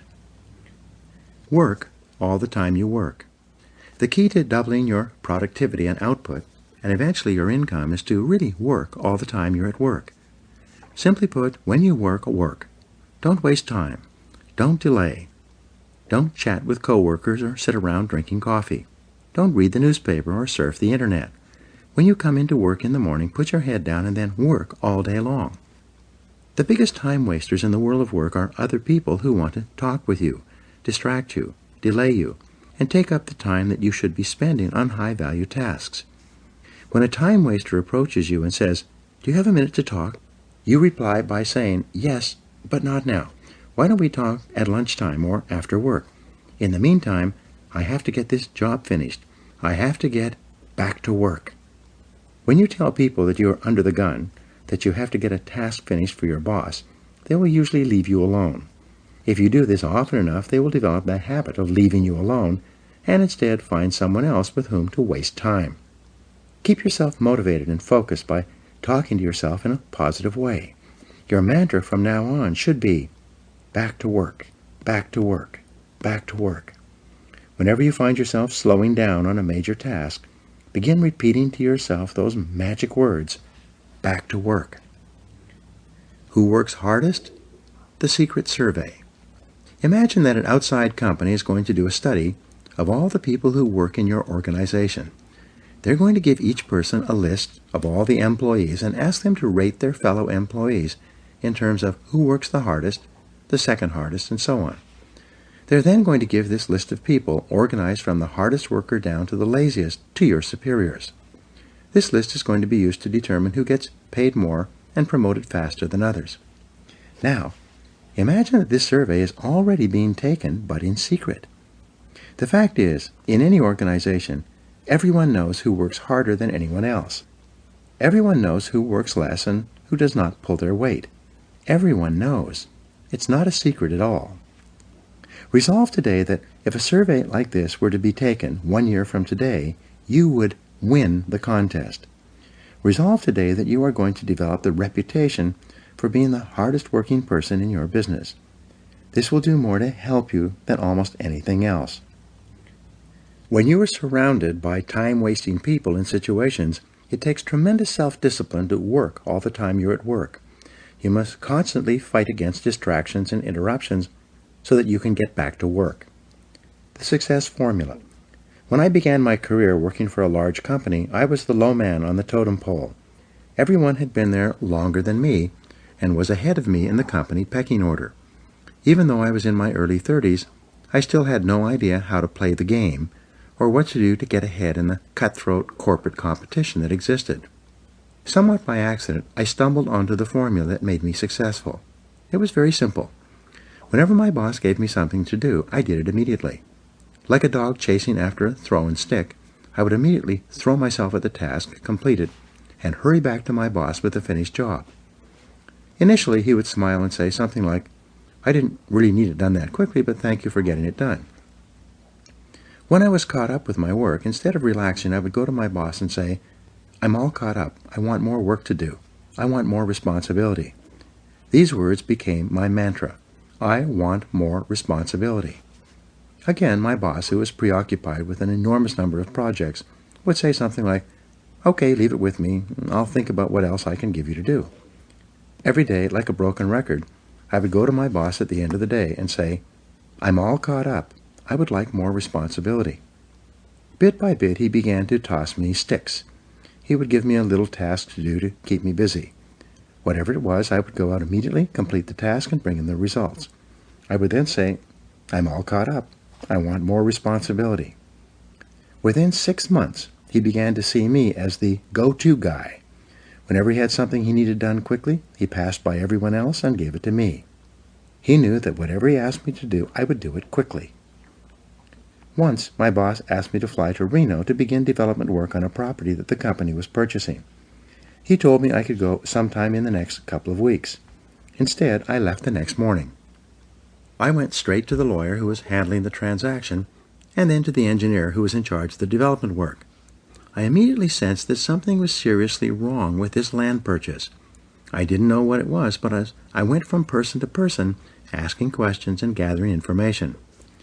By the end of the day, just a few hours before this $2 million transaction was set to close, and the money would change hands forever, I found that we were about to be sold a piece of land that had no water and was therefore undevelopable. Because of complex laws and limited riparian rights, water rights, the property was a worthless piece of ground that could not be developed within the next 100 years. If we had proceeded with the purchase, we would have lost $2 million. I immediately stopped the transaction, demanded that the lawyer cut me a certified check for the $250,000 deposit that was in his trust account, and flew home to my boss to tell him the story.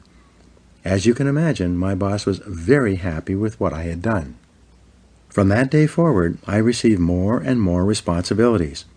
Within another year, I was running 3 divisions of the company and had a staff of 42 people in 3 cities.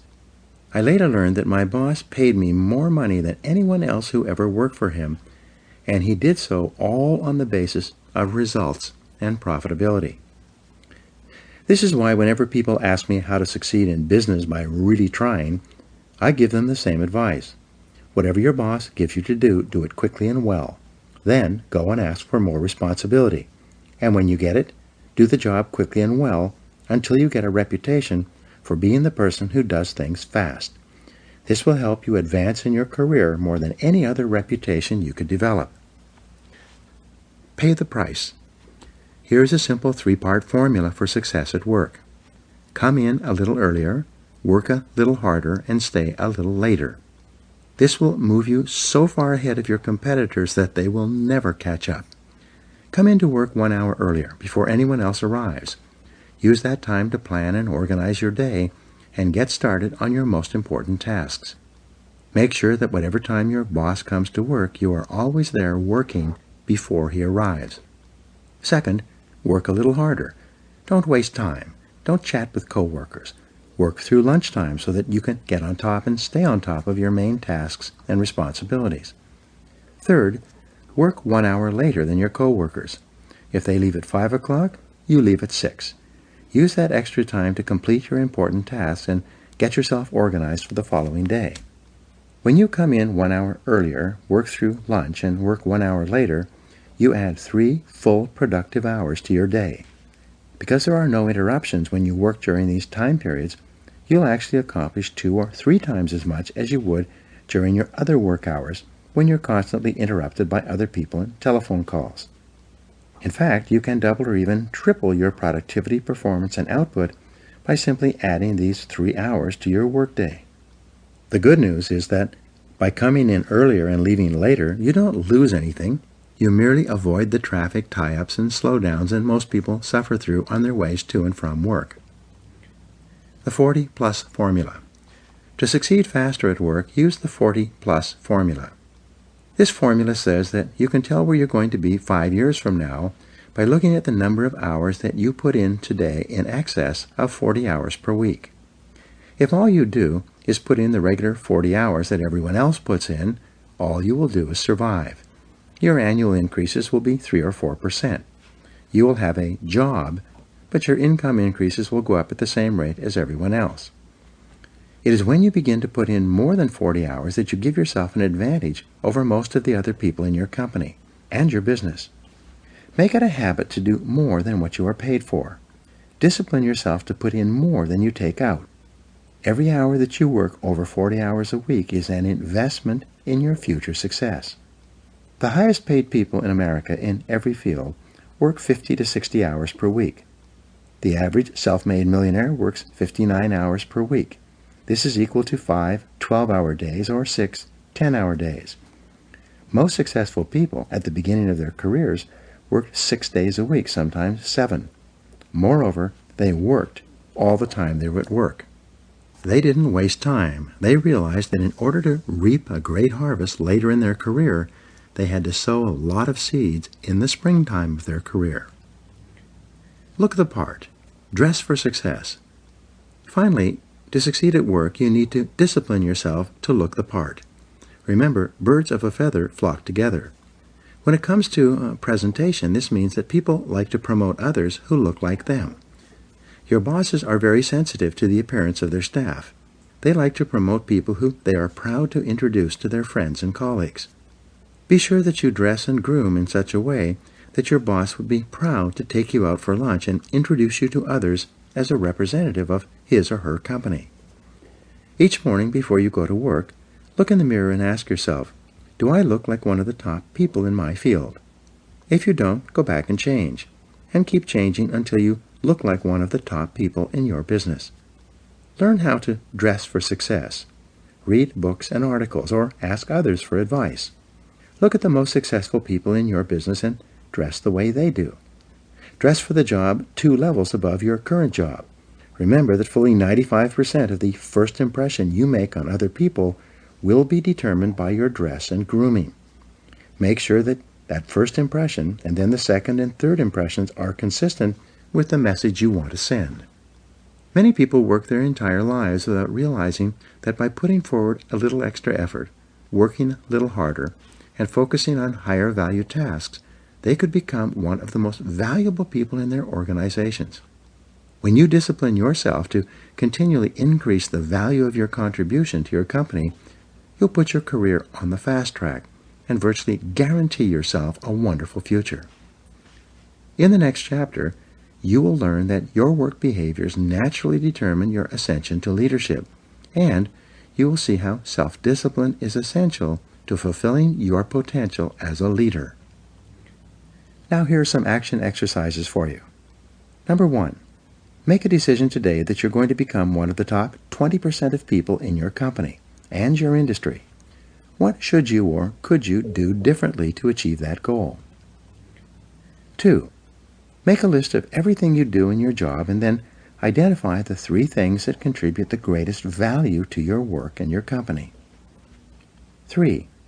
Set a new work schedule for yourself and begin to start earlier, work harder and stay later until it becomes a habit. 4. Identify the most important results you are expected to achieve in your job, and then work on those results all day long. 5.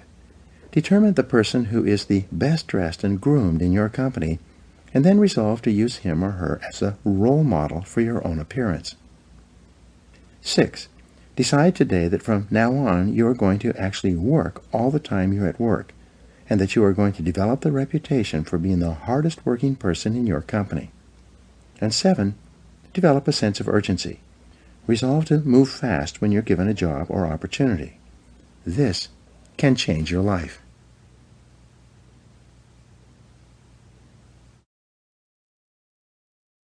Chapter 9. Self-Discipline and Leadership. Nothing is more harmful to the service than the neglect of discipline, for it is discipline more than numbers that gives one army superiority over another. George Washington. Leadership and self-discipline go hand in hand. It is not possible to imagine an effective leader who lacks self-discipline, willpower, self-control, and self-mastery. The overarching characteristic of a leader is that he is in complete control of himself and every situation. There has seldom been a time in history when leaders were so needed and so much in demand as today. We need leaders at every level of society, both in the profit and non-profit sectors. We need leaders in our families, businesses, places of worship, community organizations, and especially politics. We need men and women who take their responsibilities seriously and are willing to step forward to take command of the situation. Fortunately, leadership is learnable. Leaders are developed, usually self-developed, over time through hard work, experience, and training. As Peter Drucker once said, there may be natural-born leaders, but there are so few of them that they make no difference in the great scheme of things. 4 stages of development. In your career in business, you progress through 4 levels of activity and attainment. First, you start off as an employee with limited knowledge and experience. Then, as you grow, learn, and develop the ability to get results, you evolve upward and become a supervisor, with responsibility for the performance and results of other people. As you continue to move up the scale of supervision, improving your ability to get things done through others from directly overseeing the work of employees, you become a manager, someone who assigns work to people with demonstrated competence in certain areas. Managers have a larger view, and this comes with greater responsibilities. As you move up the scale of management, becoming more knowledgeable and effective and getting more and better results from more and different people, you reach the highest level, that of a leader. At this stage, you are responsible for determining what is to be done rather than how it is to be done. It is said that some leaders are made, some are born, and some people have leadership thrust upon them. Leaders emerge or are promoted to deal with a situation requiring leadership ability.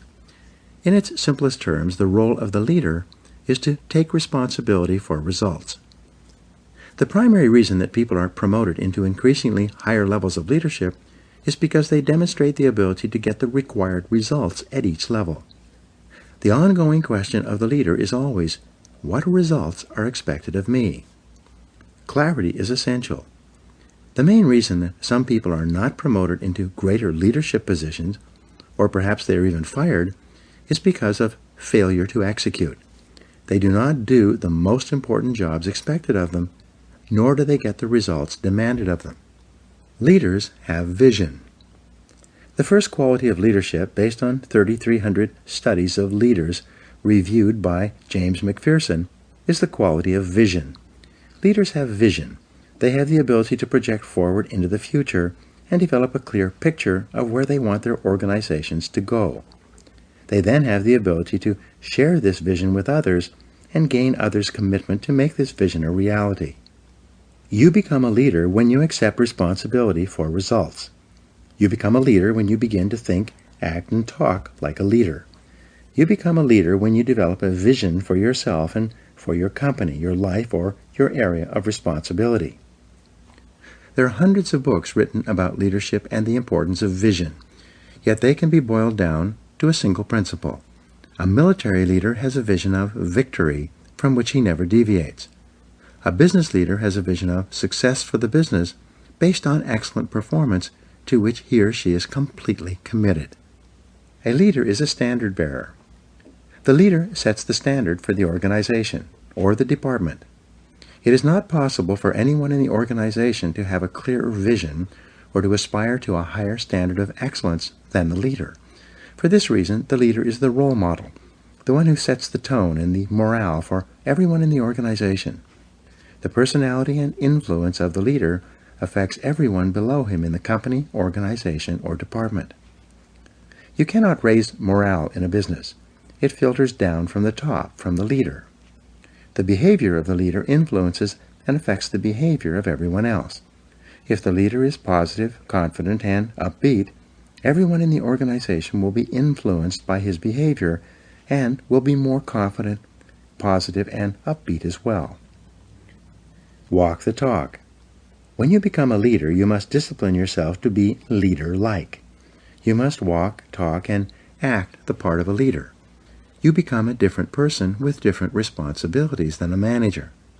When you are working your way up, you are a part of the staff or the sales team. When you become a manager, you are part of management. This means that when you are part of the staff, your orientation is upward and sideways. But when you become a leader, your orientation is downward, toward all the people for whom you are responsible. Perhaps the most important behavior of a leader is for you to discipline yourself to be a role model. Imagine that everyone is watching you and patterning everything they do and say based on your behavior. When you become a leader, you no longer have the luxury to let it all hang out. From the time you are promoted into leadership, you have a special responsibility to discipline and control your words and behaviors in such a way so that you bring about the very best possible results for your organization and for other people. Set the standards. The leader sets the standards for the organization's behavior, quality of work, personal organization, time management, and appearance. In excellent organizations, the leader is the person who everyone looks up to and wants to emulate. In most cases, the leader works harder than others in the company. The leader appears to be more committed, more determined, more courageous, more visionary, and more persistent than anyone else. The leader sets a tone that everyone wants to emulate. The leader also sets the standard for how people are treated in the organization. When the leader treats people with courtesy, consideration, and concern, it quickly becomes known that these are the standards to which others must adhere. Set values and principles. In addition to a clear vision for the organization, the leader must have a set of values and organizing principles that guide behavior and decision-making. Everyone must know what the leader and the company stands for and believes in. The job of the leader, then, is to articulate this vision of excellent performance within the constraints of high ethical standards at all times. He or she must walk the talk and live the values and behaviors he or she teaches. The very best standard for a leader is the golden rule: do unto others as you would have them do unto you. For example, when Jack Welch was the president of General Electric, he encouraged managers to treat each employee as if that employee might be promoted over his head sometime in the future, and he might find himself working under the person who is now working below him. This way of thinking assured that managers treated their staff with a high degree of respect and courtesy. 7 principles of leadership. To be an effective leader, there are 7 principles you must incorporate into your leadership behavior and activities. 1. Clarity. This is perhaps your most important responsibility. You must be absolutely clear about who you are and what you stand for. You must be absolutely clear about your vision and where you want to lead your people. You must be absolutely clear about the goals and objectives of the organization and how they are to be achieved. Especially, you must be absolutely clear about the values, mission, and purpose of the organization and what it stands for. Everyone around you and below you must know exactly why they are doing what they do and what their company has been formed to accomplish. 2. Competence. As the leader, you must set a standard of excellent performance for the organization as well as for every person and function in the company. Your goal must be for your company to be as good or better than your very best competitor. You must be continually seeking ways to improve the quality of your product and services to your customers. 3. Commitment. The leader is absolutely committed to the success of the organization and believes completely that this organization is the best in the business or will be the best in the future. This passionate commitment to the organization and to success and achievement motivates and inspires people to do their best work and put their whole hearts into their jobs. 4. Constraints. The job of the leader is to identify the constraints or limiting factors that set the speed at which the company achieves its most important goals of revenue and profitability. The leader then allocates people and resources to alleviate those constraints and remove the obstacles so it can perform as one of the best in the business. 5. Creativity. The leader is open to new ideas of all kinds and from all sources. The leader is continually encouraging people to find faster, better, cheaper, and easier ways to produce excellent products and services and to take better care of customers. Number 5. Continuous learning. The leader is personally committed to reading, listening, and upgrading his or her personal knowledge and skills as an executive. The leader should attend additional seminars and courses to improve his or her skills and abilities. At the same time, the leader encourages everyone in the organization to learn and grow as a normal and natural part of business life. The leader provides time and resources for training and development. The leader knows that the best companies have the best trained people. The second best companies have the second best trained people, and the third best companies have the least trained people and are on their way out of business. Number 7 is consistency.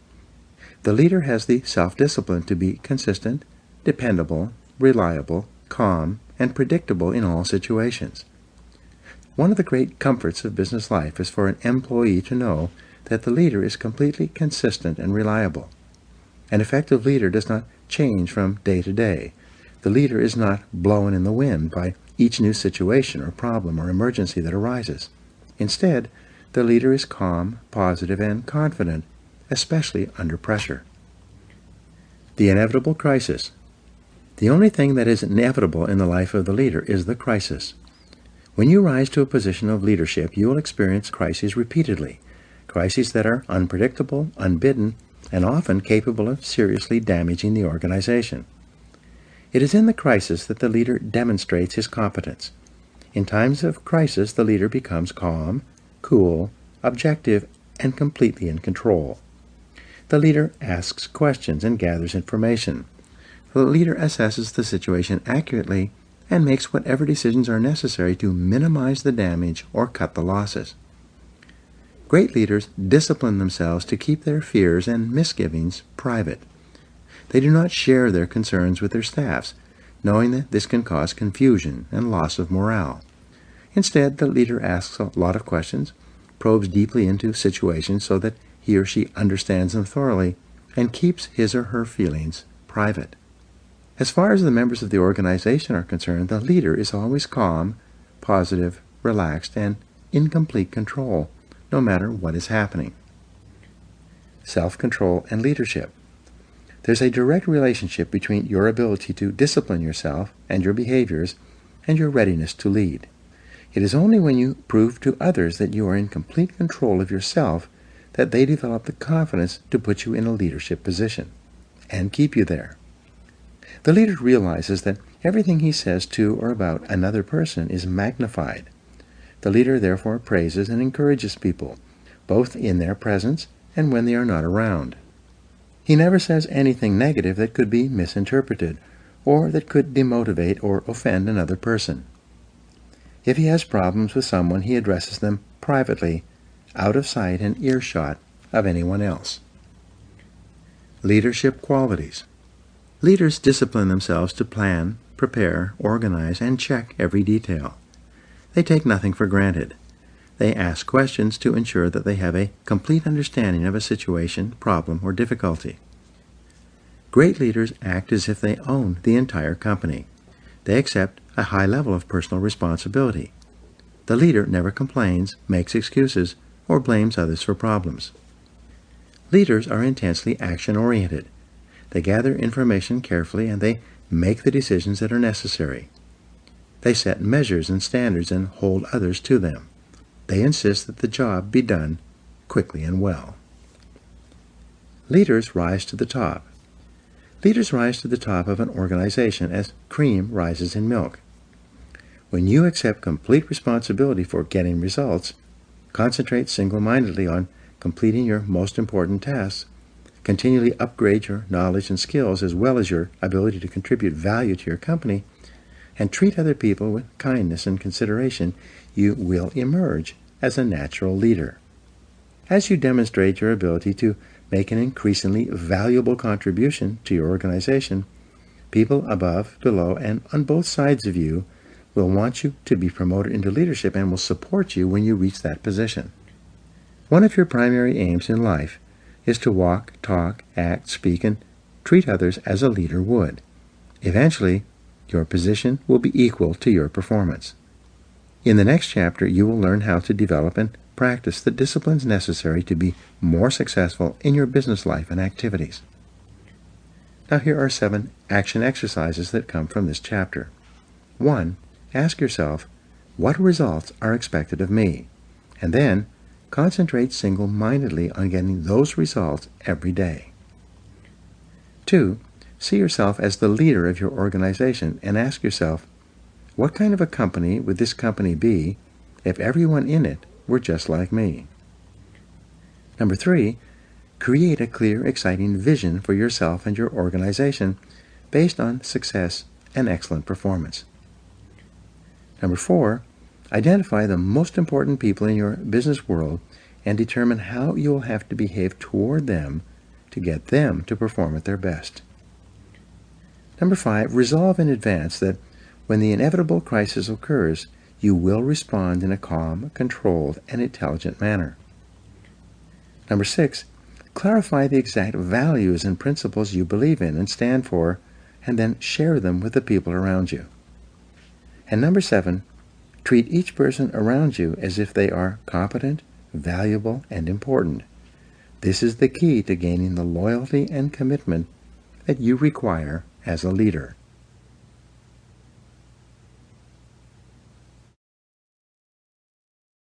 Chapter 10. Self-Discipline and Business.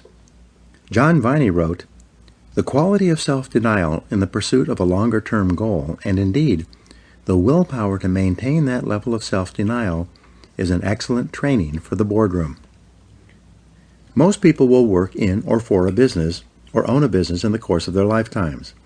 The achievement of business success demands high levels of discipline from you in every area of business activity, both large or small. Without self-discipline and self-control in business, no success is possible. There's no area of activity that demands more self-discipline than starting and operating a successful business in our current economy. The first law of economics is scarcity. As a rule, there is never enough of anything for everyone who wants it. Specifically, there are never enough customers for you to sell everything you want to sell. There are never enough sales revenues to help you achieve all your financial goals. There are never sufficient profits to enable you to expand as much as you want. Especially, there are never enough good people to work with and for you to help you achieve your business goals. The law of competition. If the first law of economics is scarcity, then the first law of business is competition. It requires tremendous focus and discipline to do the things necessary to attract the scarce money of customers toward purchasing your product or service. To not only survive but also thrive, you must compete continually against all other uses of the same amount of money that you want to charge for what you sell. The first discipline of business success is that you offer a product or service that people want, need, and will pay for at a price they will accept, a price that is competitive with every other business that wants the same customer dollar. You must be completely honest with your product-service mix to ensure that it is well suited to the current market. This is an area where false assumptions or incorrect conclusions can lead to business failure. This answer is continually changing as competition and customer tastes also change. The customer is always right. Every week I speak to business people who are unhappy with their levels of sales and profitability. They insist that their product or service is excellent and that people should be buying from them in a much larger quantity. In each case, I have to gently point out to them that the only proof that their product or service is truly attractive or valuable is that people buy it willingly and then buy it again and tell their friends to buy it as well. According to the experts, fully 70% of your business decisions will turn out to be wrong in the fullness of time. This is the average. When you're a new business person or starting a new business, you'll be wrong even more often than this. It's not unusual for an entrepreneur to be wrong 90% of the time in the beginning of his or her career. It requires tremendous self-discipline and character to face the possibility that you could be wrong in your most cherished assumptions and beliefs.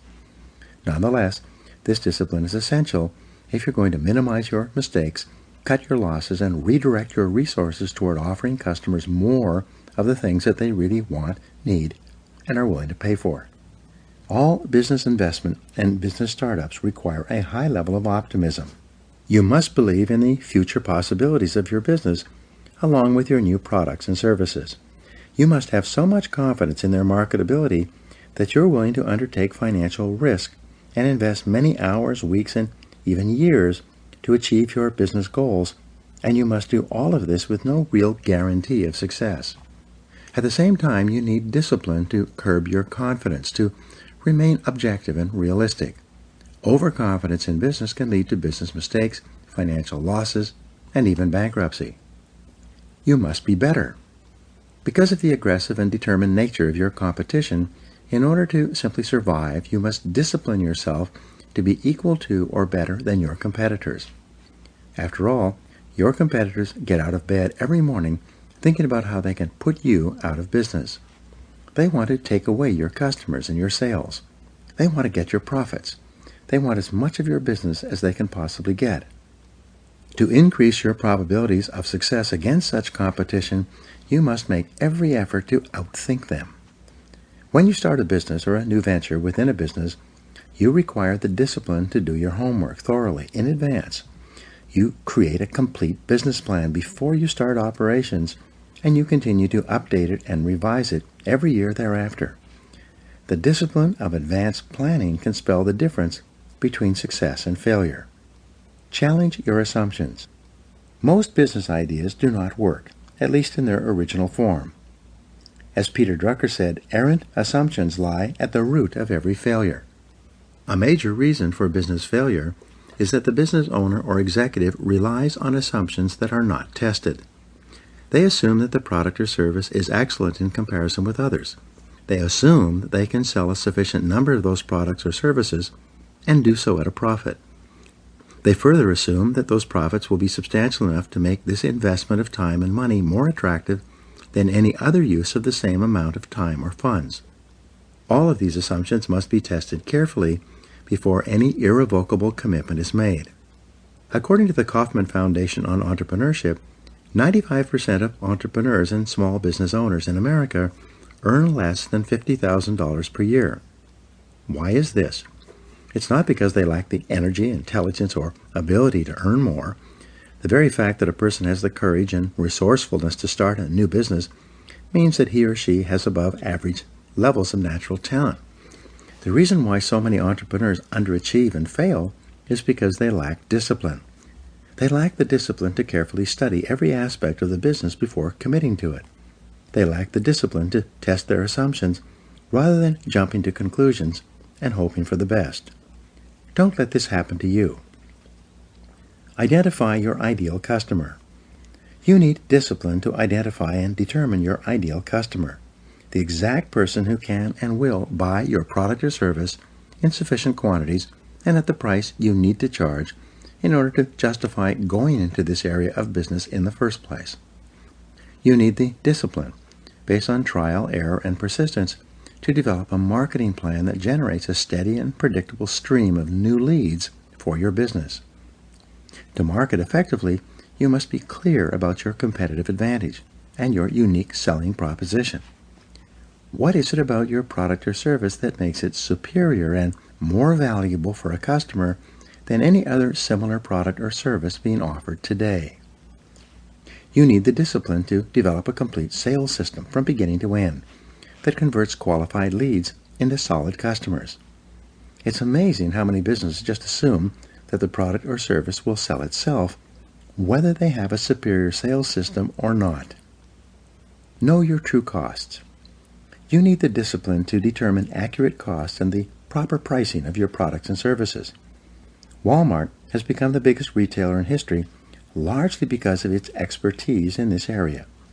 It's amazing how many businesses are selling products and services at a loss because they've never accurately totaled all the costs of bringing that product or service to market in the first place. You've heard the old saying, we lose money on every item we sell, but we try to make it up on the volume. Obviously, that's not possible. You need a quality control system in order to ensure that every product or service that you sell is of such high quality that your customers are so satisfied that they happily buy from you again and tell their friends. You need the discipline to develop a customer service policy, one in which you treat your customers so well that they become loyal to you and choose you over any of your competitors. The purpose of a business is to please your customers. What is the purpose of a business? The purpose of a business is to create and keep a customer in a cost-effective manner. Profits are not the purpose of a business. Profits are the result of creating and keeping a sufficient number of customers who yield a sufficient number of profits after all costs. What is the key measure of business success? The answer is customer satisfaction. Every effort and activity of your business must be aimed at satisfying customers in a manner that is better than any other competitor. What is the measure of customer satisfaction? The answer is repeat business. It is only when customers buy from you again that you demonstrate that you have fulfilled the promise you made to them when you got them to purchase the first time. A resale to a satisfied customer requires 1/10 of the time and expense as a sale to a brand new customer. All successful businesses rely on repeat business, which is only possible with high levels of customer satisfaction. This is a real discipline. What is the key to long-term profitability? The answer is recommendations and referrals. The ultimate question that determines the long-term success or failure of your business is, based on your experience with us, would you recommend us to others? You can only survive and thrive when the majority of your customers are so happy with your products and services that they will encourage their friends and associates to buy from you as well. Since a referral from a satisfied customer is 15 times easier to sell to than a cold call, which means it only costs 1/15 as much, referral business is the key to your future. You require tremendous focus and discipline to develop and maintain customer service policies that cause people to buy from you, then buy again, and recommend you to their friends. Set high standards. You require the discipline to set standards of excellent performance in every area of your business and then to continually strive to get even better. You need to practice the CANI formula, which stands for continuous and never-ending improvement. No matter how high your level of quality is today, you can never be satisfied. You must be continually raising the bar on yourself and on everyone within your area of responsibility. You require the self-discipline to work long, hard hours for many months and even years to get to the top of your business. The average entrepreneur, business owner, or self-made millionaire in America works 59 hours per week. Some entrepreneurs even work 70 to 80 hours per week in the first few years of building their businesses.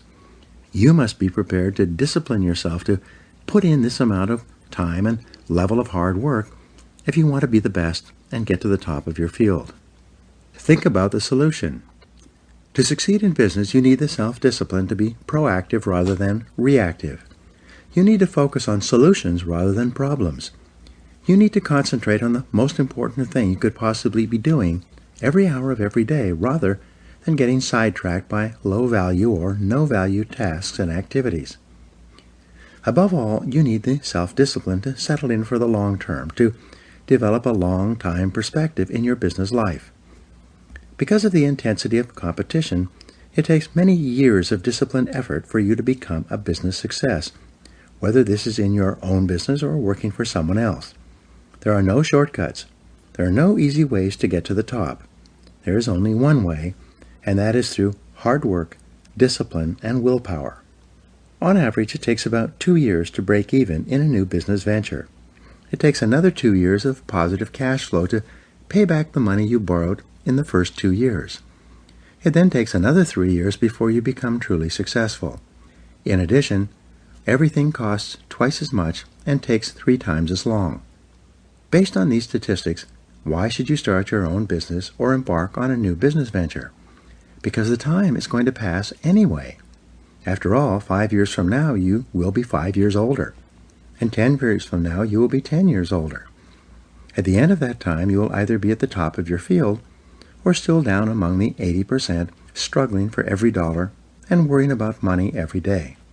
The choice is yours. Discipline is the key. In the next chapter, you learn the discipline that controls the lifeblood of your business, sales. In the final analysis, as Peter Drucker said, the purpose of a business is to create and keep a customer. Now, here are some action exercises for you. Number 1, stand back and look at every area of your business as if you were an outside consultant. What changes would you recommend? 2, imagine you were starting your business over again today. Are there any products or services that you would not bring to the current market? 3, identify the 20% of your products and services that account for 80% of your sales and profits. How could you sell more of them? 4, project forward 1, 2, and 5 years in your business. What are the trends? What will your customers be buying in the future? 5, list 3 ways you could improve your customer service to ensure that customers buy from you again and tell their friends. 6, list 3 ways that you could attract more and better qualified leads from your marketing and advertising activities. And 7, list 3 ways that you could make more sales to the prospects you attract, or that you could attract more and better prospects.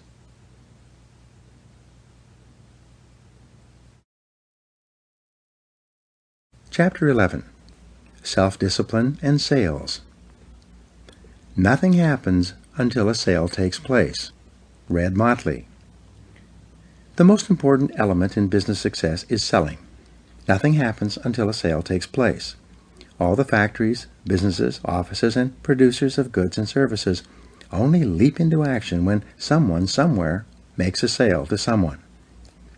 Selling is one of the hardest professions in America.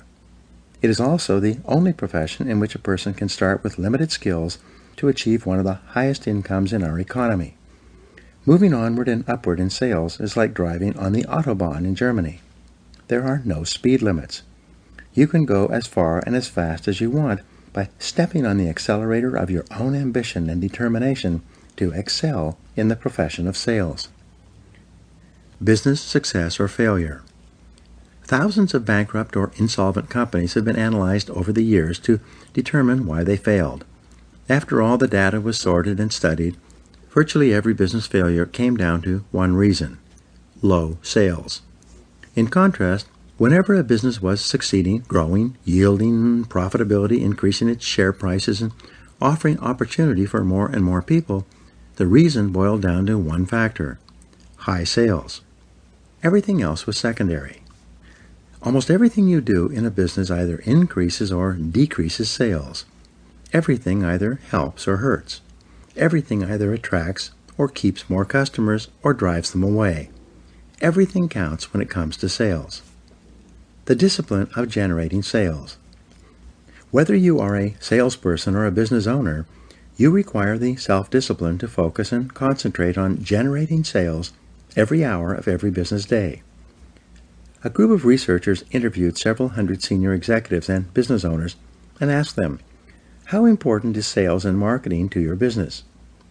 Without exception, they all replied, "Sales and marketing is absolutely essential to our survival and growth." The researchers then conducted a time and motion study of these same business owners and executives, following them around and tracking their time usage over the course of a month. At the end of that time, they completed their calculations and determined that the average business owner or executive who professed that sales were absolutely essential to survival and growth, was spending only 11% of his time on sales and marketing. The remaining time was spent on meetings, discussions, paperwork, administrative work, luncheons, and a variety of other activities that contributed nothing to sales generation. If you're a sales manager or business owner, you must discipline yourself to focus most of your time and attention on getting your salespeople to generate the sales on which your company depends. You must spend 75% of your time working with your salespeople and accompanying them when they visit your customers and make presentations and sales. Do your paperwork before or after work, but during working hours, when customers are available to be seen, you should dedicate yourself entirely to sales generation. How to go broke. Some years ago, I started a new business. I developed the product and then began advertising via direct mail, radio, television, and newspaper. I allowed myself to be completely overwhelmed with planning, paperwork, and advertising activities. By the end of the year, I was out of money and my business was almost broke. At that time, I realized that I had taken my eye off the ball of sales. I then sat down over Christmas and designed a complete sales process. On January 2nd, I picked up the telephone and began making appointments. Over the next 2 months of aggressive and focused sales activity, I did more business than I had done over the entire previous year. I saved my business and my home, and I never lost sight of that focus again. One of the most important questions you can ask as a salesperson, entrepreneur, or business owner is whether what I'm doing right now is leading to a sale. Ask this question of yourself repeatedly throughout the day. Every time the answer comes up no, you must immediately stop whatever you are doing of lower value and turn your attention to sales generation. In addition, make sure that all the people who are responsible for sales in your company ask and answer this question in the affirmative all day long. Overcome your fear of rejection. Assuming that you have an attractive product or service, one that is reasonably priced and suited to the current market, the biggest problem that telephone salespeople and outside salespeople face is rejection. The fear of rejection does more to sabotage a sales career and undermine sales activities than any other single factor. It is the major obstacle to sales success. It takes tremendous discipline for salespeople to get up every morning and go out and face the inevitable rejection that they know they're going to receive all day long. Most people cannot handle this continuous rejection. Therefore, to avoid the emotional pain that comes with rejection, many salespeople engage in a series of displacement activities to avoid being rejected. First of all, they make fewer calls. According to Columbia University, the average salesperson works about 90 minutes per day. In other words, only about 1.5 hours out of an 8-hour day. They spend the rest of the time warming up and getting ready, shuffling paperwork, checking the internet, reading the newspaper, chatting with coworkers, coming in late, leaving early, and taking extended lunches and coffee breaks. As a result, by the end of the day, on average, the salesperson has worked only 90 minutes. Increase face time with customers and prospects. When is a salesperson actually working? The salesperson is only working when he or she is ear-to-ear on the phone or face-to-face with someone who can and will buy within a reasonable period of time. The rule for sales success can be contained in 6 words. Spend more time with better prospects. There's no other way to generate a high, consistent, and predictable level of sales results. Because of the fear of rejection, however, salespeople procrastinate and delay throughout the sales day, doing everything possible to avoid getting face-to-face with people who can say no. The key to sales success, as I learned as a young salesman, is to realize that rejection is not personal.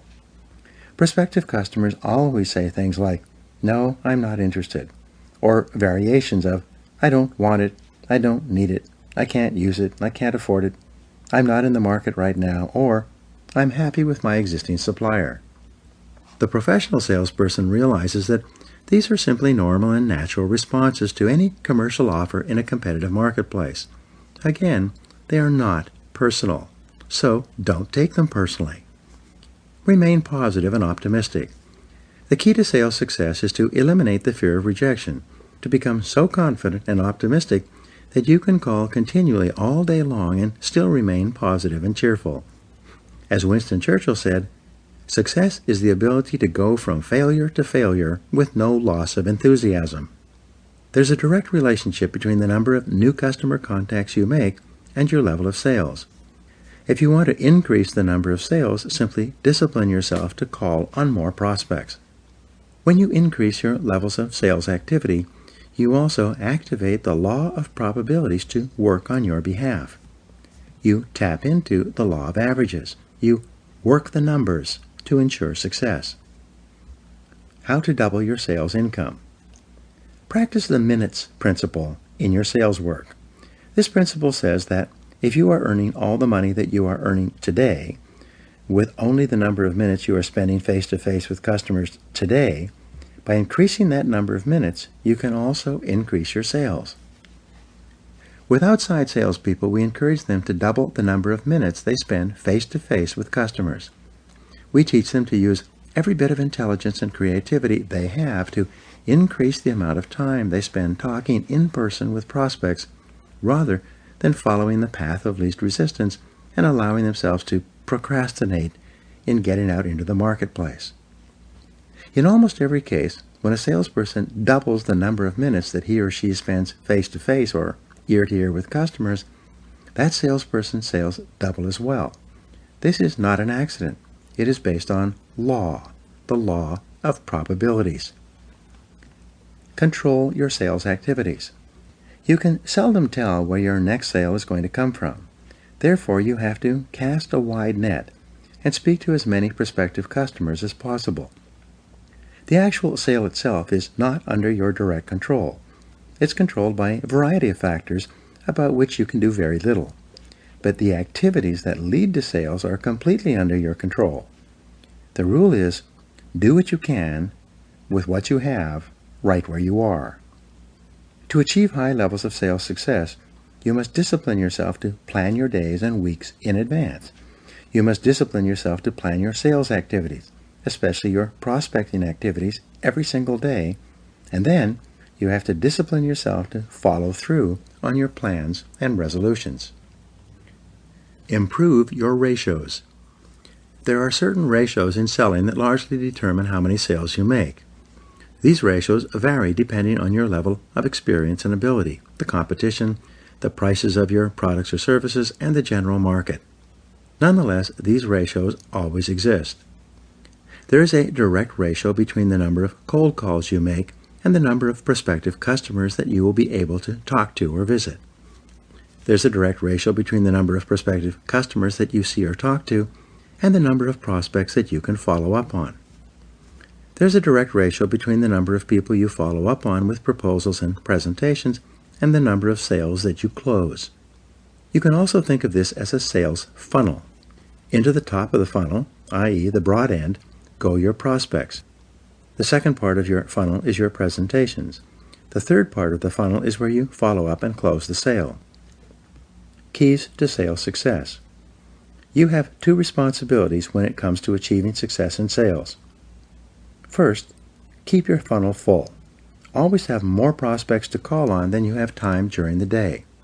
Never let your funnel become empty. Never run out of prospects. Second, get better at each stage of selling. Study, read, listen to audio programs, and upgrade your skills in prospecting, presenting, and closing sales. The better you get, the fewer prospects you require in the top of the funnel to generate sales out of the bottom of the funnel. Start early. Discipline yourself to make your first call early in the morning by 7 or 8 a.m. When you start your day with a face-to-face sales call, you'll be more energized and motivated to continue selling all day long.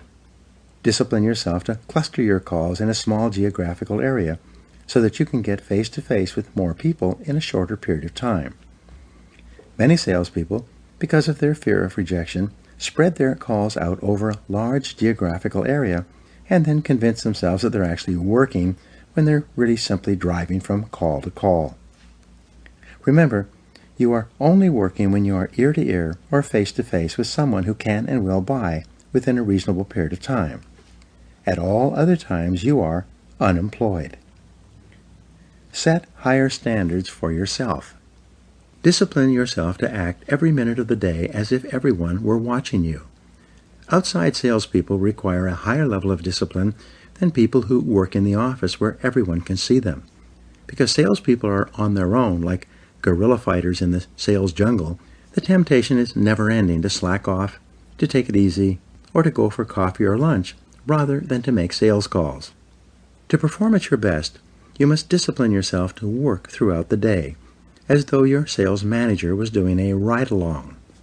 Imagine that your sales manager is sitting next to you all day long. How would you work differently if someone were accompanying you and observing everything you did throughout the day? Whatever your answer, that is how you should work, even when no one else is around. All sales skills are learnable. To become one of the highest-paid salespeople in your industry, you must discipline yourself to practice continuous personal and professional development.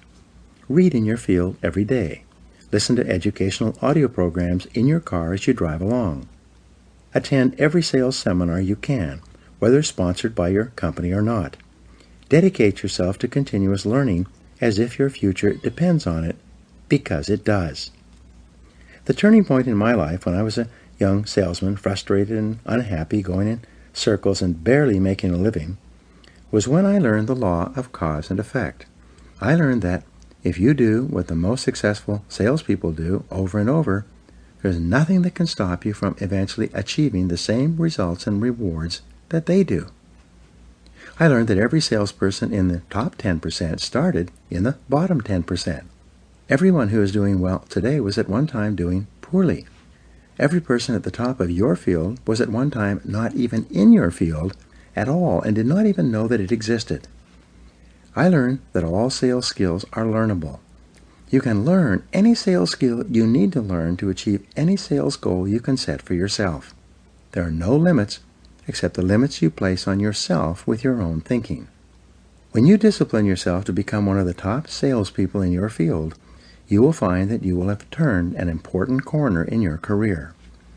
Most salespeople only do what they have to do to keep their jobs. But those people who resolve to become the very best in their fields accomplish far more than anyone else. Your job is to become one of them.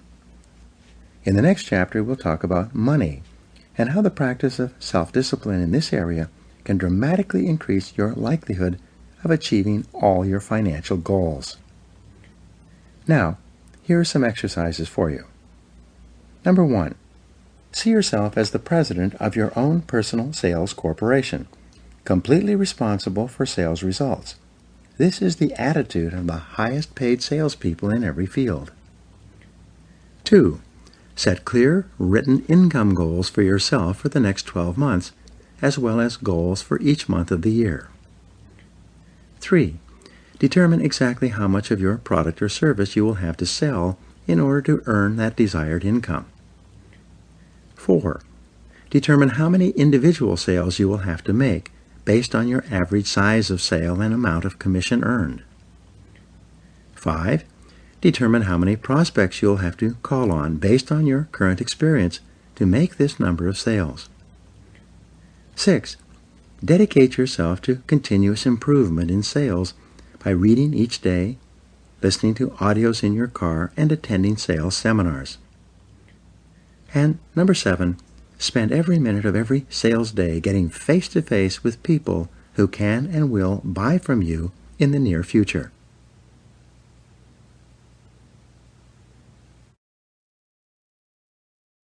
Chapter 12. Self-Discipline and Money. In reading the lives of great men, Harry Truman said, I found that the first victory they won was over themselves. Self-discipline with all of them came first.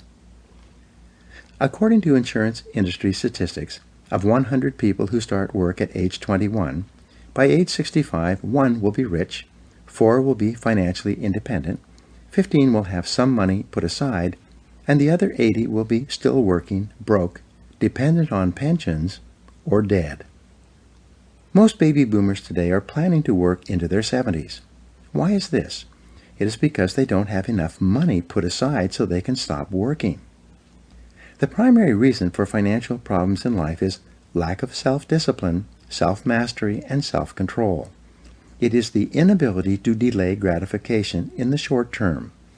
It is the tendency for people to spend everything they earn and a little more besides, usually supplemented by loans and credit card debt. Today, the savings rate in America is too low to achieve financial independence. After a lifetime of work, the average American family has a net worth of only about $8,000. People continue to spend and borrow as if there is no tomorrow. The good news is that we are living in the most affluent time in all of human history. There are more opportunities to achieve wealth and prosperity today for more people and in more different ways than have ever existed in the history of man. It has never been more possible for you to achieve financial independence than right now. But you must make a resolution to do it, and then you must follow through on your resolution. The reasons for financial failure. The primary reason why most adults have financial problems is not because of low earnings. In their book, The Millionaire Next Door, Thomas Stanley and William Danko show that two families living on the same street, in the same size of house, and working at the same job can have completely different financial situations. By the age of 45 or 50, the couple in one house will be financially independent, while the couple next door is deeply in debt and having trouble making the minimum payments on their credit cards. The reason for this is not the amount of money that they earn. The reason is lack of self-discipline and the inability to delay gratification. Why is this weakness of character so prevalent among the majority of adults in society today? It goes back to early childhood. When you were a child and you received money, whether it was your allowance or a gift from a friend or relative, the first thing you thought of doing was to spend that money on candy. Candy is sweet. Candy is delicious. Candy fills your mouth with a wonderful sugary flavor. You liked candy when you were a child, and you probably could seldom get enough of it. Many children will eat candy until they become physically ill because it tastes so good. As you grew older, you developed what psychologists call a conditioned response to receiving money from any source. Like Pavlov's dog, when you receive money, you mentally salivate at the thought of spending this money on something that makes you happy, at least temporarily. Spending makes you happy. When you become an adult and you earn or receive money, this automatic reaction continues. Your first thought is, how can I spend this money to achieve immediate pleasure? When you get your first job, the very first thing you think about is how you can spend not only the money you earn, but also every penny you can borrow on a credit card, on clothes, cars, cosmetics, socializing, entertainment, travel, and everything else. Your mental equation is money equals enjoyment. When you go on vacation to a resort of any kind, you find that the hotels and streets are lined with shops selling useless trinkets, baubles, and trash, plus clothes, artwork, and other items you'd never think of buying at home. Why is this? Simple. When you're on vacation, you feel happy. You have a conditioned response to associate happiness with spending money. The happier you are, the more unconsciously compelled you are to go out and spend money on something, or rather on anything. It's quite common for many people, when they're unhappy or frustrated for any reason, to go shopping. They unconsciously associate buying something with being happy. When it doesn't work as they expected, they buy something else. Sometimes unhappy people go on shopping sprees.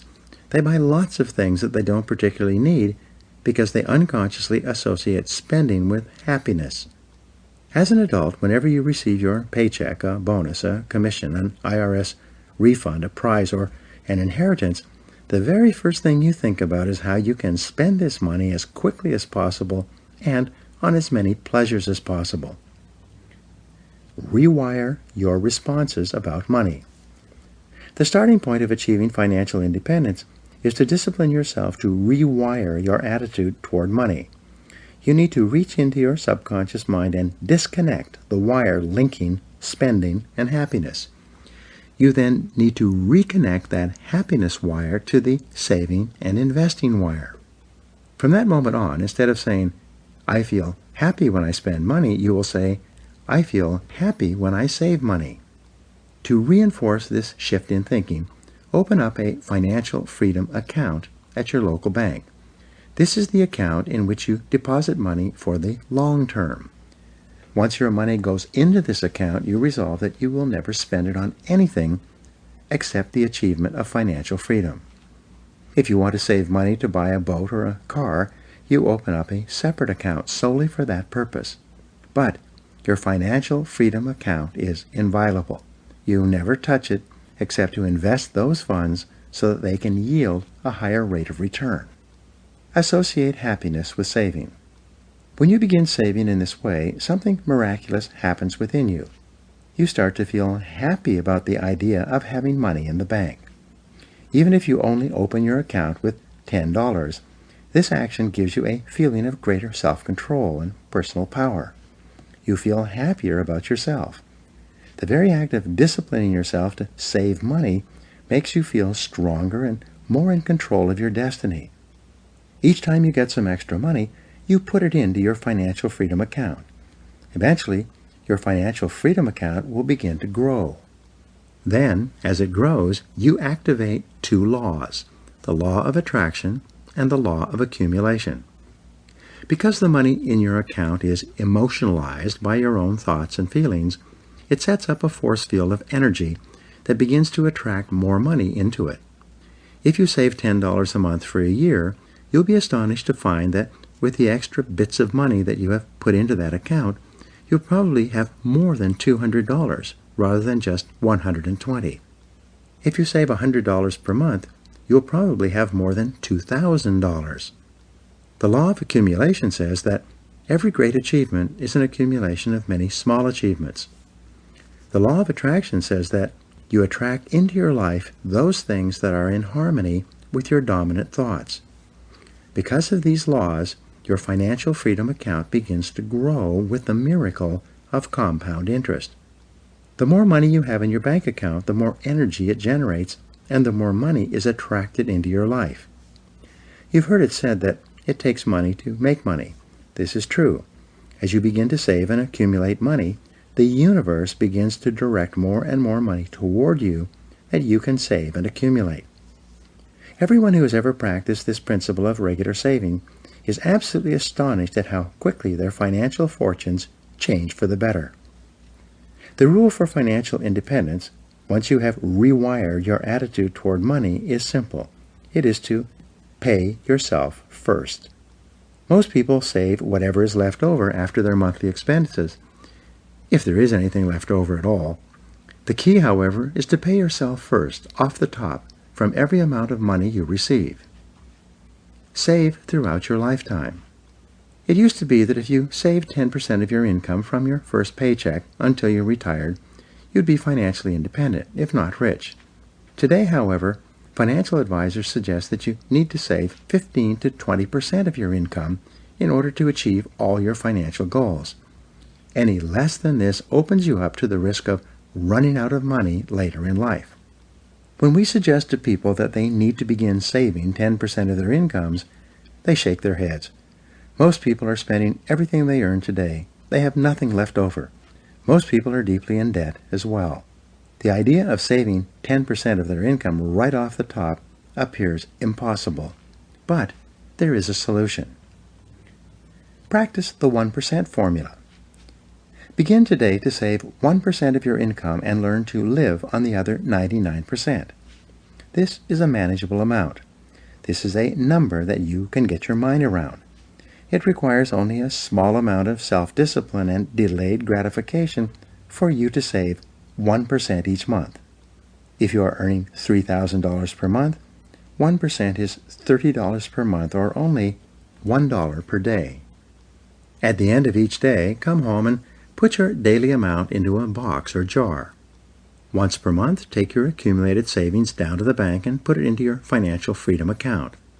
This sounds like a small beginning, but remember that a journey of 1,000 leagues begins with a single step. In no time at all, you will become comfortable living on 99% of your income. At that point, you raise your savings level to 2% of your income per month. You then adjust your lifestyle to live on 98%. In no time, this will become a habit. You will find it automatic and easy to live on 98% of what you earn. Month by month, you then increase your savings level by 1%. At the end of the year, you will be saving probably 10% of your income. Then, something else remarkable will start to happen.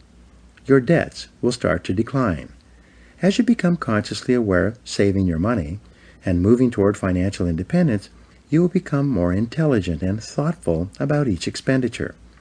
You will find yourself spending less and gradually paying off your debts month by month. The payoff is tremendous. The reward for saving and investing is substantial. It is said that happiness is the progressive realization of a worthy ideal. So every time you save $1 or pay off $1 of indebtedness, you feel happy inside. You feel more positive and in control of your life. Your brain releases endorphins, which in turn give you a feeling of calmness and well-being. Within 2 years of beginning this process, you will have worked your way out of debt and will have begun to accumulate a growing amount of money in your financial freedom account.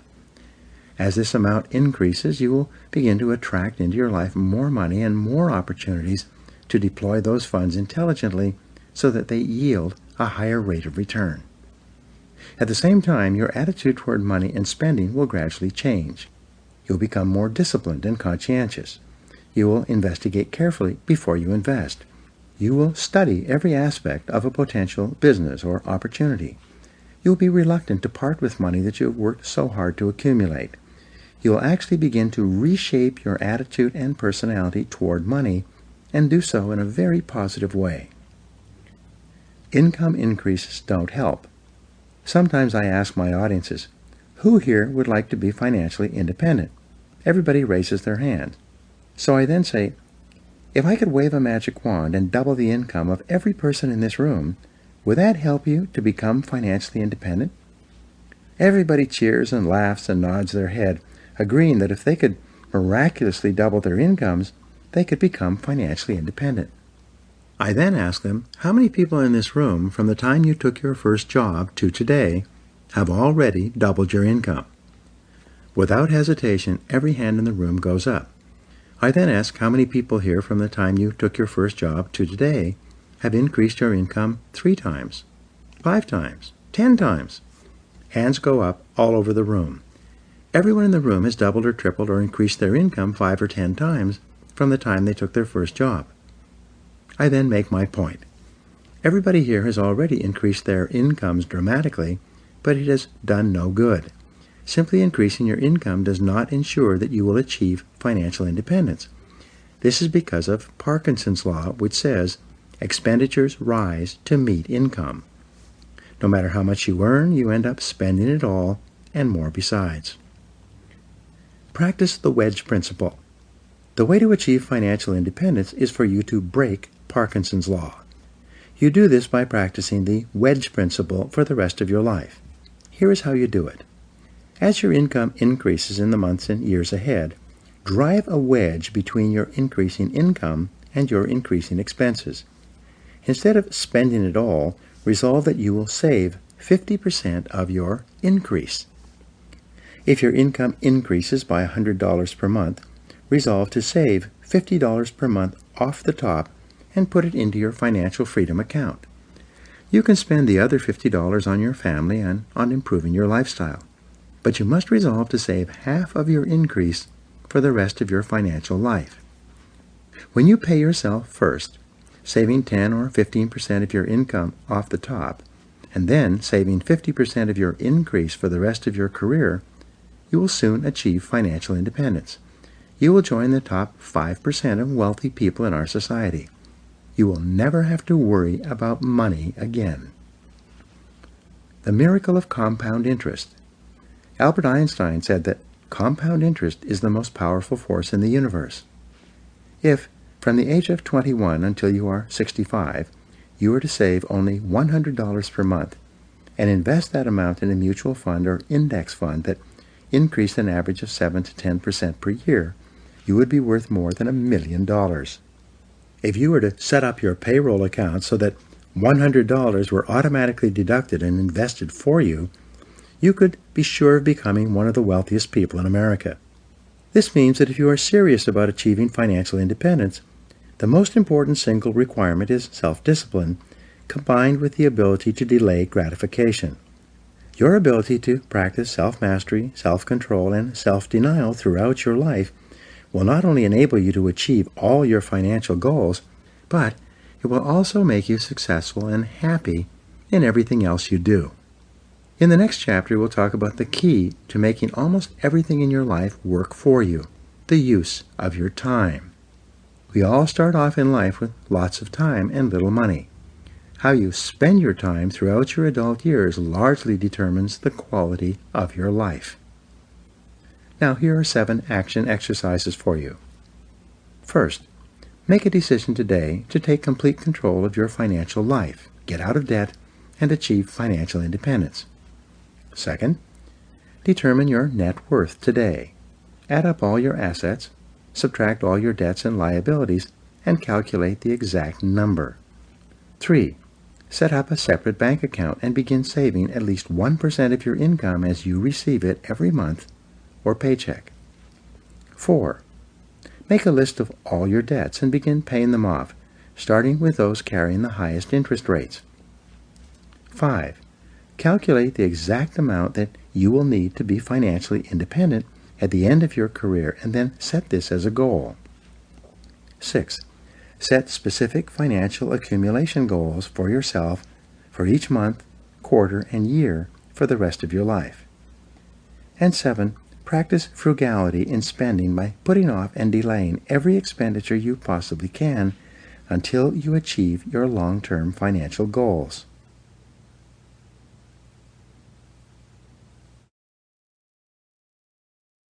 Chapter 13. Self-Discipline and Time Management. If you do not conquer self, you will be conquered by self, wrote Napoleon Hill. There is perhaps no area of your life in which self-discipline is more important than in the way you manage your time. Time management is a core discipline that largely determines the quality of your life. As Peter Drucker said, you cannot manage time, you can only manage yourself. Time management is really life management, personal management, management of yourself rather than of time or circumstances. Time is perishable. It cannot be saved. Time is irreplaceable. Nothing else will do. Time is irretrievable. Once it is gone or wasted, you can never get it back. Finally, time is indispensable, especially for accomplishments of any kind. All achievement, all results, all success requires time. You can't save time. The fact is that you cannot save time, you can only spend it differently. You can only reallocate your time usage from areas of low value to areas of high value. Herein lies the key to success and the requirement for self-discipline. Time management is the ability to choose the sequence of events. By exerting your self-discipline with regard to time, you can choose what to do first, what to do second, and what to do not at all. And you are always free to choose. You require tremendous self-discipline to overcome the procrastination and delay that holds most people back from great success. A native Indian once told me that procrastination is the thief of dreams. The Pareto principle, the 80-20 rule, says that 20% of the things you do account for 80% of the value of what you accomplish. This means that 80% of what you do is worth 20% or less of the value of what you accomplish. Assess the true value of everything you do. Some things you do are 5 times and even 10 times more valuable than other things, even though they take the same number of minutes and hours. The most important things you do, the top 20%, are usually big, difficult, and daunting. In contrast, the 80% of things that you do that make little or no difference to your life are usually fun, easy, and enjoyable. You can tell the value that something has to you by the amount of your time you invest in it. You always pay attention to and spend time on what you most value, whether it is your family, your health, your social or sports activities, or your money and career. It is only by looking at how you spend your time that you and everyone else knows what is really important to you. Some people say that career success is most important to them, and then they go home and watch television several hours per day. Some people say their families are important to them, and then they go out socializing or playing golf. Only your actions tell you and others what you truly value. The essence of time management is for you to discipline yourself to set clear priorities, and then stick to those priorities. You must consciously and deliberately select the most valuable and important thing that you could be doing at any given time, and then discipline yourself to work solely on that task. Personal strategic planning.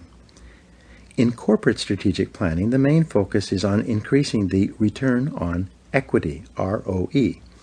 Equity in a business is defined as the amount of money actually invested in the business by the owners, aside from debt and money borrowed. The purpose of strategic planning is to find ways to organize and reorganize the business in such a way that the company is achieving a higher rate of return on this equity than it would be in the absence of the planning process. Companies invest financial capital, but individuals invest human capital. Companies deploy financial assets, but your most vital assets are your mental, emotional, and physical energies. How you invest them determines your entire quality of life. In personal strategic planning, your goal is to get the highest return on energy from your activities. Ken Blanchard refers to this as getting the highest return on life. Just as you would be careful about investing your money so as to ensure that you get the highest rate of return, you must be equally careful when you invest your time. You must be sure that you earn the highest level of results, rewards, and satisfaction from the limited amount of time you have. Think before you act. Before you commit to any time-consuming activity, you must always ask, is this the very best use of my time? Lack of self-discipline in time management leads people to procrastination on their top tasks continually, causing them to spend more and more time on tasks of low or no value. And whatever you do repeatedly eventually becomes a habit. Many people have developed the habit of procrastination, of putting off their major tasks and instead spending most of their time on activities that make very little difference in the long run. Priorities versus posteriorities. Setting priorities requires setting posteriorities as well. A priority is something that you do more of and sooner, whereas a posteriority is something that you do less of or later. You are probably already overwhelmed with too much to do and too little time. Because of this, for you to embark on a new task, you must discontinue an old task. Getting into something new requires getting out of another activity. Before you commit to a new undertaking, ask yourself, what am I going to stop doing so that I have enough time to work on this new task? Go through your life regularly and practice creative abandonment. Consciously determine the activities that you are going to discontinue so that you have more time to spend on those tasks that can really make a difference to your future. Identify the consequences. One of the most important words in developing the discipline of time management is consequences. Something is important to the degree that it has serious potential consequences for completion or non-completion. A task or activity is unimportant to the degree that it does not matter if it is done or not. For example, completing a course of study at the university can have enormous consequences that can impact your life for the next 50 years. Completing a major task or project at work or making an important sale can have significant consequences for your job and your income. On the other hand, drinking coffee, chatting with coworkers, reading the newspaper, surfing the internet, or checking emails may be enjoyable, but these activities have few or no consequences. In other words, whether you do them or not makes little or no difference to your work or to your life. However, it is precisely on these activities that most people spend most of their time. Managing your time. There is a simple time management system that you can use to overcome procrastination. It requires self-discipline, willpower, and personal organization, but the payoff is huge. When you use this system, you can double or even triple your productivity, performance, output, and income. Before you begin each day, start by making a list of everything you have to do that day. The best time to make this list is the evening before, at the end of the workday, so that your subconscious mind can work on your list of activities while you sleep. You will often wake up with ideas and insights for how to more effectively complete the tasks of the day. Then apply the ABCDE method to your list. A is something that you must do. There are serious consequences for non-completion. A B is something that you should do. There are mild consequences for doing it or not doing it. A C is something that would be nice to do, but there are no consequences whether you do it or not. A D is something that you delegate, and you delegate everything you possibly can to free up more time for those things that only you can do. And E is something you eliminate. You discontinue all tasks and activities that are no longer essential to your work and to achieving your goals. Review your list of activities for the coming day and then write an A, B, C, D, or E next to each task before you start. If you have several A tasks, rank them by importance by writing A1, A2, A3, and so on. Do this with your B and C tasks as well. The rule is that you should never do a B task when you have an A task left undone. You should never do a lower value task when you have a higher value task before you. Once you've organized your list using this system, discipline yourself to start on your A1 task first thing in the morning before you do anything else. Practice single handling. Once you've begun work on your most important task, you must discipline yourself to concentrate single-mindedly with 100% of your time and attention until that task is complete. It takes tremendous self-discipline to select your most important task and then to start on that task rather than doing anything else. But once you begin to work on it, you'll start to feel a flow of energy that motivates and propels you into the task. You'll feel more positive and confident. You'll feel happier and more determined.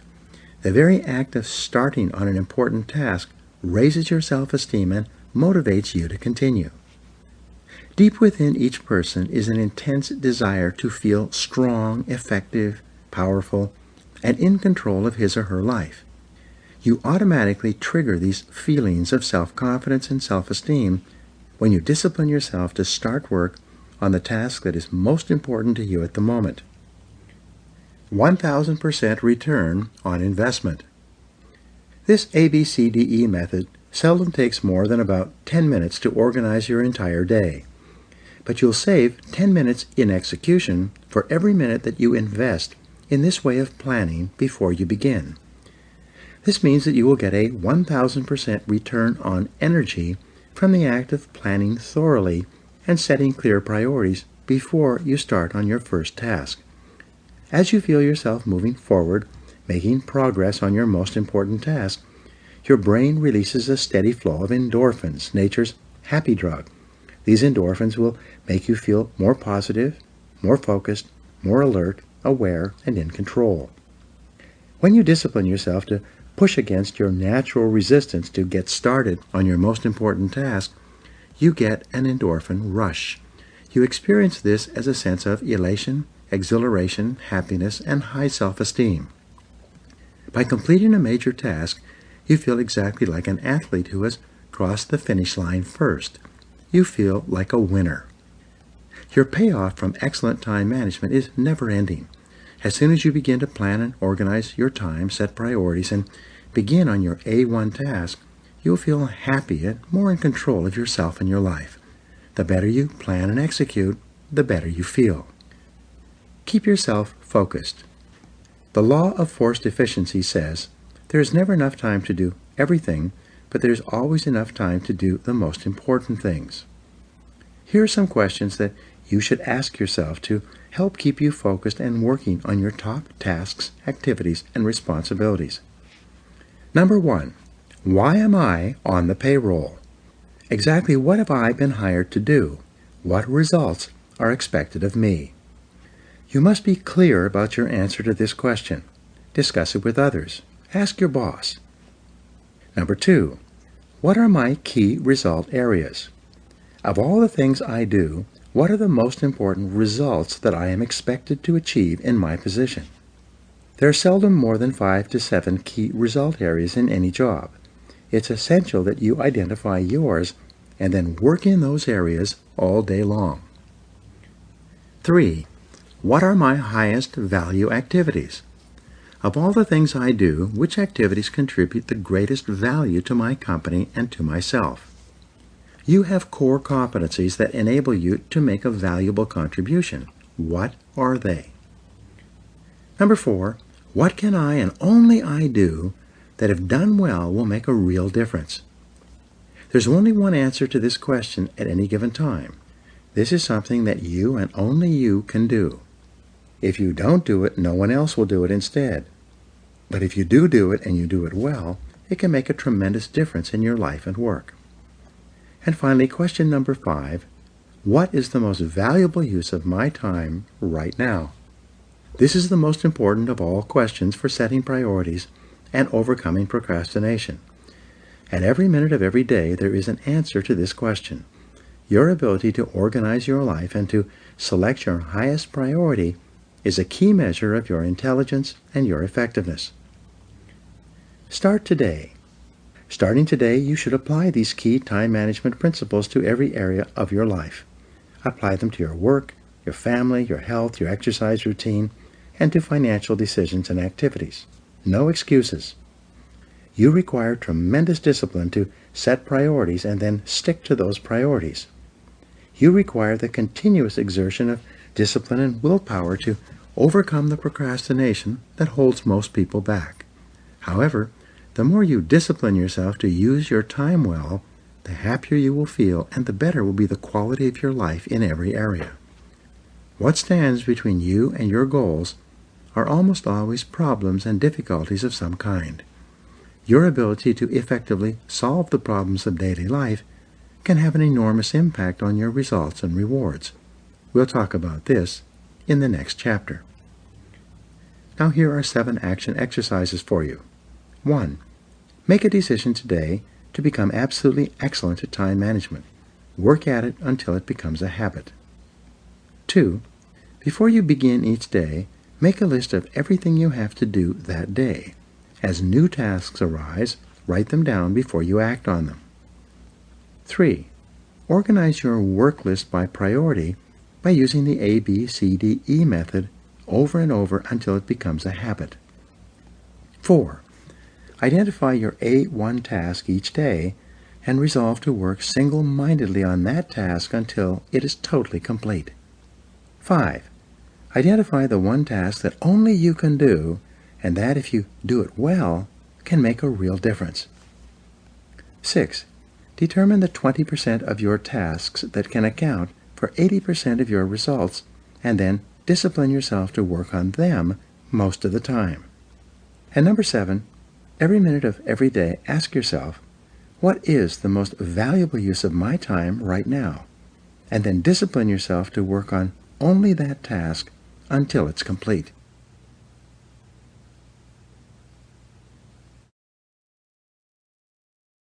Chapter 14. Self-Discipline and Problem Solving. Experience is not what happens to a man, it is what a man does with what happens to him. Aldous Huxley. Thoughts are causes and conditions are effects.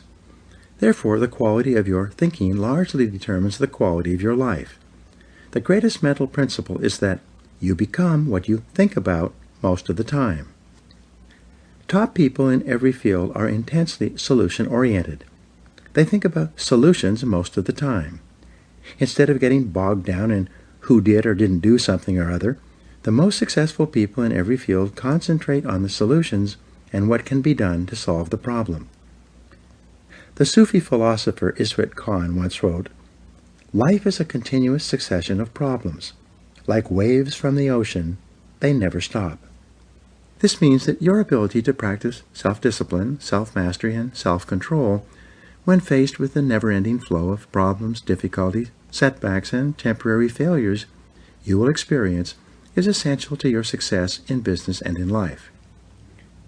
The inevitable and unavoidable crisis. Throughout your life you will face a river of problems, physical, financial, family, business, and political. The only break in this never-ending chain of problems will be the occasional crisis. If you're living a normal life, you'll probably experience a crisis every 2 or 3 months. And it is in these crises that you truly demonstrate the quality of your personality and the strength of your character.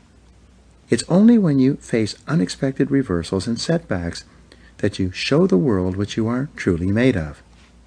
All of life is a test. The only question for you is, do you pass or fail?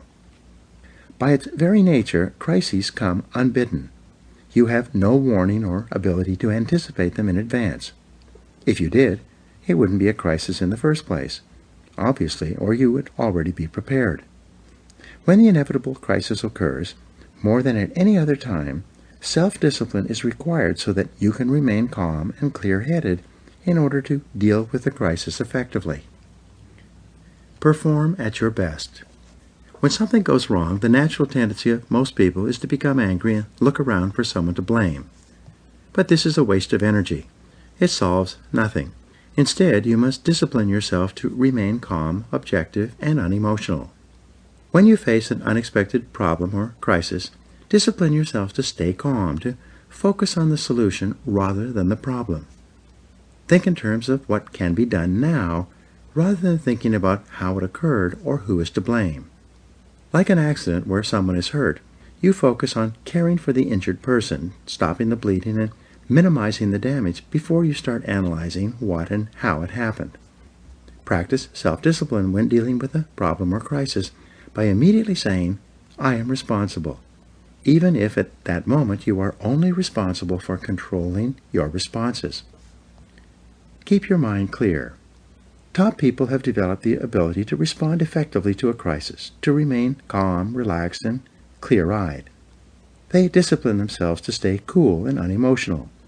This enables them to think more clearly, to analyze the situation objectively, and to make better decisions.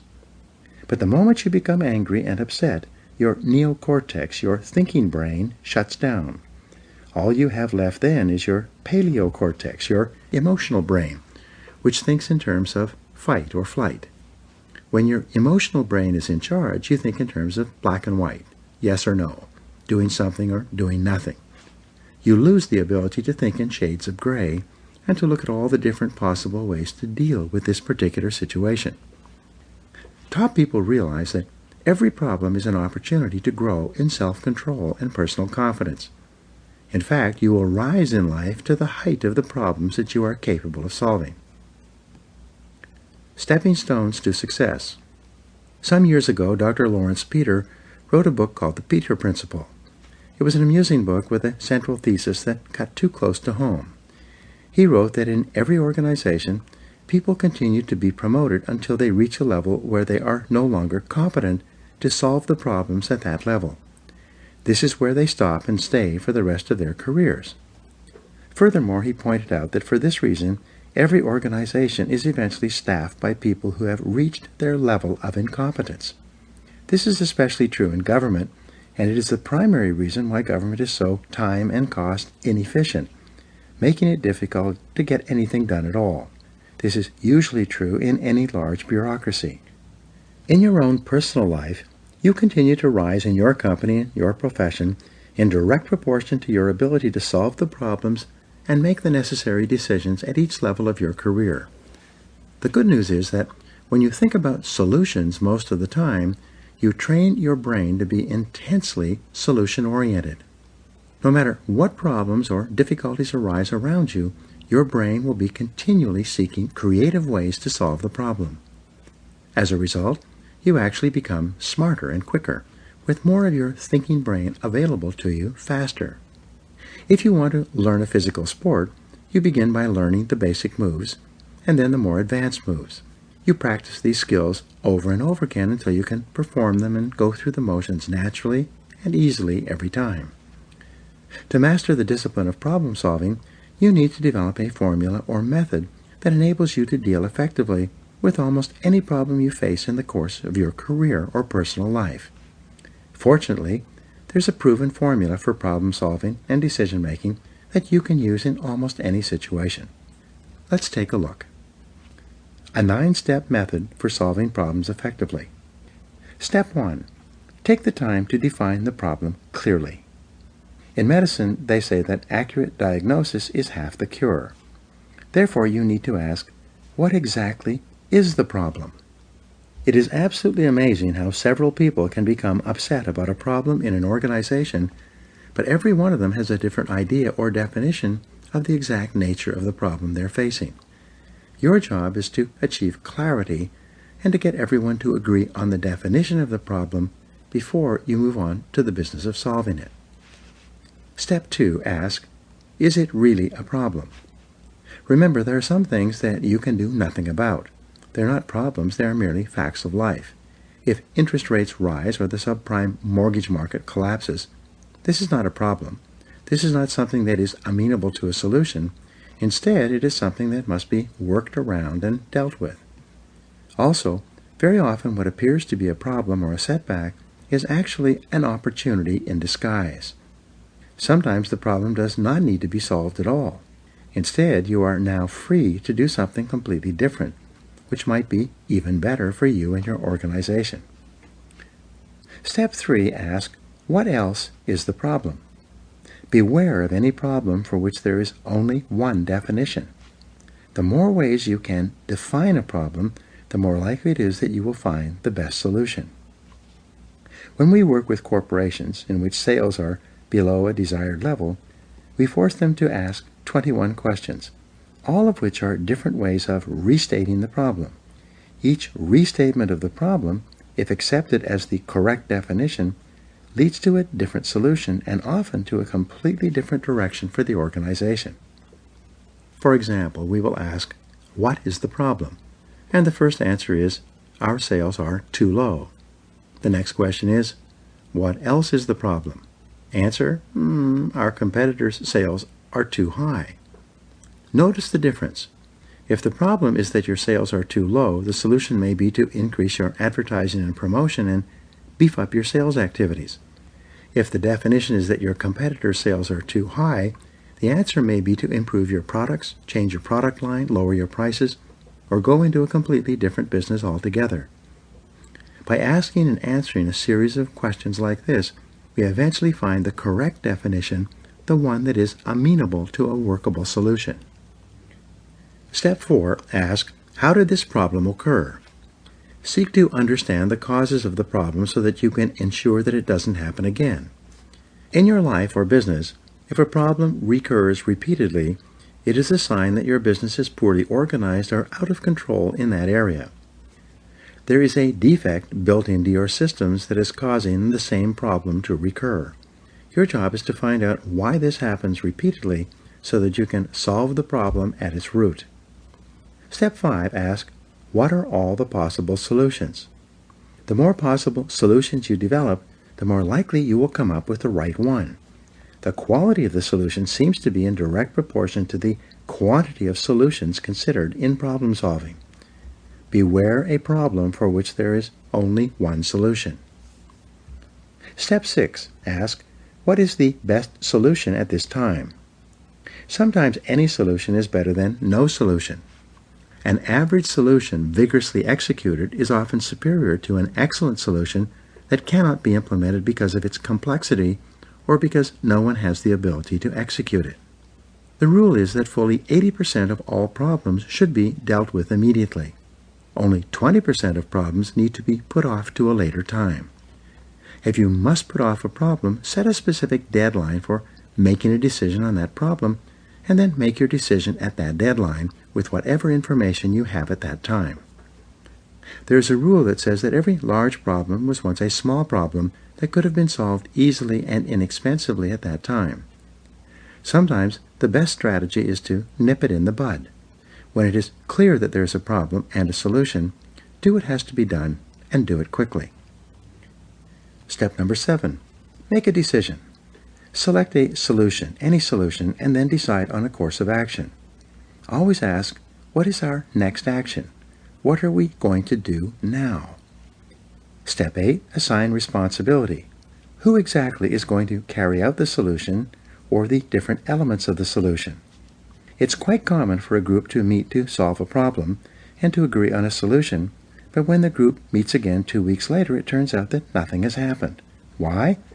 because no one was made specifically responsible for carrying out the decision. Step 9. Set a measure for the decision. What are you trying to accomplish with this decision, and how will you measure results? How will you know that it worked? The more accurately you can determine the result that you want to achieve by the solution, the more likely it is that you will achieve it. The big reward. The main reward you get for solving problems is the opportunity to solve bigger and more important problems. Your rate of pay and speed of promotion, and therefore your forward movement in your career, is largely determined by your problem-solving ability. The more you focus on solutions, the more solutions you will come up with, and the more valuable your contribution will be to your organization. The flip side of self-esteem is called self-efficacy. Your level of self-efficacy is defined as how competent you feel you are to solve your problems and achieve your goals. The more competent you feel you are to solve the problems and difficulties of daily life, the more you like yourself. The more you like yourself, the more confident and competent you become in solving even larger problems and getting even more important results. The determinant of your success. In your work, your problem-solving ability largely determines everything you accomplish. People who are good at solving problems are some of the most valuable and respected people in every area. For this reason, success has been defined as the ability to solve problems. This also means that happiness is the ability to solve problems. Leadership is the ability to solve problems. When you practice self-discipline and self-control in face of the inevitable and unavoidable problems and crises of day-to-day life, you become more competent and effective in everything you do. You will be respected and esteemed by everyone around you. You will experience a tremendous feeling of personal power and competence. In no time at all, you will become one of the most valuable people in your organization. Now, here are 7 action exercises for you. First, solving problems is like solving mathematical equations.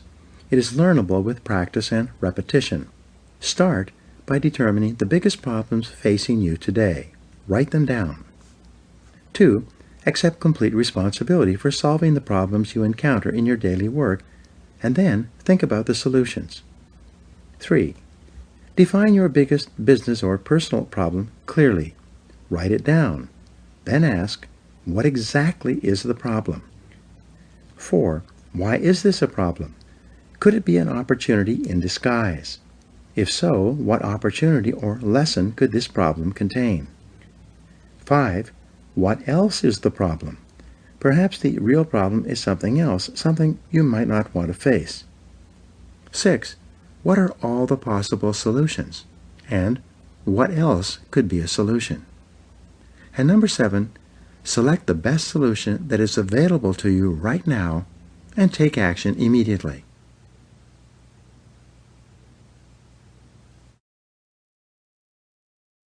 Part 3. Self-discipline and happiness. Your ultimate goal in life is to achieve your own happiness. No one else can do this for you. This personal desire is the motivation behind almost every behavior. Moreover, happiness is more emotional and spiritual than it is a matter of acquiring material things. In this part, you will learn how the practice of discipline in the most important areas of your life can bring you more joy and satisfaction than perhaps any other quality. Chapter 15. Self-Discipline and Happiness. Harry Emerson Fosdick wrote, "No horse gets anywhere until he is harnessed. No stream or gas drives anything until it is confined. No Niagara is ever turned into light and power until it is tunneled. No life ever grows great until it is focused, dedicated, disciplined." Your ability to achieve your own happiness is the true measure of your success in life. Nothing is more important. Nothing can replace it. If you accomplish everything of a material nature but you are not happy, you've actually failed at fulfilling your potential as a human being. In Chapter 4, I described how human beings are purposeful, striving toward achieving goals and end results. However, behind each goal lies another goal, and then still another goal, until you finally arrive at the primum movum, or first moving force in human life. This always turns out to be the desire to be happy. You can only truly be happy when you practice self-discipline, self-mastery, and self-control. It's only when you feel that you are in complete control of your life that you are truly content. The law of control. In my book, Maximum Achievement, I teach the importance of the law of control, which states that you feel happy to the degree to which you feel you're in control of your own life. You feel unhappy to the degree to which you feel you are not in control or controlled by other factors or people. Psychologists call this your locus of control. There are 50 years of research and hundreds of books and articles on the subject. They all conclude that stress and unhappiness arise when you feel controlled by outside circumstances. This is explained as the difference between an internal locus of control, happy, and an external locus of control, unhappy. You have an internal locus of control when you feel that you are in charge. You make your own decisions, and what happens to you in life is largely determined by yourself. When you have an internal locus of control, you feel that you are behind the wheel of your own life, and that you are in the driver's seat. You feel that you determine most of what happens to you. As a result, you feel strong, purposeful, and happy. On the other hand, you have an external locus of control to the degree to which you feel that you are not in control or that you have little ability to direct your own life. For example, if you feel that you are controlled by an arbitrary or critical boss, but you cannot afford to lose your job because you have no savings put aside, you experience high levels of stress and anxiety. This causes you to do a poor job, which makes it even more likely that your difficult boss will fire you, and this often brings about exactly the circumstances you fear. Another example is that you may feel you are controlled by a bad marriage or relationship from which you cannot escape. You may feel controlled by your bills, by the money you owe, and your obligations to maintain your standard of living. You may feel that you are controlled by your physical condition or lack of education. Many people feel they are controlled by their past because of a difficult childhood or upbringing, and that there is nothing they can do to change their situation. Many people feel that they are controlled by their own personalities, and that they are not able to change for the better. They say, "That's just the way I am." By saying this, they absolve themselves of all responsibility for exerting the necessary discipline and willpower to make the changes they know they need to make in order to live the kind of life they want to live and to be happy. The key to replacing an external locus of control with an internal locus of control is for you to decide today to take complete charge of your life. Realize and accept that you make your own decisions, and you are where you are and what you are because of yourself. If there's some area in your life with which you're not happy, discipline yourself to do whatever it takes to change the situation. The reason for happiness. It is often the size of the gap between your present situation and the conditions and circumstances that you feel that you need to be happy that determines whether you are happy or unhappy. This is very much a matter of your own evaluation and decision. There's an old saying that success is getting what you want, happiness is wanting what you get. When your income and your life are consistent with your goals and expectations, and you are content with your situation, you feel happy. If, on the other hand, for any reason your current situation is different from what you really want and expect, you will be discontented and unhappy. This state of contentment can be constantly changing. When you start off in your career, an income of $50,000 per year can seem like a huge achievement. But once you reach this goal, you start to be unhappy because you are not earning $100,000 or more. Some people are unhappy earning $1 million a year. Happiness is a byproduct. The interesting thing about happiness is that it is not a goal that you can aim at and achieve in and of itself. Happiness is a byproduct that comes to you when you are engaged in doing something that you really enjoy, while in the company of people who you like and respect. Earl Nightingale, perhaps the most famous and respected radio commentator on success and history, said that happiness is the progressive realization of a worthy ideal. Whenever you feel that you are moving step by step toward something that is important to you, toward your most important goals, you automatically feel happy. You feel satisfied and content. You feel a tremendous sense of personal growth and well-being. 5 ingredients of happiness. Self-discipline is essential to happiness. Self-discipline requires both that you determine clearly what happiness means to you, and also that you work progressively each day toward the achievement of that ideal condition. In my experience and teachings, I found that there are 5 ingredients to happiness. A shortfall in any one of these areas can cause stress, unhappiness, and a feeling of being out of control. 5 ingredients of happiness. 1. Health and energy. This is perhaps the most important element of a good life. We strive for it all our lives. It is only when you enjoy high levels of pain-free health and a continuous flow of energy that you feel truly happy.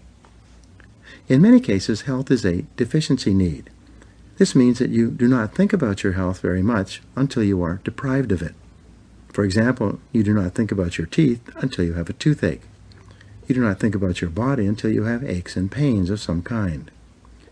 You must use discipline and willpower throughout your life to achieve and maintain high levels of health and fitness. Chapters 16 and 17 cover these in more detail. The second ingredient of happiness is happy relationships. Fully 85% of your happiness or unhappiness will come from your relationships with other people. As Aristotle said, man is a social animal. We are designed to function in society, working and living with other people at every stage of our lives. Your ability to enter into and maintain high-quality relationships with your spouse, children, friends, colleagues, and others is the true measure of the quality of your personality and your level of mental health. People with high levels of self-esteem and self-respect get along better with others and have much happier lives. One of our biggest mistakes is to take our relationships for granted, especially our most important ones. We often don't think about them until there's a problem, and then we think of nothing else. The third ingredient of happiness is meaningful work. To be truly happy, you must be fully engaged with life. You must be doing things that keep you active and give you a sense of fulfillment. If you're making a living, you must be doing work that you enjoy, do well, and for which you are well paid. People are only truly happy when they feel they are making a contribution of some kind, that they are putting in more than they're taking out. You need to feel that what you do really makes a difference in the lives and work of other people. In studies of employee motivation, employers think that people are primarily motivated by money and benefits.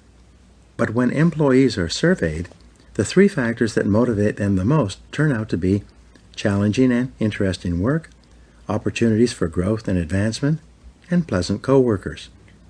One of your most important responsibilities to yourself is to find the right job for you, and then, once you have it, throw your whole heart into it. If for any reason you don't feel like putting your whole heart into your work, it may be lacking one or more of the 3 essentials to a positive workplace. It may be a sign that this is not the right place for you. The 4th key to happiness is financial independence. Some of the greatest fears we experience are those of loss, failure, and poverty. We fear being destitute, without funds, and dependent on others.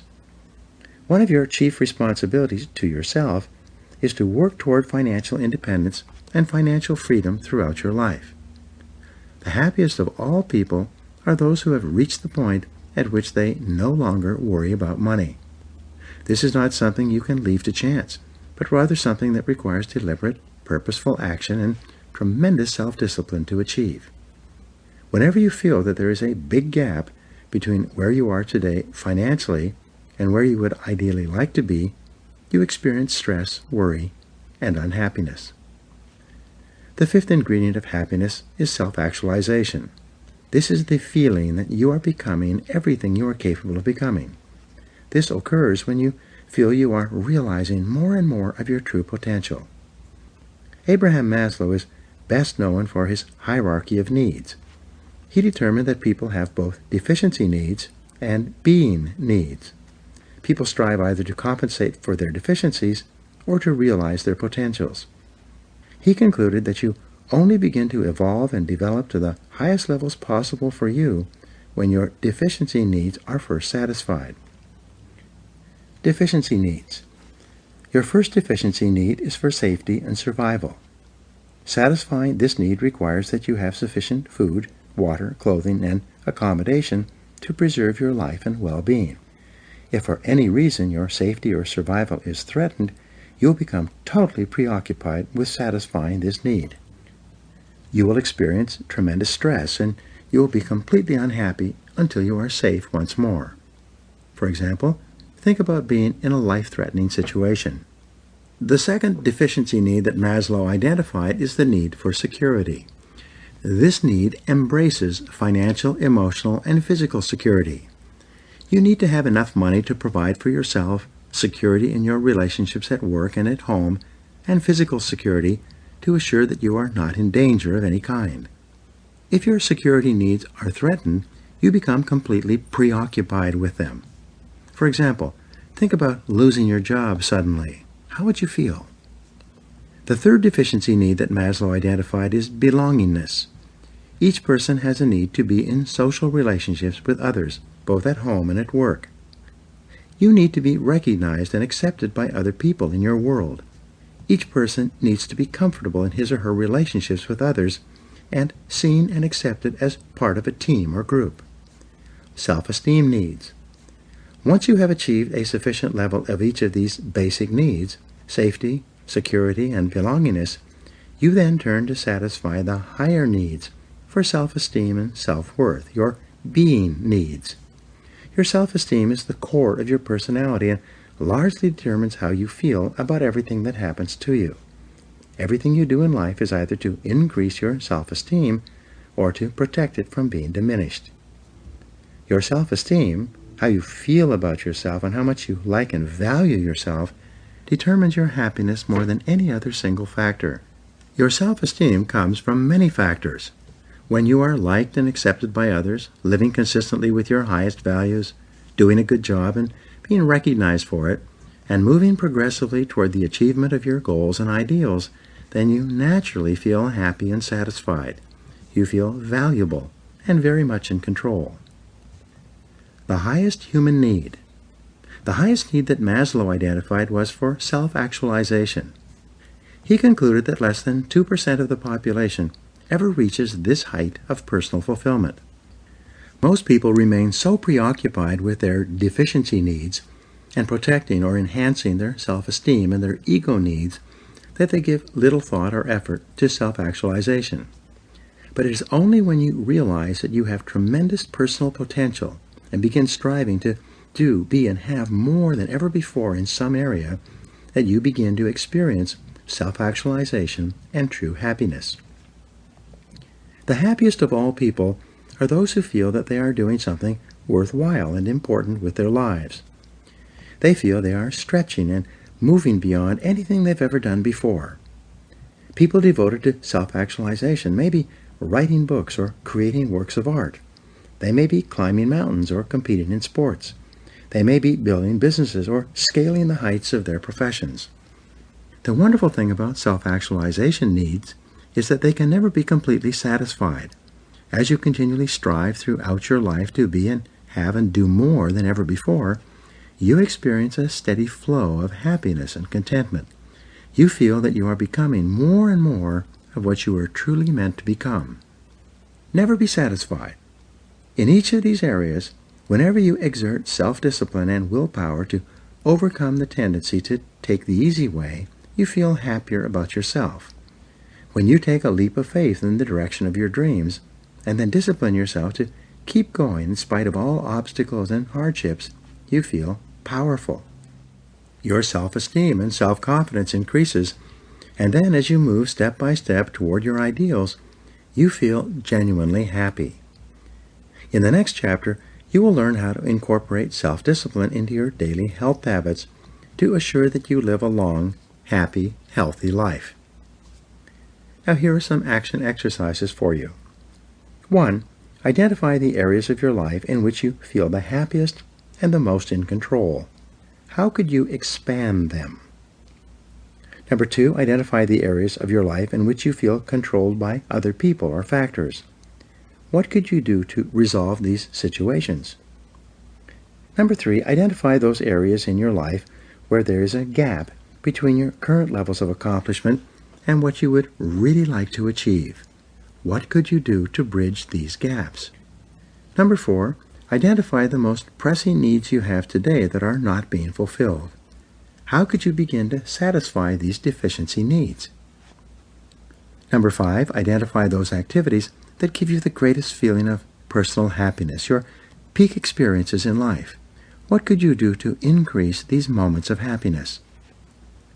Number 6, identify those areas in life where you feel the most discontented. What steps could you take immediately to resolve these feelings of discontent?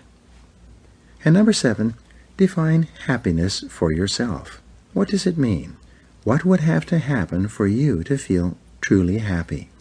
What could you do immediately to create this situation?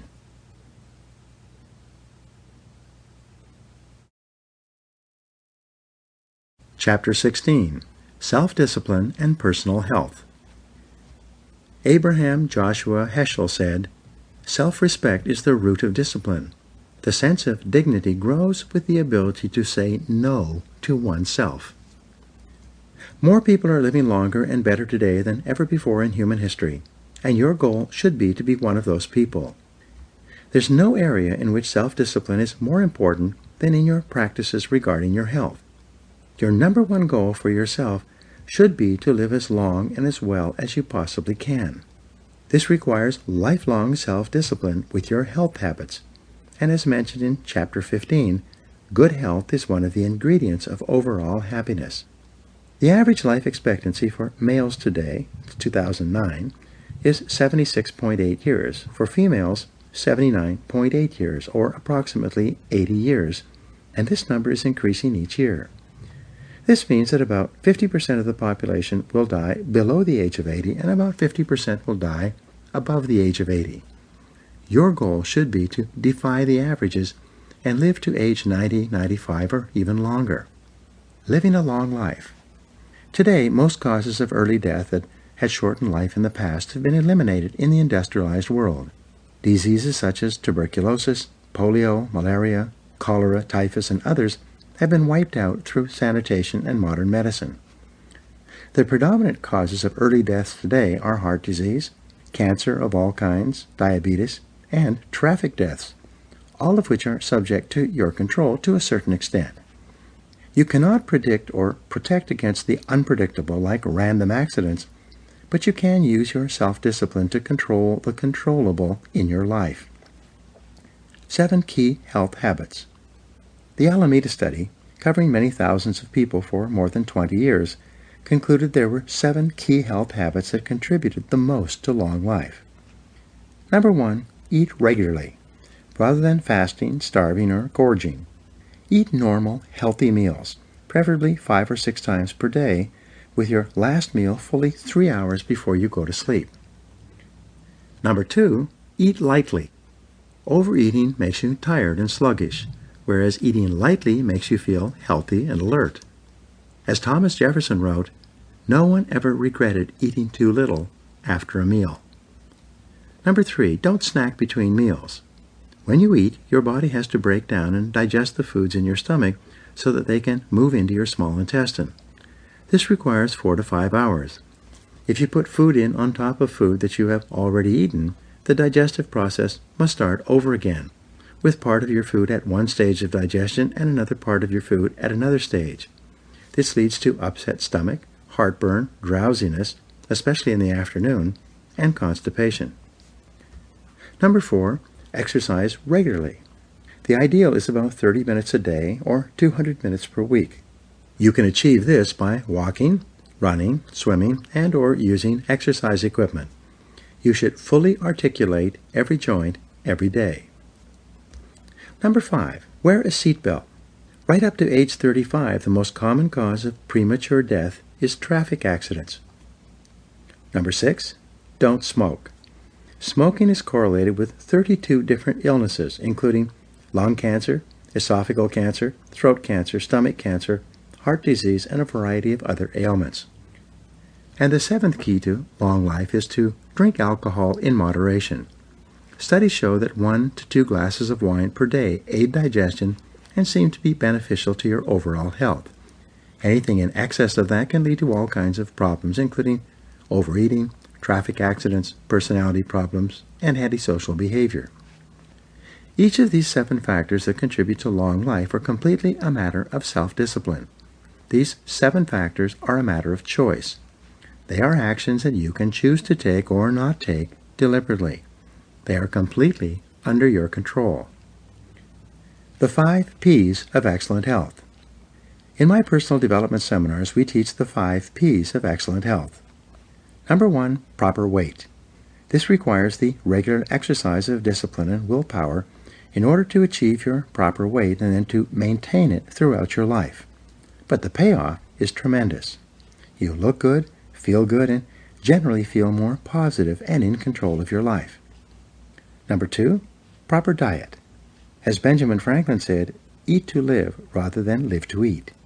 According to studies of Olympic athletes from more than 120 countries, the 3 factors their diets have in common are: first, lean source protein; second, a wide variety of fruits and vegetables; and third, lots of water, about 8 glasses per day. When you begin this Olympic diet, you will feel more alert, awake, and aware all day long. Number 3 of the 5 P's is proper exercise. The most important exercise for long life is aerobic exercise.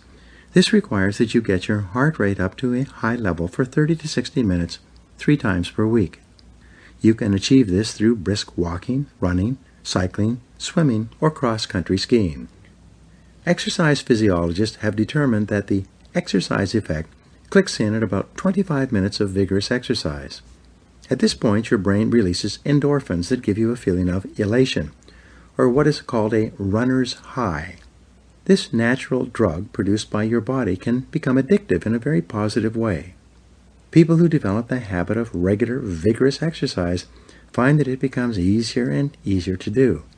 They begin to look forward to the feeling of happiness they enjoy as the result of exercising aerobically. 4 is proper rest. This is very important. More than 60% of adults do not get enough sleep. They are suffering from what is called a sleep deficit. They go to bed a little bit too late, sleep poorly, arise a little bit too early, and go through the day in a form of fog. This phenomenon of not being sufficiently rested leads to poor performance, more mistakes, industrial accidents, car crashes, short tempers, personality problems, and many other difficulties. If you're living and working a normal life, you require about 8 hours of sleep each night. If you get only 6 or 7 hours of sleep when you actually require 8, you begin to build up this sleep deficit. By Thursday or Friday, when you get up in the morning, the first thing you think of is how soon you can go back to sleep again that night. When you start thinking about going to sleep again, at the moment that you arise, you know that you are not getting enough sleep. In addition to 8 hours of sleep per night, you need regular breaks from work, both weekends and vacations. When you take time off from work, you allow your mental and emotional batteries to recharge. After a 2 or 3 day weekend, when you go back to work, you will feel fully rested and ready to perform at your best. The 5th P is proper attitude. This is perhaps the most important of all. The quality that is most predictive of health, happiness, and long life is optimism.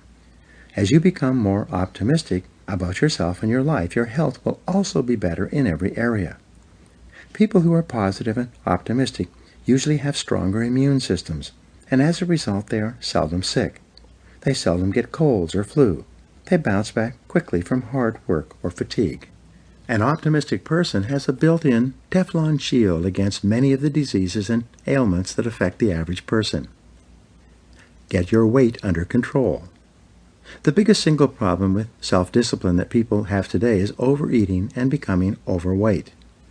More than 60% of Americans are officially overweight, and more than 30% are obese, which is defined as being more than 30% above their normal weight. There's no area in which self-discipline is more necessary than in getting your weight under control and then keeping it under control for the rest of your life. You've heard it said that diets don't work. What this really means is that when you starve yourself to lose weight, you'll tend to put the weight back on almost as quickly as you lost it. There are many reasons for this. Each person has a certain metabolic rate. This is the rate at which you burn energy. This metabolic rate is set over the course of your lifetime by the amount of food you eat relative to the amount of exercise you do to work it off. In addition to your metabolic rate, you have what is called a set point. This is where your weight is set, like a thermostat, and to which it returns no matter how much you take off as the result of crash dieting. Change your set point. To lose weight permanently, you must change your set point to a lower number. To achieve this, the first thing you do is create a clear mental image of how you will look when you are at your ideal weight. Get a picture out of a magazine of someone who has the body you want to have, and then paste your photo where their face appears. You then begin a gradual process of changing the quality and quantity of what you eat permanently, with no intention of ever going back. Be prepared to work on this permanent change for at least a year. Remember, if you are overweight, it has taken you many years to get to where you are today. Be prepared to invest a lot of time in getting back. The fatal flaw in dieting. Many people diet and lose weight with the idea that as soon as they have dropped a certain number of pounds, they can reward themselves by going out and having a fabulous meal or consuming unlimited desserts. In other words, they use the idea of filling up on foods as the reward for losing weight in the first place. This approach is doomed to failure. Instead, set up a reward system for yourself that does not include food. Decide instead to buy yourself new clothes that will only fit you at your ideal weight. Take yourself and your family on a vacation where you engage in fun activities. Make a bet with someone that you will take off the weight and keep it off for 1 year. The formula for permanent weight loss. The key to perfect health can be summarized in 5 words. Eat less and exercise more. The only way that you can lose weight permanently is to burn off more calories than you consume. There's no other way. Moreover, you can only do this over an extended period of time, especially if you've allowed yourself to put on a lot of excess weight. In my program, Thinking Big, we teach the importance of avoiding the 3 white poisons: sugar, salt, and flour. Get rid of sugar. To lose weight permanently and to enjoy high levels of health and energy, you should eliminate all simple sugars from your diet. Simple sugars are contained in candy, cake, pastries, desserts, soft drinks, canned fruits, sugar in your coffee, and all other forms of sugar that people consume in large quantities every day. The fact is that you require no additional sugar to enjoy superb levels of physical health. Simply by eliminating all sugar and sugar products from your life, by going cold turkey on sugar, you'll begin to lose as much as 1 pound per day. Pass on the salt. In addition, you should eliminate all additional salt from your diet. Although the average American gets sufficient salt in all the different foods he eats, he consumes an extra 20 pounds of salt each year by eating foods with high salt content and by then adding additional salt to meals. When you consume excess salt, your body retains water in order to hold that salt in suspension. When you stop consuming excess salt and simultaneously drink 8 glasses of water per day, your body releases all the excess fluid, and you can actually experience weight drops of as much as 4 or 5 pounds in the first day. Avoid white flour products. Finally, eliminate all white flour products from your diet. This means all breads, pastries, pastas, rice, buns, rolls, and anything else made with white flour. White flour is actually an inert substance from which all nutrients have been removed and then bleached out. When you see the words enriched white bread, they mean that the white flour, which is essentially a dead food material, has been fortified with artificial chemical vitamins, almost all of which are then destroyed in the baking process. There is no food value in a white flour product. A simple change of diet. Not long ago, I got a letter from a 32-year-old man in Florida. He told me that he had read my books and listened to my programs for years. He had achieved a higher level of financial and career success than he ever imagined possible, but he was still carrying an extra 20 pounds of weight that he could not get rid of, no matter what he did. Then one day he listened to Thinking Big, and he heard my comments on the 3 white poisons. Fortunately, he was both disciplined and determined.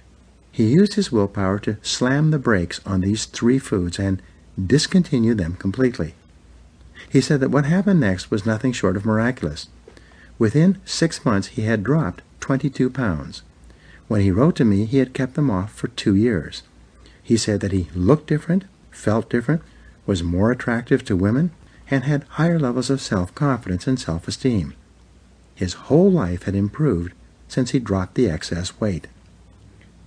Live to be 100. Your goal in life should be to enjoy the highest levels of health and energy possible. This requires that you eat the right foods and fewer of them.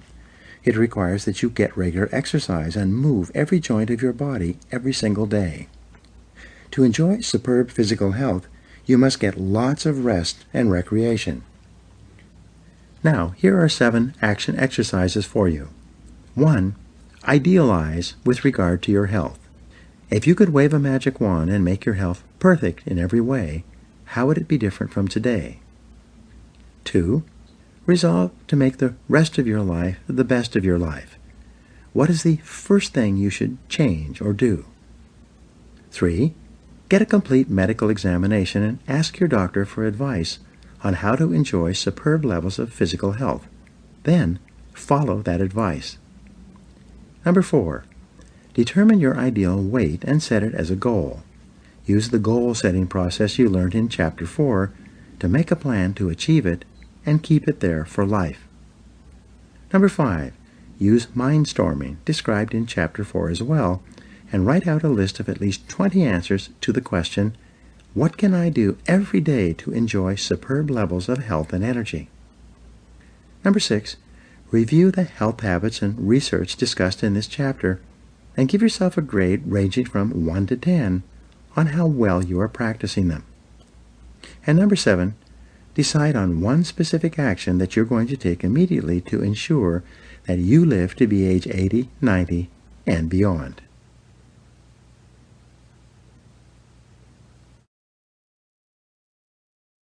Chapter 17. Self-Discipline and Physical Fitness. Vince Lombardi said, "Mental toughness is many things and rather difficult to explain. Its qualities are sacrifice and self-denial.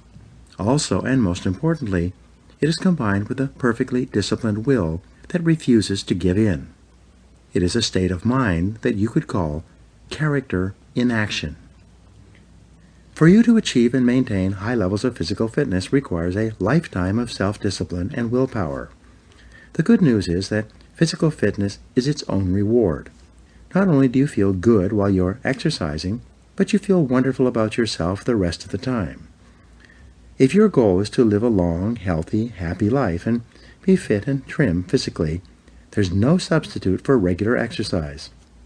Fortunately, you do not have to train for the Olympics or a triathlon to enjoy superb levels of physical well-being.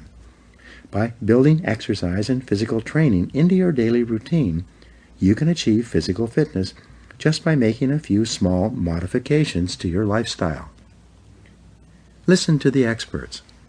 Physical fitness specialists generally agree that you need to exercise 200 to 300 minutes per week to enjoy the maximum levels of physical well-being that are possible for you. This means that you need to exercise between 30 and 60 minutes, 5 to 7 times each week. At the low end, if you simply went for a 30-minute walk each morning before you started off for work, or each evening when you got home from work, as well as each weekend day, you'd be one of the healthiest people in our society.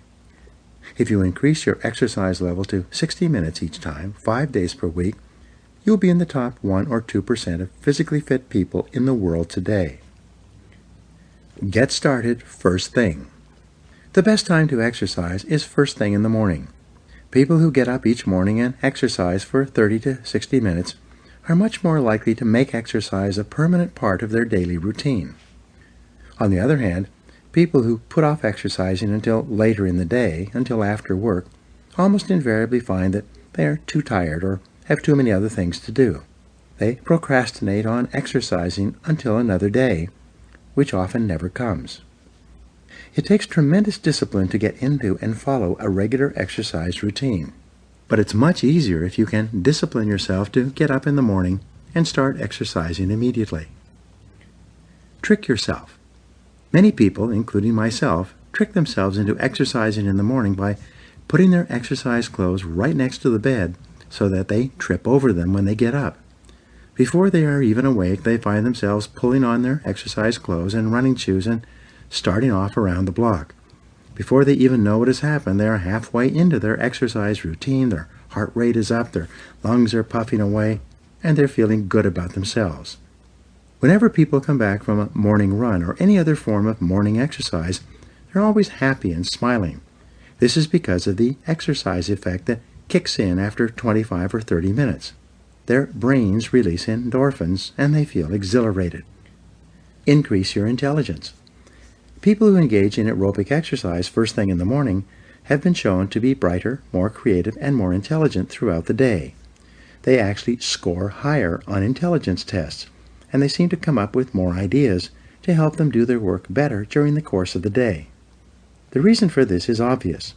When you engage in aerobic exercise first thing in the morning, you drive hyperoxygenated blood into your cerebral cortex, the part of your brain that you use for thinking, analyzing, and decision-making. This makes you wide awake and alert from first thing in the morning and then for several hours afterward. When you exercise as soon as you get up, you kick your metabolic rate into a higher gear. As a result, your body continues to burn calories all day long. You continue to lose weight for several hours after exercising.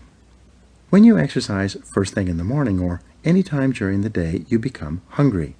However, because you are working out your body in such a healthy way, you will have a natural appetite for healthy foods.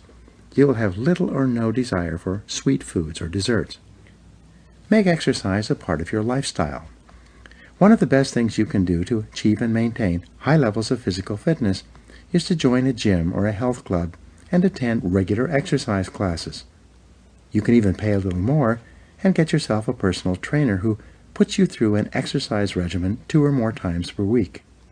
You're much more likely to discipline yourself to start and maintain a fitness routine if you have someone who is expecting you to be at class or monitoring you on a regular basis to make sure that you follow the exercise program to which you committed.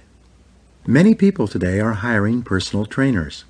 A personal trainer can either come to your home or place of work, or you can go to a gym that has personal trainers on staff who will work with you on the specific equipment you want to use.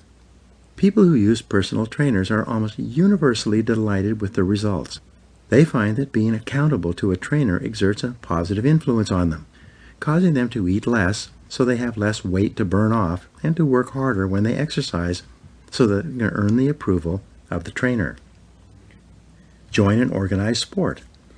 Organized sports are a wonderful way to achieve and maintain high levels of physical fitness. They're far more demanding in terms of time and schedule, but the payoff is often extraordinary.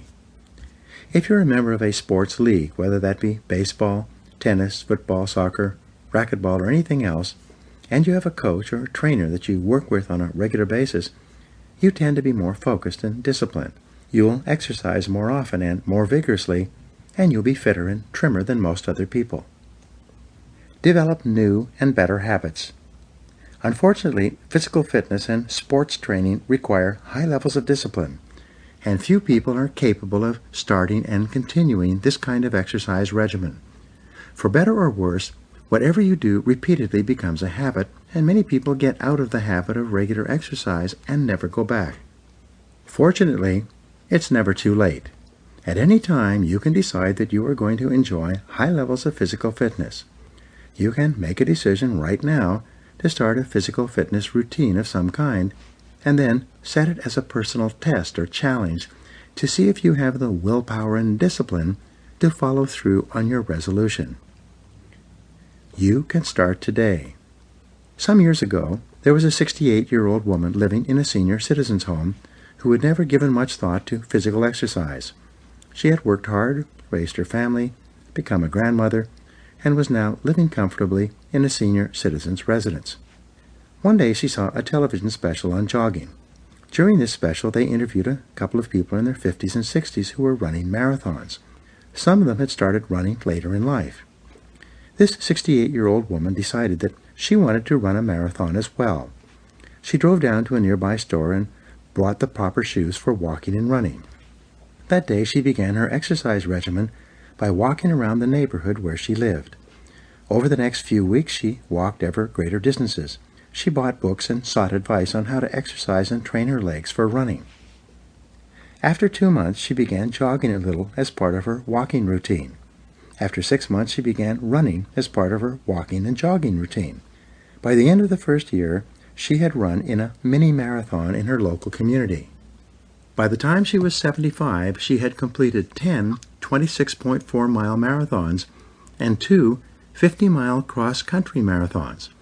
And the most remarkable thing was that she had never run before the age of 68. So what's your excuse? If this 68-year-old woman could start exercising so late in life, why can't you? One of the greatest guarantors that you will live a long, happy life, being bright, alert, and full of energy, is that you begin a regular physical training program 4 or 5 days per week and continue it for the rest of your life. When you exert your self-discipline and willpower to achieve a high level of physical fitness and then maintain it year after year, you'll feel terrific about yourself. In the next chapter, you'll learn how self-discipline in marriage can have a wonderful effect in assuring a long life of happiness and fulfillment with another person. Now here are 7 action exercises for you. First, today is the day. Make a decision that you're going to achieve the best physical condition of your life in the months ahead, and then take action immediately. Number 2, get a complete medical examination so that you know your condition and limits before you begin.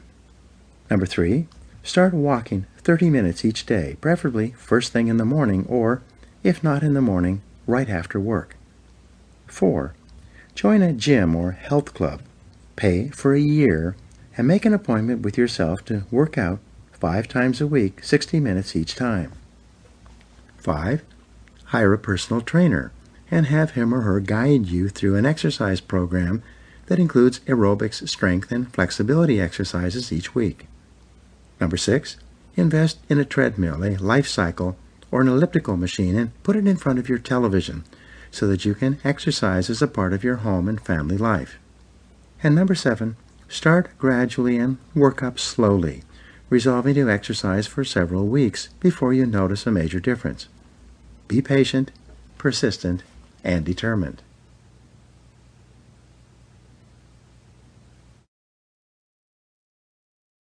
Chapter 18. Self-Discipline and Marriage. It is better to control yourself than to win 1,000 battles. Then the victory is yours. It cannot be taken from you, not by angels or demons, heaven or hell. Buddha. Your ability to enter into a long-term, loving relationship is an important measure of your character and personality. Men and women are born to be 2 halves that make up one whole. They have different qualities and characteristics that when properly combined achieve completion and the balance and harmony that nature demands.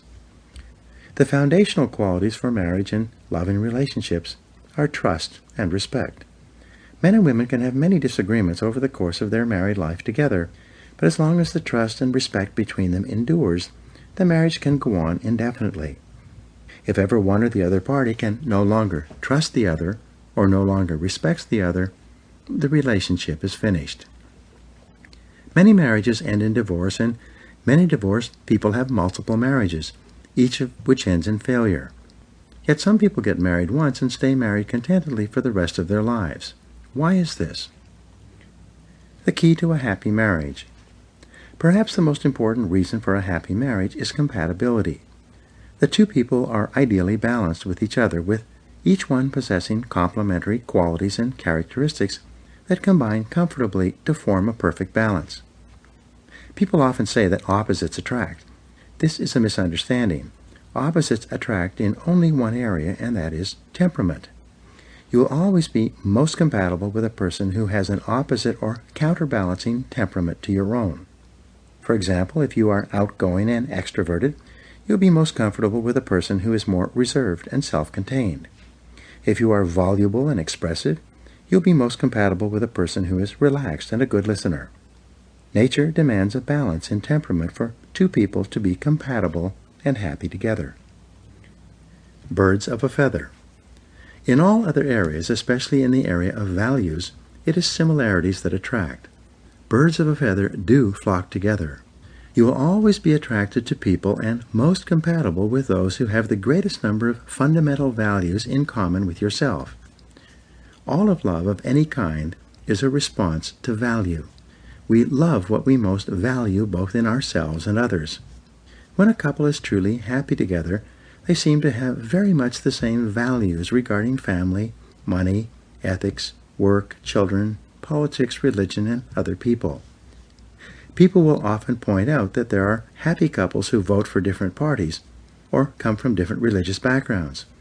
But the critical issue in balance and harmony revolves around the intensity with which a person values something. This intensity determines if a person is absolute and unbending or relaxed and flexible in his or her adherence to a particular belief about a particular part of life. People can love and live together happily for many years, even though they support different political parties, as long as political belief is not so important to either of them that it takes precedence over more important elements of their relationship, such as children, family, and values. Love is our greatest need in life. It is said that everything we do in life is either to get love or to compensate for a lack of love. Psychologists generally agree that the root cause of personality problems in adult life can be traced back to love withheld in infancy and childhood. People need love like roses need rain. Without sufficient love and acceptance, individuals exhibit all kinds of personality and physical problems. It is only possible to be happy when your needs for love are completely fulfilled. A happy marriage requires tremendous self-discipline and self-control. Love requires self-denial and sacrifice. When you're truly in love with another person, that person's happiness and well-being becomes more important than your own. You are willing to pay whatever price and make whatever sacrifice in order to ensure the well-being of the person you love. In the Christian Bible, in a letter to the Corinthians, the Apostle Paul says, "Love suffereth long, and is kind. Love envieth not. Love avengeth not itself, is not puffed up. Love doth not behave itself unseemly, seeketh not his own, is not easily provoked, and thinketh no evil. Love rejoices not in iniquity, but rejoices in the truth. Love beareth all things, believeth all things, hopeth all things, endureth all things. Love never fails." Different strokes require tolerance and understanding. Each person is an individual with unique and special characteristics that make him or her different from all other people. Each person has different ideas, tastes, desires, hopes, dreams, and expectations. Each person has had different experiences and developed different ways of seeing and dealing with the world around him or her. When you come together with another person in a loving relationship, no matter how close you feel to each other, and no matter how compatible you may be in many ways, you will still have areas of disagreement, dissatisfaction, and discontent. This is normal and natural, and something to be worked through by practicing self-discipline and self-control whenever these differences occur. Self-discipline in a relationship requires that you be completely honest and open, that you be yourself and never try to be someone or something else. Self-discipline and honesty require that you state clearly what you are thinking and feeling without anger or irritation, and that you listen calmly and patiently to the feelings, thoughts, and opinions of the other person. Male-female communication styles. Men and women are different in many ways. According to MRI scans, when men communicate, they use only 2 centers of their brains. When women communicate, they use 7 centers of their brains. It is as though men have 2 headlights with which to communicate, whereas a woman's brain is like a fully lit Christmas tree. Men can only process 1 sensory input at a time, whereas women can process multiple sensory inputs. When a man is watching television, he does not see or hear anything else, including words spoken to him from the side or behind. he becomes totally fixated on the visual images and words on the screen. When a man is driving a car, he has to turn down the radio to read the map. He has to turn down the television or radio to answer the telephone. He cannot read and listen or watch at the same time. Men can do many things extremely well, but they can only do one thing at a time. Men tend to be very focused. Women, on the other hand, can talk, make dinner, watch television, read the day's mail, and talk to her children or husband all at once. They are multidimensional and can process several inputs simultaneously. They can talk and listen at the same time and be aware of what other people around them are doing and saying. Women are relationship experts. They are very sensitive to other people. When a man and a woman attend a social gathering, within 10 minutes the woman will have done an analysis and assessment of the situation of each of the other people in the room, especially couples. In contrast, the man accompanying the woman will have noticed little or nothing. This is because men are simple and straightforward in their thinking, whereas women are complex, aware of small details, and extremely sensitive to the dynamics and nuances of the relationships of the people around them. A man can call his wife on the phone and say, "Hello." Although she has only heard one word, she will immediately ask, "What's wrong?" She can pick up a wealth of meaning and emotion from a single word on the phone or a single glance or look when he walks in the door. Relationship building takes effort. Because of the many differences between men and women, it takes tremendous discipline to build and maintain a long-term, loving, and happy relationship. Perhaps the most important area of mutual compatibility has to do with the discipline of listening. It's only when two people take the time to listen closely and carefully to each other when they speak that the lines of communication stay open, and this is when love and harmony continue in the relationship. There are 4 simple disciplines of effective listening. They are mostly of importance to men who are notoriously poor listeners, especially with the women in their lives. This is not because they're not interested. It's simply because their minds are focused on something else and they are easily distracted. The disciplines of listening. First, listen attentively. The first discipline is to listen attentively without interrupting. Listen as though the other person is about to reveal a great secret or the winning lottery number, and you will hear it only once. When she wants to talk to you, if you're a man, put aside all possible distractions. Turn off the television or radio. Put down the newspaper or mail. Face her directly, lean slightly forward, and concentrate single-mindedly on what she is saying. The book, His Needs, Her Needs, points out that the most important need that a woman has from a man is affection. Affection is expressed by paying total attention to her when she speaks. Since you always pay attention to what you most value, when you pay close attention to another person while she speaks, you tell that person that she is of great value to you. This satisfies the deepest subconscious needs of a woman to feel valuable, important, and respected. Pause before replying. The second discipline of listening is to pause before replying. Take a few seconds to carefully consider what he or she has said. When you pause, you avoid the risk of interrupting the other person if she is just reformulating her thoughts. You tell her that you value what she said and that you're giving her words careful consideration. Another advantage of pausing, of allowing a silence in the conversation, is that it enables you to hear not only what was said, but also what was not said, or what was said between the lines. The actual message soaks into a deeper level of your mind, enabling you to understand better and to therefore respond with greater awareness and sensitivity. Ask for clarification. The third discipline of effective listening is to question for clarification. Never assume that you automatically know what the other person is thinking or feeling. Instead, if you're at all unclear, simply ask, "How do you mean?" or "How do you mean exactly?" It is when you ask questions and seek clarity and meaning that you demonstrate to the other person that you really care about what he or she is saying, and that you are genuinely interested in understanding how he or she thinks and feels. Feed it back. The fourth discipline of effective listening is for you to feed back what the other person has said and paraphrase it in your own words.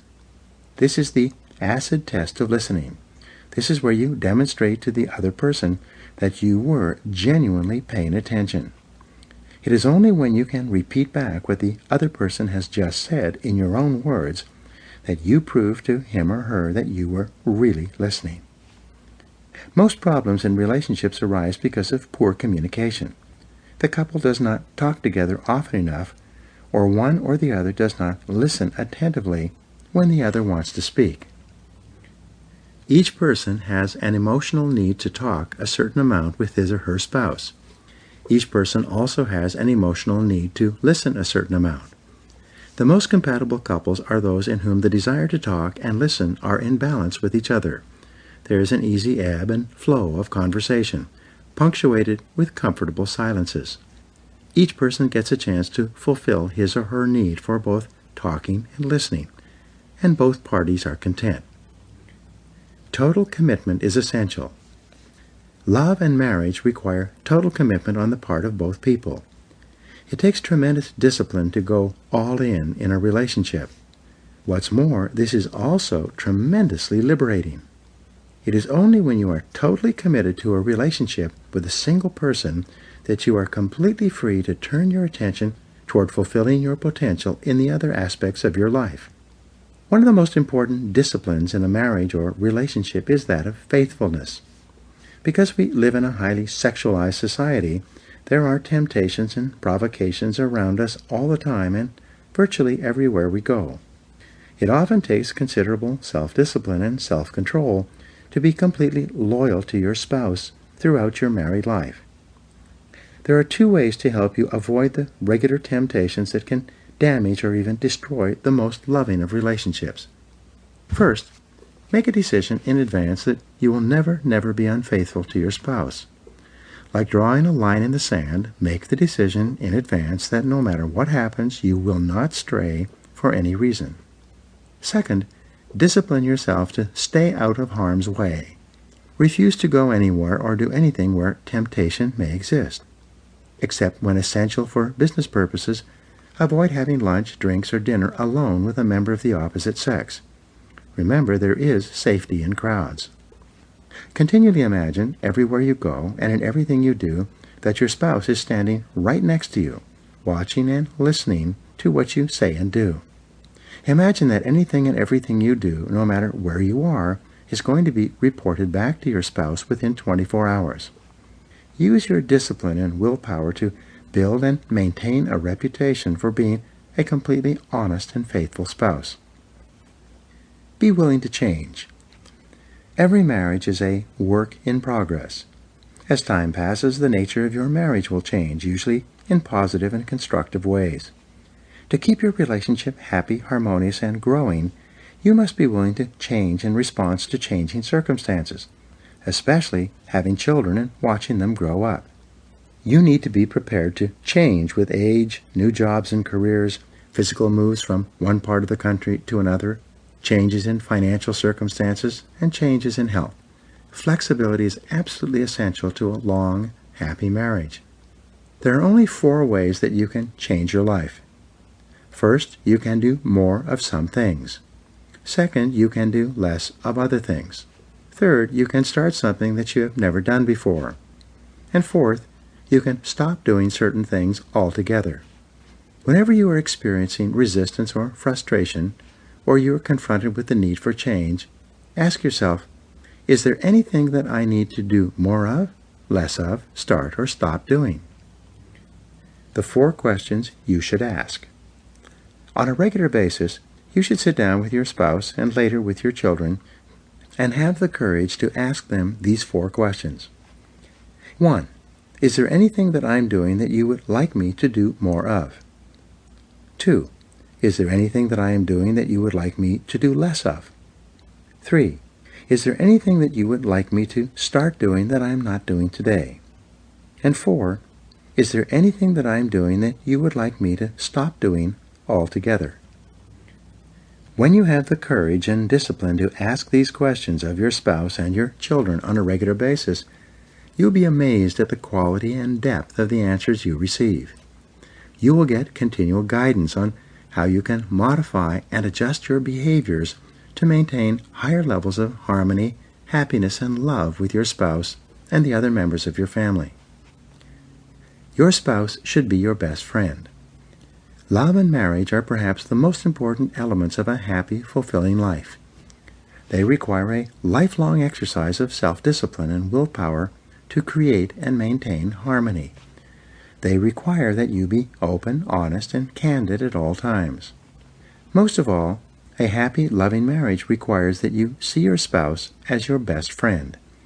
There should be no one in the world who you would rather spend time with more than him or her. There should be no one with whom you are more open and honest than with him or her. When you see your spouse as your best friend and treat him or her as such, you can create a loving relationship that lasts all the days of your lives. As Emmett Fox, a spiritual writer and teacher, once wrote, "Love is by far the most important thing of all. It casts out fear. It is the fulfilling of the law. It covers a multitude of sins. Love is absolutely invincible.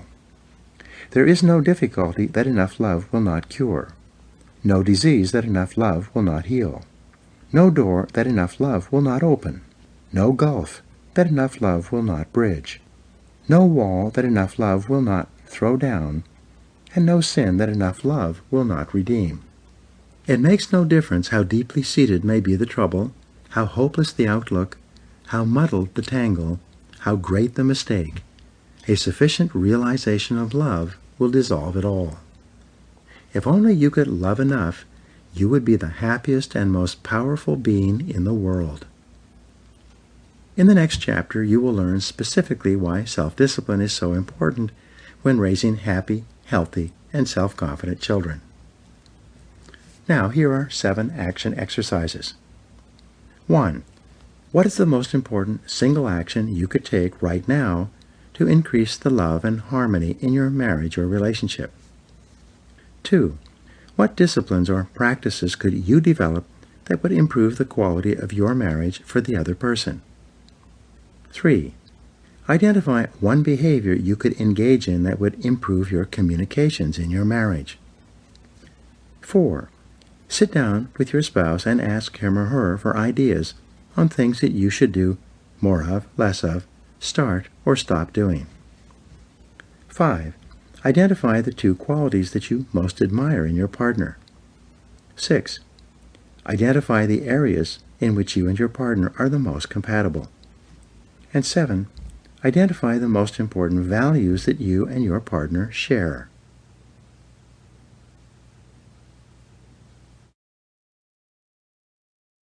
Chapter 19. Self-Discipline and Children. Bertrand Russell wrote, "Right discipline exists not in external compulsion, but in habits of mind which lead spontaneously to desirable rather than undesirable activities." You can calculate the value or importance of something you do by measuring the possible consequences of doing it or not doing it. Something that is important is something that has significant potential consequences, like jumping out of the path of a speeding car. Bringing children into the world has consequences that can go on for 80 years, which is the average life expectancy of a person today and beyond, into the lives of your grandchildren and great-grandchildren. This is why becoming a parent is one of the most important things you will ever do. As an adult, you are still affected today by things that your grandparents did or didn't do to or for your parents. The way you treat your children is strongly influenced by the way your parents treated you. It has consequences that cascade down the generations, and it has an enormous influence on their lifelong happiness and well-being. Your greatest responsibility. When you have a child, a high level of self-discipline is essential in order to fulfill your commitment and deliver on your responsibility. The day your first child is born, you have taken on a minimum 20-year commitment to do everything possible to raise your child as a happy, healthy, and self-confident adult. At every stage of your child's life, your words, actions, non-actions, and behaviors are shaping and influencing that child and determining how he or she will turn out as an adult. The greatest need that a child has is for an unbroken flow of unconditional love and acceptance from his or her parents. children need love almost as much as they need oxygen. The amount of love that a child receives, especially in his or her formative years, is the critical determinant of how healthy and happy he or she becomes as an adult. How children spell love. How does a child spell love? T-I-M-E. Children determine how valuable and important they are and develop their self-esteem and self-worth by measuring the amount of time that the most important people in their lives spend with them when they are young. There's no substitute for time, and once gone, you cannot make it up. Perhaps the greatest regret reported by parents is that I didn't spend enough time with my child when he or she was young. When you become a parent, you must discipline yourself and organize your life so that you can spend ample time with your child throughout his or her growing years. You must discipline yourself to cut back, reduce, downsize, and eliminate other activities that prevent you from being an excellent parent. A wake-up call. Some years ago, a good friend of mine got married. He was an avid golfer, and he regularly played golf 5 times a week, often flying south in the winter for golf vacations when his local golf courses were covered with snow. Within 4 years of marrying, he and his wife had 4 children. Nonetheless, he still tried to play golf several times a week, taking time off from his business during the week and playing on weekends. Finally, his wife confronted him and told him that he was not spending enough time with his young children. His golf was taking up too many hours that would be better spent at home with her and with the children, especially during their most vulnerable and sensitive years. He suddenly realized that his life had changed. The things that he could do when he was single were no longer possible when he had young children. Being highly responsible and self-disciplined, he immediately cut back his golf to once per week and rechanneled his time and energy into his family. He told me later that it made an extraordinary difference to his marriage and to his relationships with his young children. Setting new priorities. When you get married, your life goes through a major shift. Your lifestyle changes, and many of your common activities lose their importance and urgency. When your first child is born, your life shifts again. It often feels as if the first stage of your life, your youth, has dropped off, like the first stage of a rocket, and you are now on a different trajectory in life. In fact, it's not uncommon for couples to change their lives completely when their first child is born. They cut back or discontinue many of their previous social activities. They stop dining and drinking with friends, and they stop going out socially on the weekends. They begin to build a different life together around their home and children. The children become the focus of their time and attention. The children become the primary subject of their conversations. Responsible parents approach child-rearing as the most important part of their lives. They plan and organize their time and activities so they can fulfill this responsibility at a high level. Long-term thinking. Children force you to think long-term. When you realize that everything that you do or fail to do with your children in their formative years will have a lasting impact for generations to come, you become far more thoughtful and sensitive to the things you say and the way you treat them. When you are young and single, you can let it all hang out. You can blow up, get angry, express your feelings freely, and be your own person. But when you have a child, you need to impose a higher level of discipline and self-control on yourself.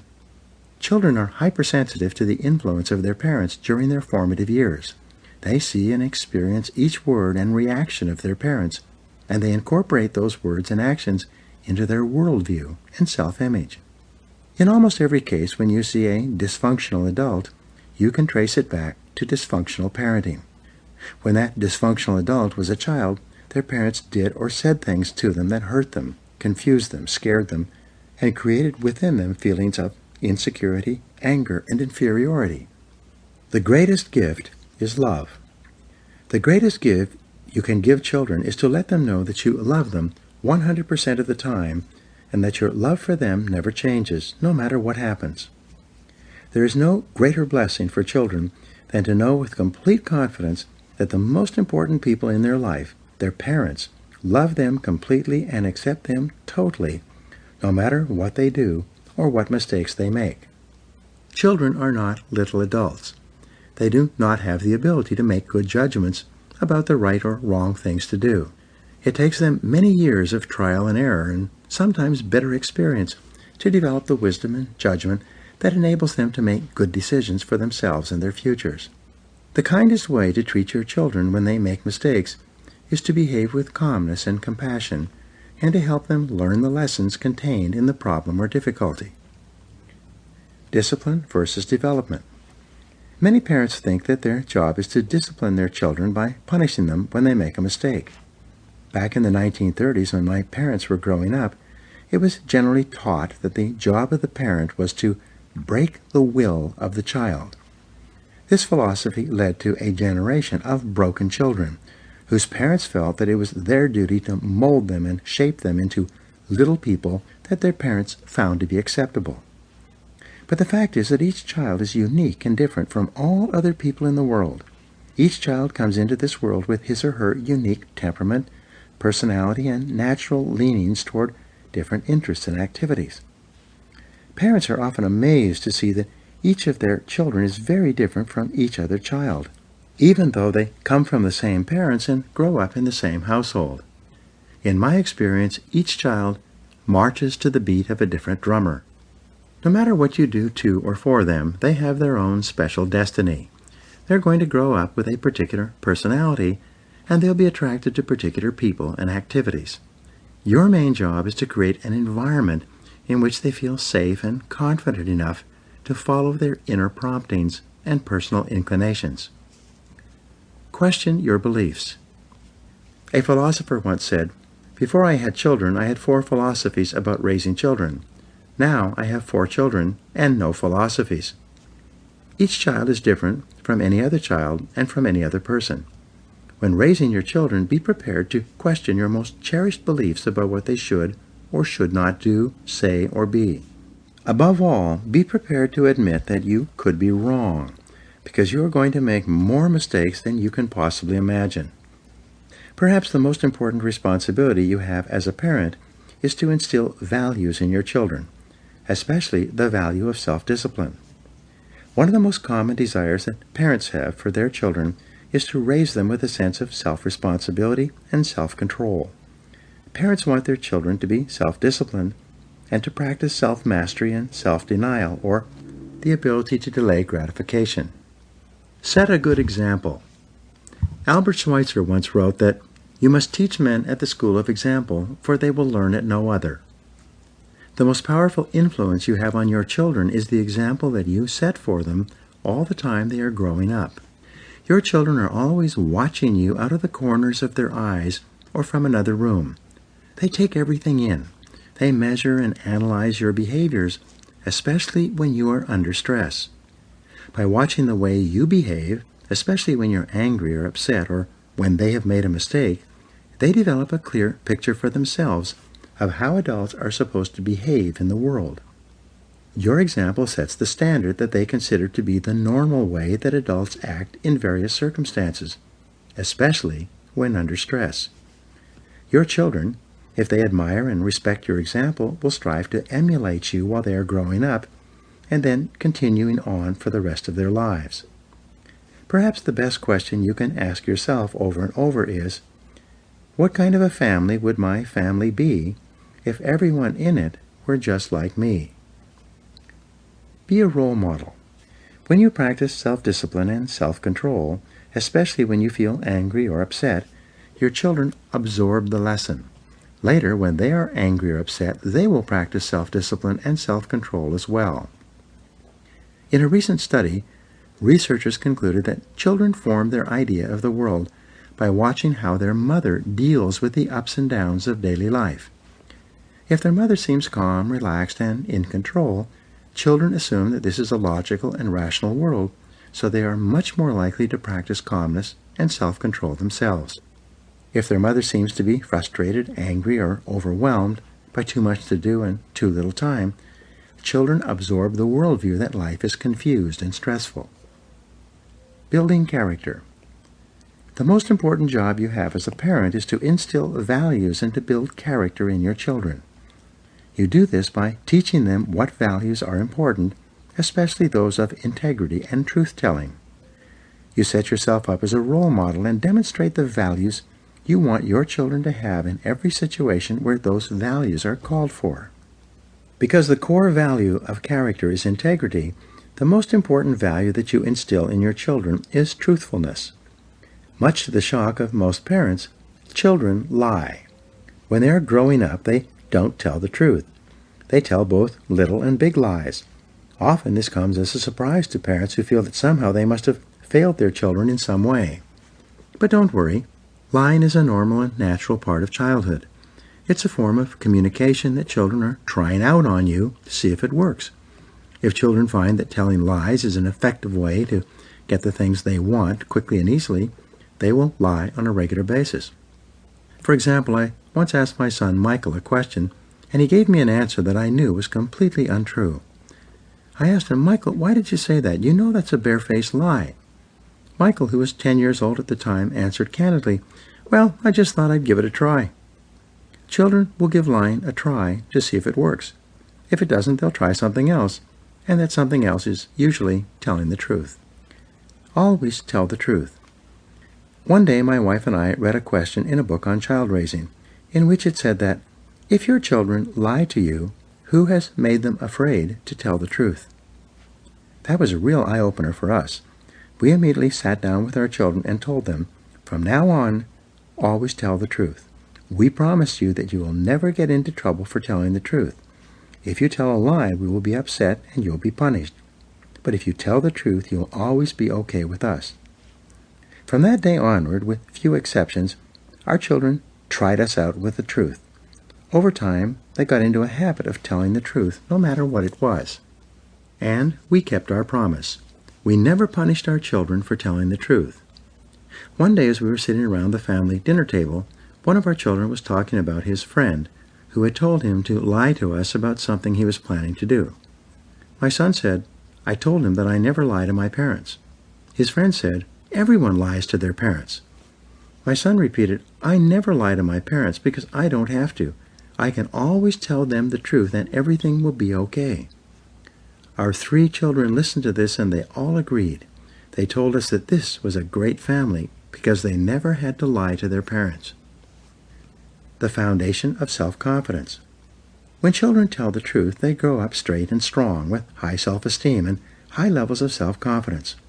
They have higher levels of self-respect and personal pride. They look you straight in the eye and tell you exactly what they are thinking and feeling. They're very different from children who must continually lie or shade the truth in order to get things past their parents. In raising your children, there will be countless times when they will do or say something of which you disapprove, or which makes you angry. During these times, you must discipline yourself to think before you act or react, controlling yourself and your temper. You must remind yourself that what you do in a moment of stress is registered and recorded by your child and can have an effect on him or her for an indefinite period into the future. Children learn values by teaching and example, given to them repeatedly while they're growing up. When you teach them values and personally practice the values of love, especially for your spouse, compassion for those who are less fortunate, generosity with those who need it, patience when it is required, tolerance for different viewpoints, courage in the face of difficulties, and perseverance in the face of setbacks, your children will adopt these behaviors as norms. They will see them as the appropriate way to respond to these kinds of situations as they grow up. The power of forgiveness. One of the most important of all values that you teach your children is forgiveness. The inability to forgive lies at the root of most negative emotions. When you practice forgiveness, when you freely let things go, your children grow up with the ability to forgive as well. This saves them from years of unhappiness as a result of someone hurting them in some way, which will always happen. My parents were adamant and inflexible. They had low self-esteem as a result of difficult Depression-era childhoods. As a result, once they had taken a position on any subject, however wrong, they could never back down and admit that they were wrong. I resolved that when I had children, I would do exactly the opposite. From the time my daughter, Christina, was a little girl, if I shouted at her for any reason, I would always go to her and apologize. I would say, "I should not have shouted at you. I was wrong. Will you forgive me?" When you raise children, they will make countless mistakes while they are growing up. Sometimes you will overreact. Unless you are a saint, this is almost impossible for you not to do. However, whenever you make a mistake with your child, you should have the courage and compassion to realize that destructive criticism from a parent is extremely painful to a child. Go and take it back. Apologize and ask your child for forgiveness. Even if the child has misbehaved, this does not justify reacting in a negative and hurtful way towards your child. Just say, "I apologize. Will you forgive me?" And they always will. The minute you apologize and ask your children to forgive you for anything that you may have done to hurt them, you liberate them from feelings of negativity or inferiority. By taking it back, you allow them to be happy and confident once more. Teaching your children is never-ending. Developing proper values and teaching proper conduct to your children is a lifelong job. You cannot give a single lecture on truthfulness and compassion and then forget about it. You must repeat the lesson by discussion and example over and over, year after year, all the time while your children are with you. In a letter to Miss Manners, a parent asked, "How long does it take to teach my children table manners? No matter what I say, it seems that my children still eat in an unmannered and disorganized way." Miss Manners responded by saying, "Be patient. It takes about 15 years of continual repetition to teach your children table manners, and even then there are no guarantees that your instruction will be successful." Be their role model. Of course, if you want your children to behave in a certain way, you must model that method of behavior continually, year after year. If you want your children to dress properly, you must dress properly. If you want your children to groom themselves properly, you must groom yourself properly as well. If you want your children to be organized and efficient, you must show them the way by being organized and efficient yourself. Remember each day that your children are going to behave the way that you behave for the rest of their lives. When you think like this, it forces you to practice higher levels of self-discipline and self-control, knowing that the consequences of your behaviors are going to affect your children's chances in life many years from now. The discipline of raising children so that they grow up with high self-esteem, being positive and confident in themselves and their own value, is one of the most important things you ever do. The results of your child rearing will last you all the years of your life. Now, here are 7 action exercises. 1. What 2 qualities would you like your children to identify with you by observing your behavior? 2. What 2 qualities would you like most to instill in your children, and how could you achieve this? 3. If you were an excellent role model for your children, how would your behaviors be different starting today? 4. What mistakes have your children made that you should forgive and forget about starting immediately? 5. What actions are you going to take immediately to spend more time with your children? 6. What actions should you take to instill the quality of truthfulness in your children? And 7. How could you encourage and reward your children so that they practice greater self-discipline, self-control, and self-mastery?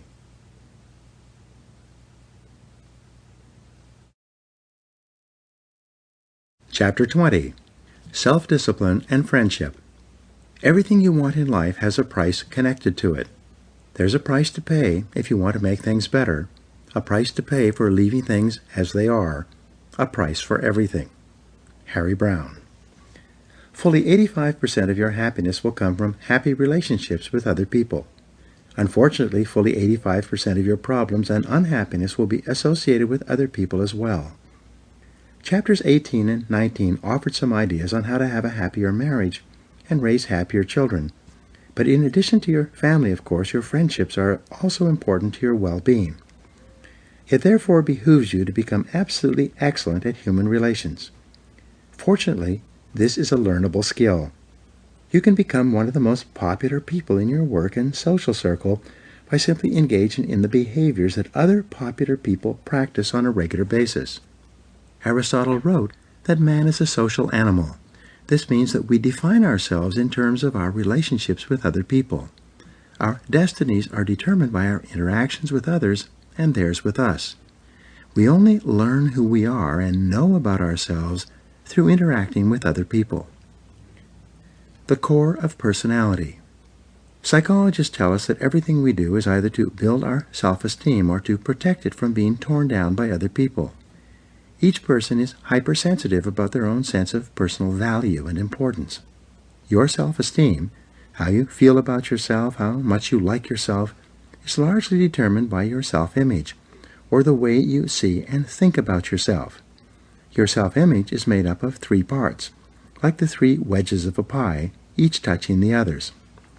First, your self-image is made up of the way you see yourself. This largely determines the way you walk, talk, behave, and interact with others. The second part of your self-image is the way you think others see you.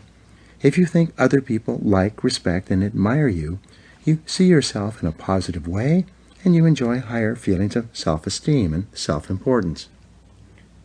The third part of your self-image is the way people actually do see you and treat you. If you think you are well-liked and popular, and someone treats you in a rude or disrespectful way, it can be a shock to your self-image and lower your self-esteem. On the other hand, if you see yourself as an average person, and the people you meet treat you as though you are a valuable and important person, you can experience a positive shock to your self-image that causes you to like and value yourself even more. The key to happiness. You are only truly happy when you feel that all 3 parts of your self-image coincide. You're happy only when you feel that the way you see yourself, the way you think others see you, and the way they actually see you all seem to be consistent in a particular situation.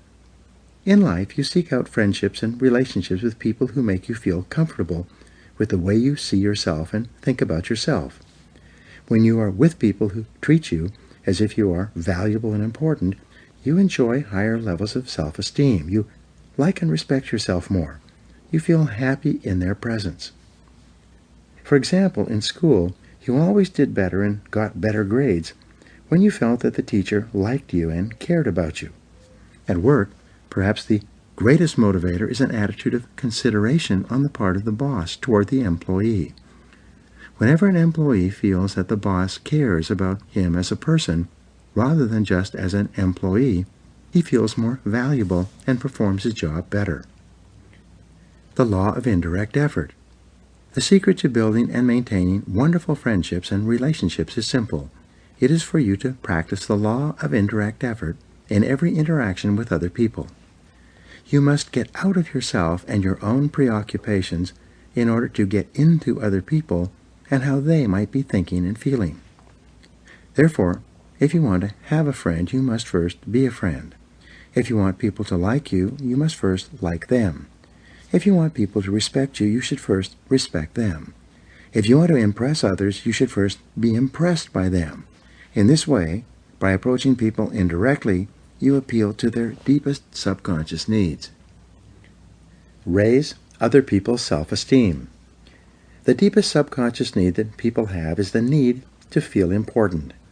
Since you have this need as well, whenever you practice the law of indirect effort and focus on making other people feel important, you reinforce their self-image, increase their self-esteem, and make them feel happy about themselves and, by extension, about yourself. Whenever you say or do anything to raise the self-esteem of another person, you trigger a boomerang effect that causes your own self-esteem to go up at the same time and in the same measure. You can never do or say anything to make another person feel better about himself without simultaneously feeling better about yourself. It takes tremendous self-discipline and self-control for you to rise above yourself. Instead of trying to get other people to like you and be impressed by you, focus first on liking them and being impressed by them. 7 ways to make people feel important. The key to excellent relationships with others is quite simple. Make them feel important. To the degree to which you can make other people feel important, starting with the members of your family and then extending outward to your friends and co-workers, you will become one of the most popular people in your world. There are 7 ways to make other people feel important. These are simple practices that you can learn through repetition. Number 1, accept people the way they are. One of the deepest cravings of human nature is to be accepted by other people without judgment, evaluation, or criticism. Psychologists call this behavior unconditional positive regard. This is when you accept the other person completely without reservation for exactly the way he or she is. Because most people are judgmental and critical, to be unconditionally accepted by another person raises that person's self-esteem, reinforces his or her self-image, and makes that person feel happy about him or herself. In the movie Bridget Jones' Diary, the entire focus was on the discovery by Bridget that she had found a man who likes me just the way I am. This was considered to be such an amazing thing to happen. All her friends were astonished that anyone could ever have a relationship based on unconditional acceptance by another person. When you look at other people and give them a genuine smile, they feel happier about themselves. Their self-esteem goes up. They feel more valuable and important. When you stop thinking about yourself and the impression you are making on others, and instead start thinking about others and the impression they are making on you, you can relax. You take a deep breath and just smile at people when you meet them and greet them, both at home and at work. It's one of the most powerful self-esteem and relationship-building behaviors you can do. Smiling at people makes them feel important and valuable. Number 2, show your appreciation for others. Whenever you appreciate another person for anything that he or she has done or said, you raise that person's self-esteem and make him or her feel more important. Expressions of appreciation from small nods and smiles all the way through to cards, letters, and gifts raises people's self-esteem and causes them to like themselves more. As a result, by the law of indirect effort, they will like you more as well. The simplest way to express appreciation is to simply say, thank you. The words thank you are deeply appreciated in any language, anywhere in the world. I have traveled in 90 countries, and the very first thing I learn is the words for please and thank you. Each time you use those words, people brighten up, smile, and feel happy to be in your presence. Every time you say thank you, it has an almost magical effect on the other person. It makes them feel important and far happier about being in your presence and helping you with anything you need. Number 3, be agreeable. The most welcome people in every situation are those who are generally agreeable and positive with others. On the other hand, argumentative people who question, complain, and disagree are seldom welcome anywhere. When you nod, smile, and agree with another person when he or she is talking or expressing an opinion, you make that person feel intelligent, respected, valuable, and important. When you are agreeable with another person, even if they say something with which you may not be in complete accord, you make that person feel happy to be in your presence. In my work as a professional speaker, I meet thousands of people each year. They come up to me and often express opinions on subjects of which I am very well informed, and they obviously are not. Sometimes they say ridiculous things that are either not true or that make no sense. In every case, however, I smile and agree, nodding and asking them questions and listening to them express their ideas and opinions. They go away feeling that they've had a good conversation with the speaker and that I probably agree with them. It costs me nothing, and it makes them happy. It makes them feel important. Number 4, show your admiration. People usually invest a lot of personal emotion in their possessions, traits, and accomplishments. When you admire something belonging to another person, it makes them feel happy about themselves. As Abraham Lincoln said, everybody likes a compliment. Express your admiration for a person's appearance and specific items of their clothing or dress. Men are especially complimented when you say something nice about their ties or their shoes. Women enjoy being complimented about their hair or any other item of their appearance. People spend a lot of time putting themselves together before they go out. You can also compliment a person's traits or characteristics, saying things such as, "You are certainly persistent." People invest their entire lives developing traits and qualities, especially positive qualities, and they feel flattered when you notice and compliment them on those qualities. Compliment a person's accomplishments. Tell people how much you admire their home or office or the business they have built or the position they've achieved in that business.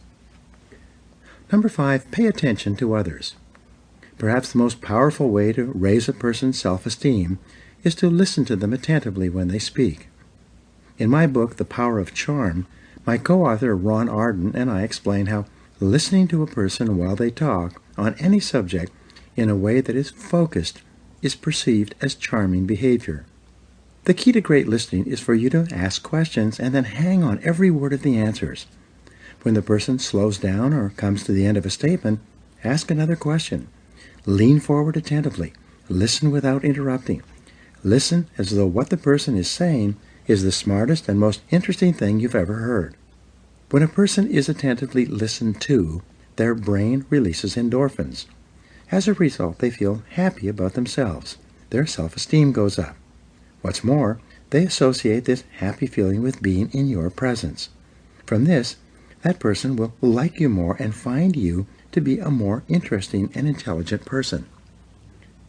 Number 6, never criticize, condemn, or complain about anything, whether it be directly or indirectly. Never do or say anything that lowers a person's self-esteem or makes them feel less important or valuable. Refuse to gossip or discuss other people in a negative way. Never say anything about a person that you would not say to their face. The most harmful force in all of human relationships is destructive criticism. It lowers a person's self-esteem, makes them feel angry and defensive, and causes them to dislike the source. So never complain about people or situations that you don't like. The most common word to describe the most popular people in every field is the word nice. When you think of a business that you like to patronize, or a restaurant you like to visit, you always think of the people there as being nice. Whenever you recommend or refer someone to someone else, you always mention that he or she is a nice person. In sales and business, the nice people are always the most successful. People like to buy from them, buy again, and then recommend them to their friends. People enjoy seeing nice people and they look forward to seeing them again. When asked what they mean by the word nice, people say that he or she is cheerful. The more positive you are, the more cheerful you are likely to be. The more cheerful you are, the nicer personality you will have.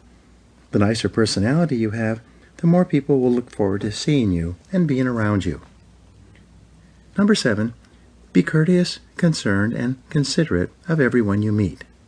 Think of these as the 3 C's: courtesy, concern, and consideration, and practice them with everyone you meet.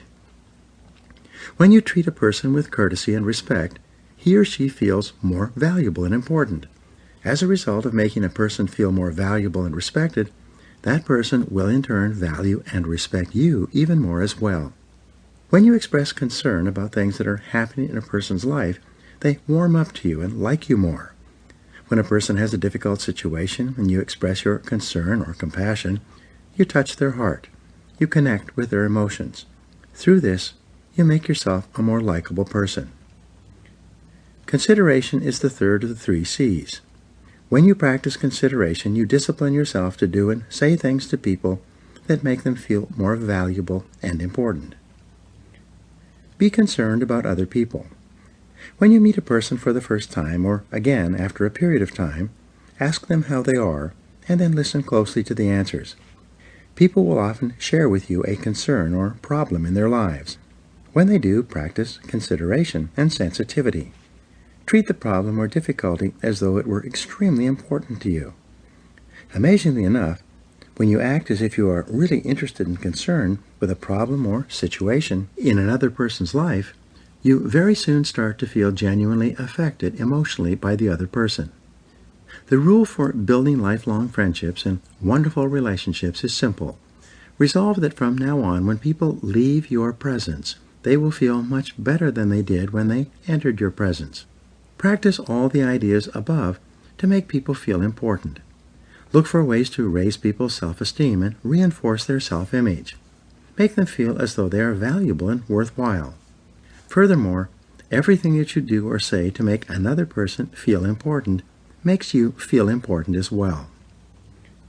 Now here are 7 action exercises.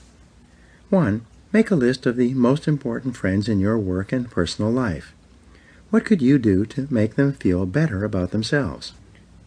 Number 2, identify the first thing you could do in every meeting or encounter to make the other person feel important. Number 3, resolve to make each person feel more valuable and worthwhile because he or she spoke to you.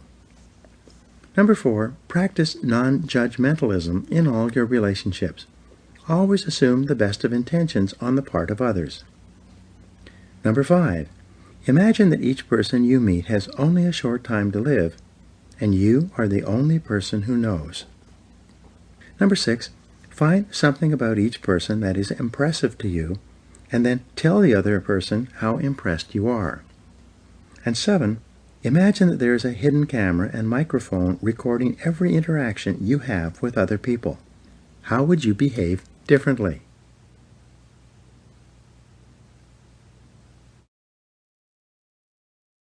Chapter 21. Self-Discipline and Peace of Mind. James Allen wrote, "Men are anxious to improve their circumstances, but are unwilling to improve themselves. They therefore remain bound. The man who does not shrink from self-crucifixion can never fail to accomplish the object upon which his heart is set. This is true of earthly as of heavenly things. Even the man whose object is to acquire wealth must be prepared to make great personal sacrifices before he can accomplish his objective. And how much more so he who would realize a strong and well-poised life. You require high levels of self-discipline if you truly desire to develop all your inner resources and fulfill your true potential. Throughout the ages, in all religions and philosophies, the highest human good or idea has been peace of mind. Your ability to achieve your own peace of mind is the true measure of your success and the key determinant of your happiness. To develop spiritually and to become a fully functioning person, you must regularly apply self-discipline and self-control to your thoughts, feelings, and actions. Spiritual development, inner peace, and the experience of joy all require self-mastery and self-control. To succeed in the outer world, you must discipline yourself to focus and concentrate, work hard at your job, take continuous action toward your goals, and become better and more capable as you move onward and upward in life. To succeed in the inner world, however, requires almost the opposite abilities. To achieve inner peace, you must discipline yourself to let go of everything that can disrupt your sense of inner peace and contentment. Zen Buddhism teaches that the main cause of human suffering and unhappiness is attachment. People become attached to ideas, opinions, and material things, and then they are reluctant to let go of them. Sometimes people become so preoccupied with these external factors that it affects their mental and physical health, even keeping them awake at night. When you practice detachment, separating yourself emotionally from things or outcomes, the negative emotions involved stop as well, like unplugging a light from the socket. The need to be right. Most people have a deep-down need to be right. However, when you stop caring if you are right or wrong, all the emotions surrounding this need for rightness disappear. Dr. Gerald Jampolsky asked the great question, do you want to be right or do you want to be happy? Some people become passionate about their political or religious beliefs, all of which have been learned from someone else in some way. But when you put these beliefs aside for a while, they lose their ability to stir your emotions or inflame your anger. I have friends and meet people with ideas and opinions that range all over the political and religious spectrums. In most cases, we get along well together because we simply put aside the discussion of opinions on which we differ. We consciously and deliberately discipline ourselves to detach from these ideas, and we focus instead on subjects that we agree on and in which we share common interests. Refuse to blame anyone for anything. The chief cause of negative emotions and the primary destroyer of inner peace is blame. As I mentioned earlier in the book, it's not possible to have a negative emotion without having someone or something to blame in some way or for something. Blame requires one or both of two factors to exist. The first is identification. This occurs when you take something personally. You identify with it. As soon as you decide to feel that someone has done or said something negative that affects your personal interest in some way, you immediately become angry and blame that person. Even if someone who is hurrying to work, completely preoccupied, and who may have just had a fight with his or her spouse accidentally cuts you off in traffic, you can immediately become angry at that person, a complete stranger, because you took their driving behavior personally. But when you discipline yourself to detach and stop taking things personally, the negative emotional charge connected with the person or incident stops almost immediately. For example, when someone cuts you off in traffic, you can detach from the situation emotionally by saying to yourself, "Oh well, he's probably in a hurry to get to work. Maybe he's late." The minute you say that to yourself, all negativity associated with the event vanishes, and you become calm, relaxed, and positive once more. The second root cause of blaming is justification. This occurs when you tell yourself and others why it is that you are entitled to be angry or upset in this situation. Many people fall in love with their suffering. Their past problems become a primary focus of their lives. They think about what happened all the time. They go through the day and even the night carrying on angry conversations with people who are not present, people who they feel have hurt them in the past. Whenever they get into a conversation for any period of time, they bring out their suffering, like a trader in a bazaar, and display it to the other person. They then recycle through the unhappy events of their lives, telling what happened and how they were badly treated and how awful the other person was to have behaved in this way.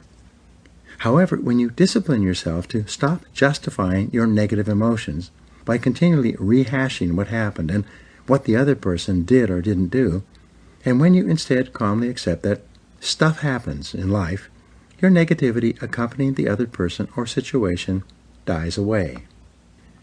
Practice forgiveness. The height of self-discipline in spiritual development is the practice of forgiveness.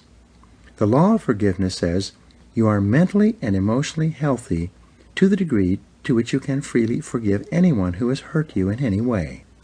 Every person, including you, has experienced destructive criticism, negative treatment, unkindness, rudeness, unfairness, betrayal, and dishonesty from others over the years. These events are unfortunate, but they are an inevitable and unavoidable part of being a member of the human race. The only way you can avoid the problems and difficulties of living in a busy society with many different kinds of people is to live in a cave.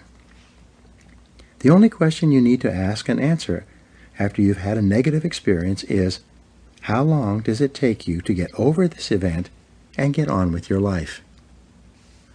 This is a decision only you can make. It is one of the most important types of decisions that you make in your own life if you truly want to be happy. What's more, it is a true test of your mental and spiritual discipline. The forgetting curve.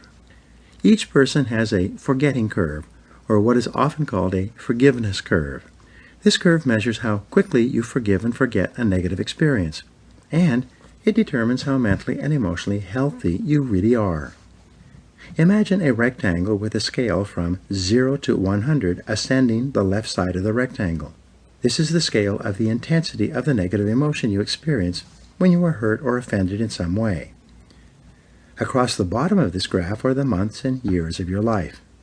You can have either a flat forgiveness curve or a steep downward sloping forgiveness curve.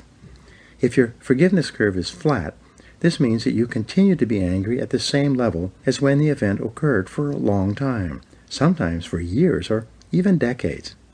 There are countless people who are still angry about something one of their parents did or said to them decades ago. Furthermore, they will tell you about it at the drop of a hat.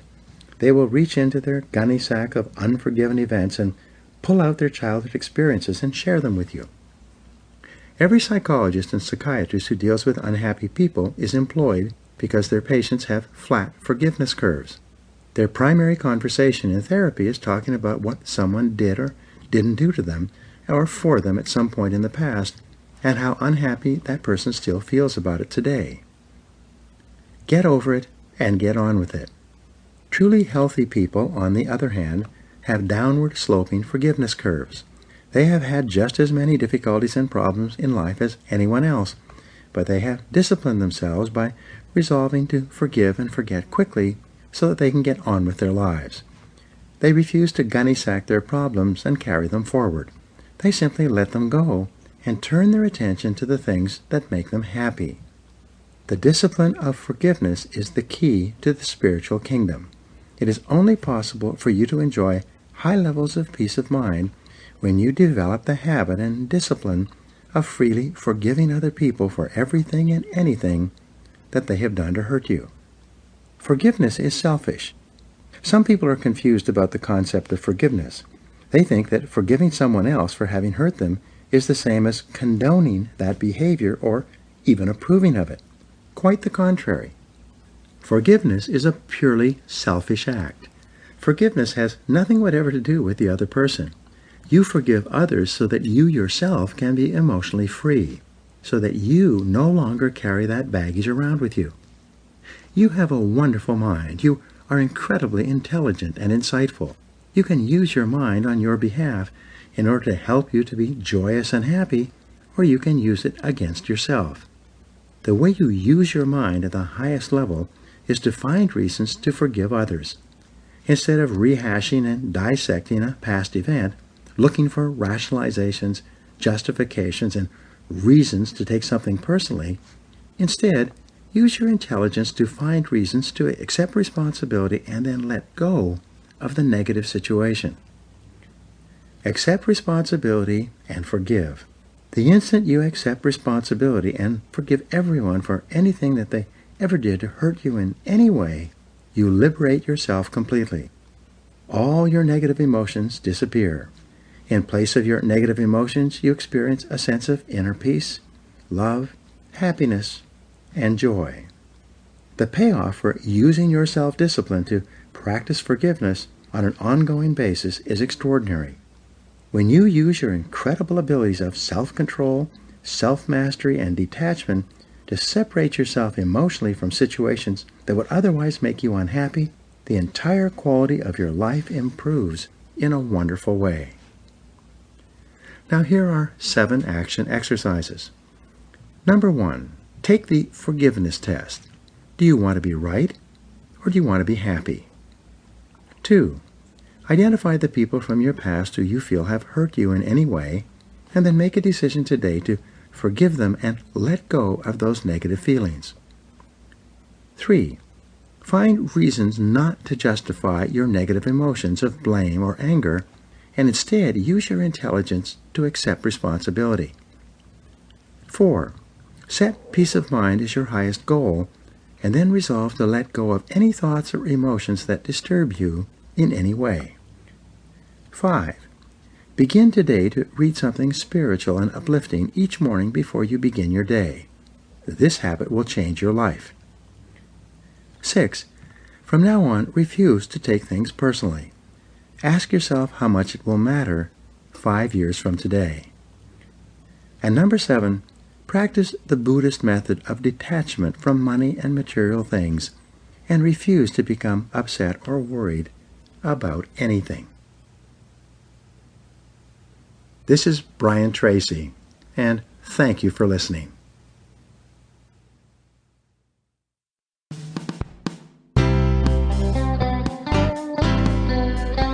This has been a Gildan audio production.